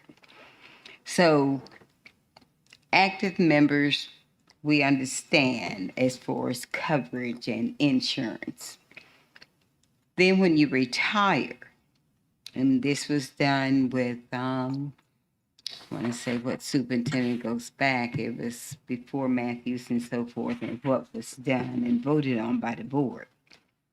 And it's a shame what we get. And if you don't go out and get another insurance policy, you just about can't be buried by what you get if you continue to live and get what we invested in this system. And I spent 33 years in this system and probably will end up, if continue to live, maybe $1,500 for a life insurance policy that is dwindled down. Now, I need to know and represent the retirees. You're saying what is going to happen with this. AFLAC has been on the book for years for EBR, and we were denied AFLAC. Now AFLAC, you're allowing it to come in and say this is good. It is good. I am a broker with AFLAC. But AFLAC was under one person. Cassandra was the only one that could come in and do it. After the person left that was selling it, I know the process. Union Life and so forth you're talking about, you're going to make us decide and go with who you want to go with after you've done everything with our life insurance?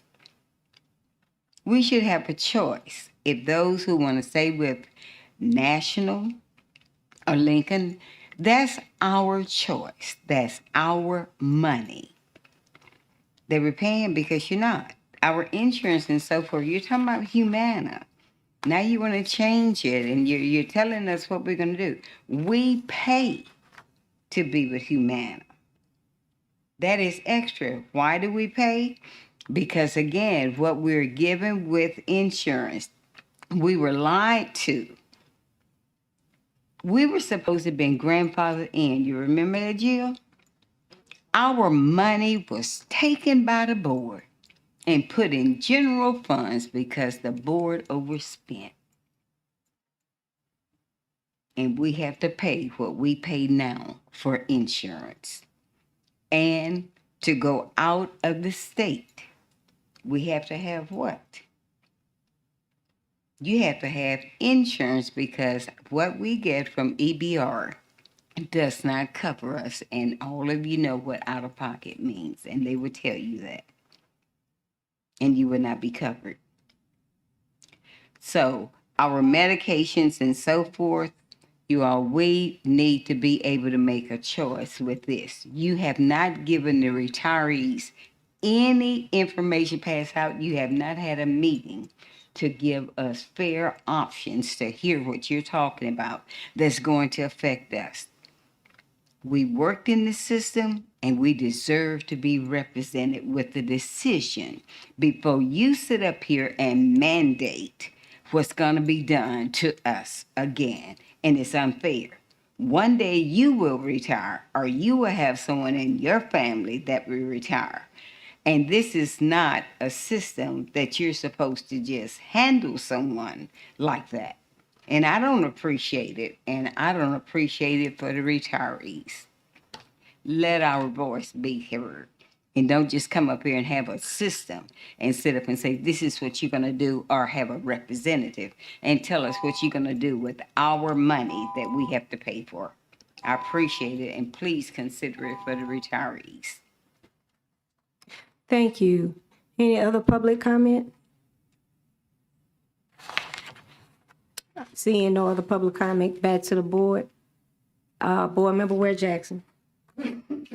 Let me ask this question. When we're looking at this Medicare Advantage for retirees, you see where we're looking at 118 per month premium now will be at 0.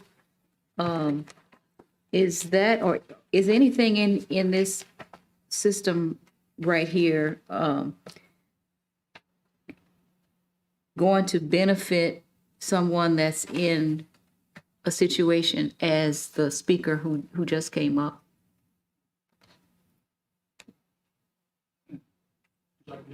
Address it? Sure. Yes. Yes, ma'am. So the HMO with Humana is a smaller network. So it's going to be a more local network, and that's the program that the school board pays 100% for. The program that the retirees buy up to is the PPO, which would be the national broad network. What United Healthcare is proposing is that they no longer would need the small network, that everyone would get the national network and not have to pay the $118 to get access to a national network. So it would simplify the program and only have one offering at the lower price of the HMO, which was a smaller network. In addition, the benefits related to the two plans are equal. The only difference that may come up would be in the formulary, where you have preferred brand and non-preferred. Some retirees would come out on the better side of that. Some retirees may come out on the deficit side of that, but it's the same. But it would be a benefit to the retirees, especially the ones that are on the PPO, currently having to pay the $118. And as far as the life insurance and all that goes, they would not have any choice in any of the matter? So that is a group contract, and everyone would go with the group. So again, it's same coverage, same price. They would just move with the group. If they wanted to port coverage or convert coverage to Lincoln, then that could be an option for them, but everybody would move with the group. So they wouldn't necessarily have to stay with the district's move? Is that what you mean? Can port coverage? The opposite. Just the opposite. They have to move when the district moves. Yes, ma'am. Yeah, Affleck, anybody answered that?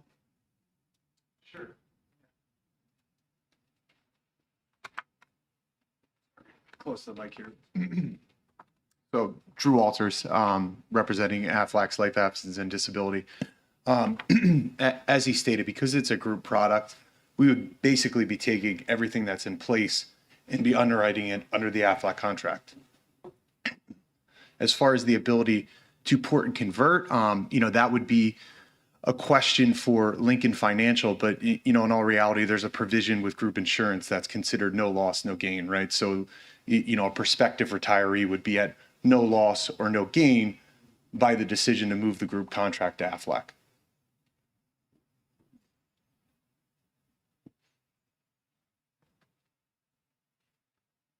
Board member Godet? Can I say something just a second for retirees?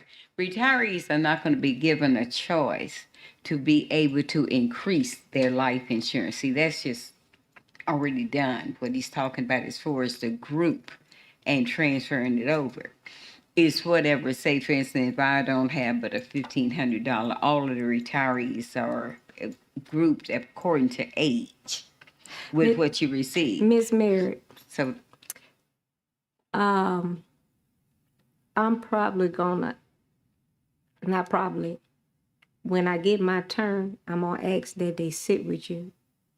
So when we get to the next meeting, if something need to be thought through. okay. All right. All right. Because it's Yeah. insurance is not a simple, quick. No. Yeah, and so then insurance is, for the retirees is very, very different. okay. So Okay. I'm gonna make sure that somebody sit with you so y'all can talk it, so you can talk it through for you and your.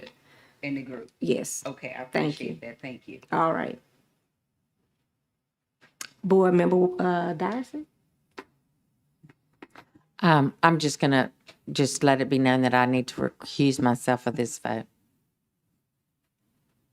All right, Madam Secretary, please call the vote. Please vote.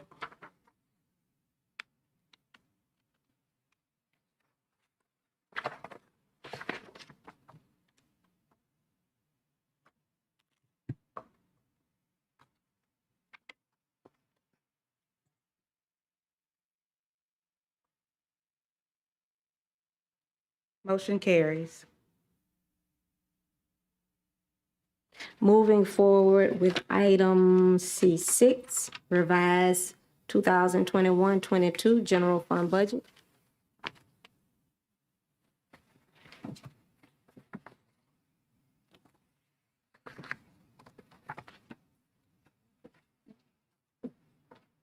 Good evening, board members.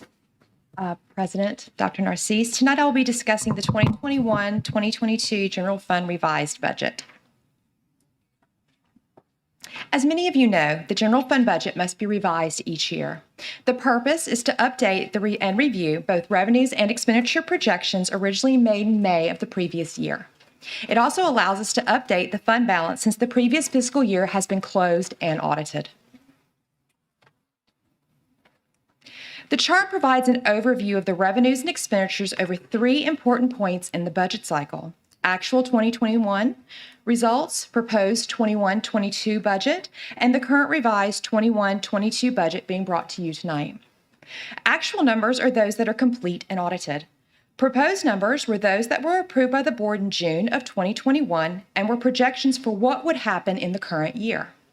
Revised numbers allow the district to review revenues and expenditures and make adjustment for what is expected to occur by the end of the fiscal year.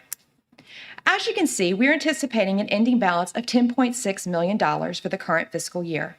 This is an increase of $8.5 million from the projected budget fund balance amount. A total of $3 million will be transferred to the assigned fund balance, and $7.6 will move to the unassigned fund balance. As stated earlier, the projected unassigned fund balance for the year is anticipated to increase by $7.6 million. The projected assigned fund balance for the year will increase by $3 million to $29.7 million. The fund balance, inclusive of inventory, is projected at $82.2 million. This will give the district a fund balance as a percentage of revenues of 16%. As you know, the board's policy is 15% and is a goal that Finance Department has worked towards for many years. In fact, the last time we met this goal for y'all was the year 1819. I know. Total revenues are anticipated to increase by $19 million. The vast majority of this increase is due to the significant increase in sales tax. We are constantly monitoring it and trying to determine what will be our best projection for next year. Total expenditures are projected to increase by $10.5 million. There are many different factors in this determination. For instructional services, the most significant change was an increase of $11.3 million in regular education. The district worked tirelessly to ensure that all classrooms had certified teachers to provide the best instruction to all of our students. With the addition of Arizona State for the virtual school, contract services increased from original projections. Support services programs increased by $2.1 million. The majority of this increase occurred to the adjustments in guidance services. Instructional staff services increased by $1.9 million. The majority of this increase occurred to staffing adjustments in instructional staff. Plant services increased by $4.5 million due to increases in utilities and facility needs throughout the district. Student transportation remained flat and fuel is being monitored on a regular basis. Central services increased by $1.2 million. The majority of this increase occurred to staffing adjustments in staff. Use of other funds decreased by $4.1 million due to the decrease in charter school populations. That concludes my presentation. Do you have any questions? Board Member Dyson. Oh, I'm sorry. And Board Member Go, is that current? All right, thank you. Yeah, I can't go on a budget without asking a question. I'm a little bit confused about the ESSER fund. Sure. And I know we get the administrative overhead, but we also get the indirect cost. Correct. But I don't see that showing up in Yes, here. it's in federal dollars and federal dollar revenues. So it's in the federal dollar side, not in the general fund side. No, it's in general fund. It's in federal dollars in the revenue. There's three sources of revenue in the general fund: local, state, and federal. Well, I see federal grants. I mean, we got more than $15.8 million coming in under the overhead. It only increased 0.7 from the proposed because I already assumed the 15 million in the proposed budget. So the revised only went up a minimal amount because I had already projected what we were going to receive from that. But if you look in your budget book, if you look at, you'll see, and I even have it listed as requested of how much indirect cost I'm receiving from each one of them. Okay, thank you. You're welcome. And with that, can I go ahead and get a motion? Board Member Howard, and a second. Board Member Baloo.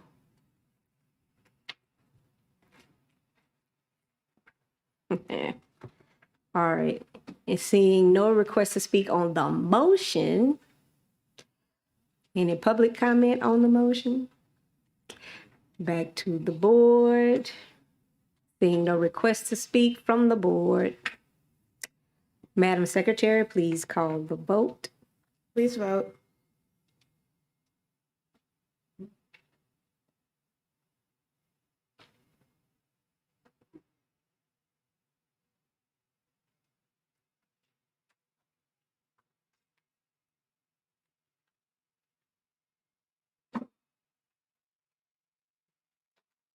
Motion carries. All right, moving forward with item C7, board meeting calendar 2022 through 2023. Can I get a motion? All right, Board Member Howard and Board President Tapman and Board President Tapman. I know there's been some exchange of emails relative to Labor Day. And we can talk about that over the next 2 weeks and see what works best for everybody. But so, I mean, I'm just saying we can move it forward. And if we have to make a change, just move the conversation forward. So that's it. Thank you, Madam Vice President. All right. Board Member Dyson. So I just was trying to just make sure that I'm clear on which ones are being moved from our first and our third. Looks like July, and that'll be,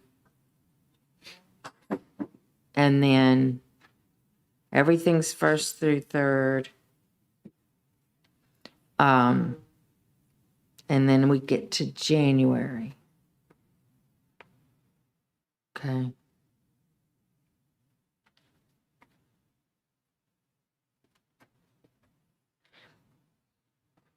And so, in the past, we've looked at the annual conventions, but maybe because of LSBA and not being part of that, that's not on here.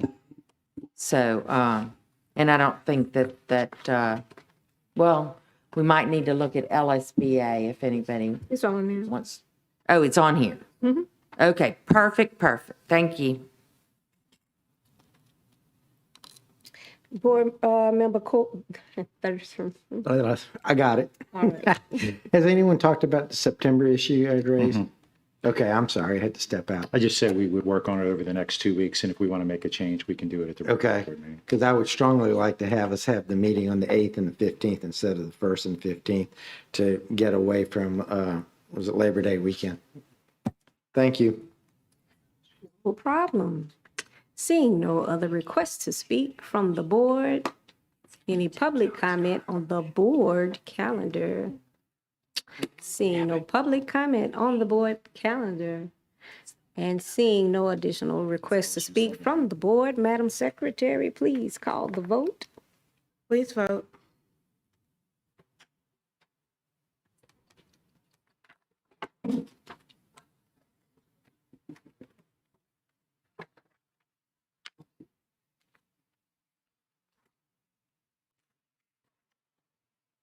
Unanimous, motion carries. Moving forward with item C8, contract renewal, Baton Rouge Speech and Hearing Foundation doing business as the Emerge Center. Consideration of a request for the approval to renew a professional services contract between East Baton Rouge Parish School Board and the Baton Rouge Speech and Hearing Foundation doing business as the Emerge Center in the amount not to exceed $250,000 to provide speech, language, and occupational therapy. Can I get a motion? Board Member Baloo, and a second. Board Member Gode.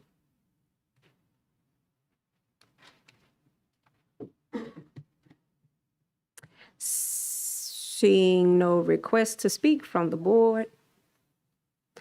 Any public comment? Seeing no public comment, back to the board. Madam Secretary, please call the vote. Please vote.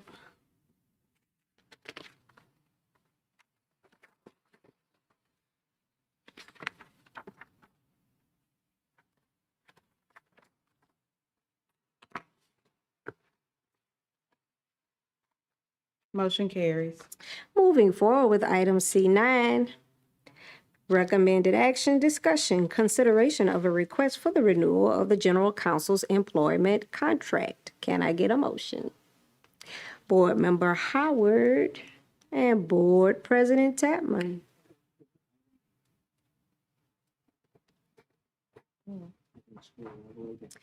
And seeing no request to speak from the board. Any public comment? Seeing no public comment, back to the board. Seeing no request to speak from the board. Madam Secretary, you have called the vote. Please vote.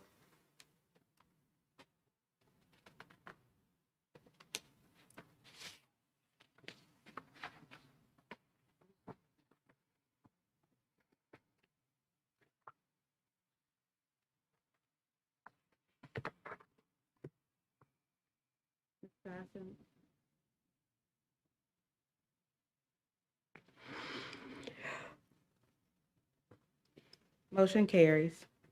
Moving forward with item C10, litigation. Recommended action, consideration of a request for the approval of the recommendation from Gwen Shamlin, General Counsel of East Baton Rouge Parish School Board, in the matter of A. Lakita Thomas et al. Versus East Baton Rouge Parish School Board, docket number 690525, section 26 in the 19th JDC of East Baton Rouge Parish in the state of Louisiana, and to provide for related matters. And then B. Christian Kelly versus Margaret Fort et al., docket number 691492, section 24 of the 19th JDC of East Baton Rouge Parish in the state of Louisiana, and to provide for related matters. Board President Tapman and Board Member Howard.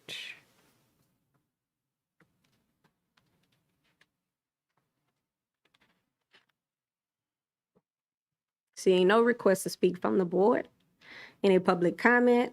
No public comment. Back to the board. Seeing no requests to speak, Madam Secretary, please call the vote. Please vote.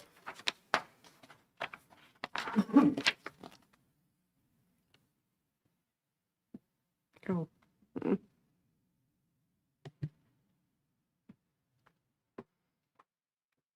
Unanimous, motion carries. Moving forward with item C11, policy EFAA.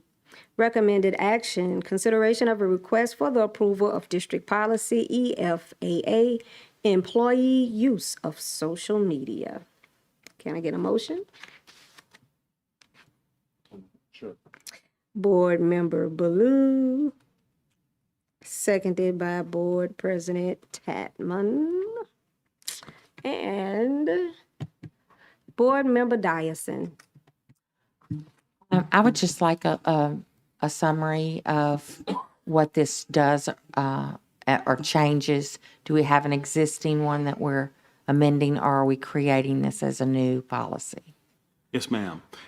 This is actually a new policy. We have current policy on internet usage by employees that governs primarily employee use of internal systems, the internet, email, et cetera. Our HR department, Ms. Hall, has requested, and I've worked with her to develop something that will govern employee use of social media. So this is a little bit different. This looks at our employees' use of social media, which can happen outside of our system, including in the internet or use of email. So this is the use of platforms like Facebook and Twitter and Instagram.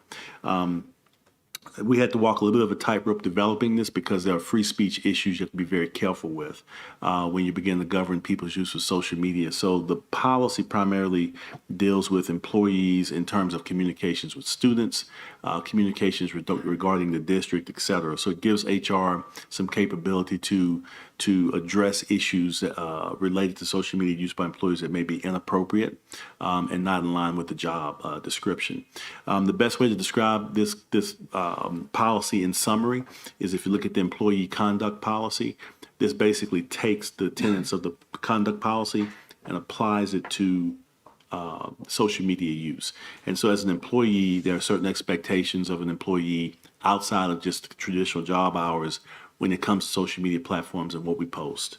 And I hope that's kind of a quick summary, but I can answer any further questions. And so would this become effective at the full board Yes, ma'am. meeting? Yes, and ma'am. it would be right then? Yes, ma'am. At the vote of the full board, this will become fully effective. And how will we alert all of our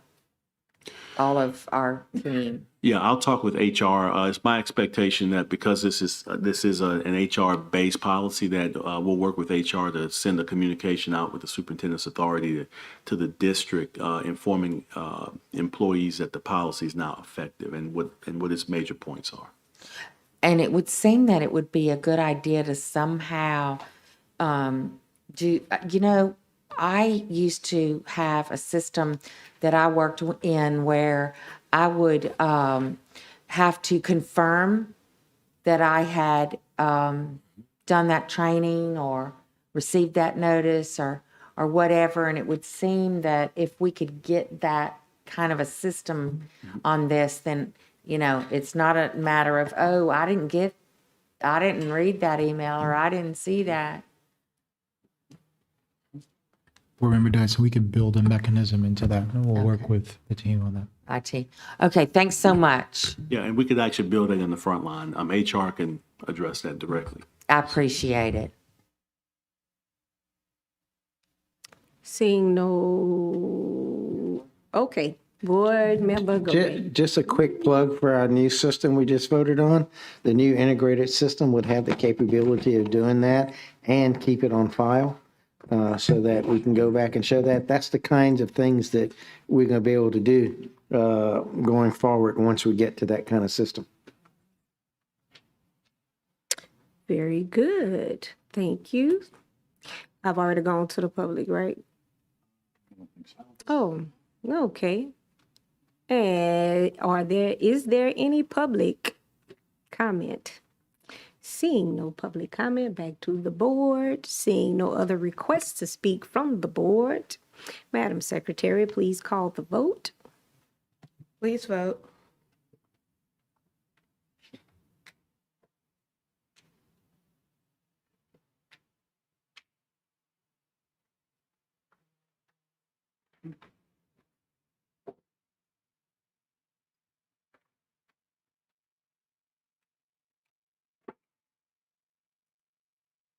Unanimous.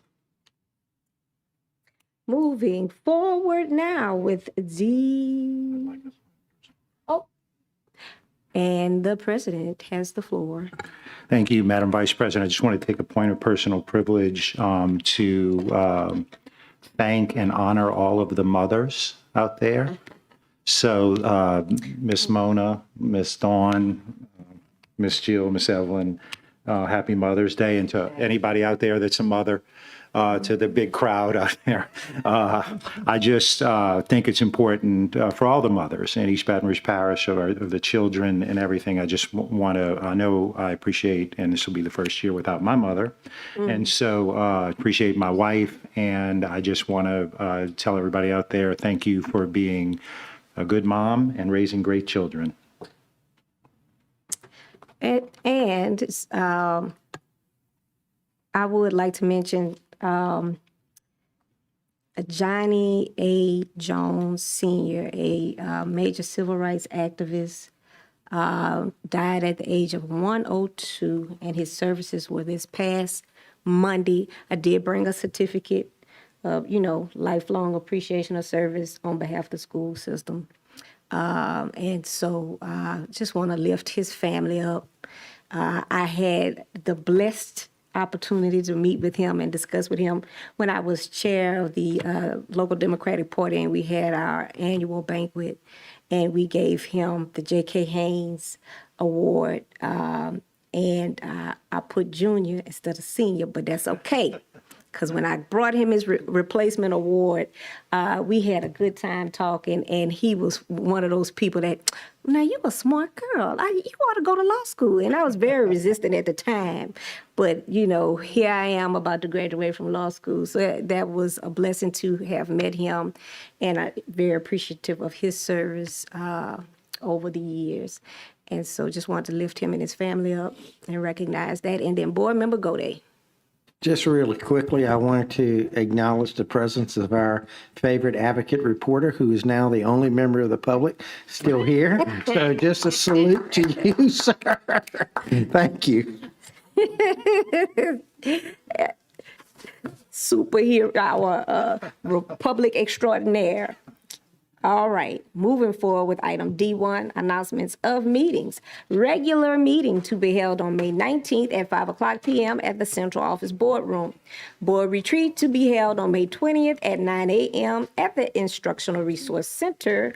Committee of the Whole to be held on June 2nd at 5 p.m.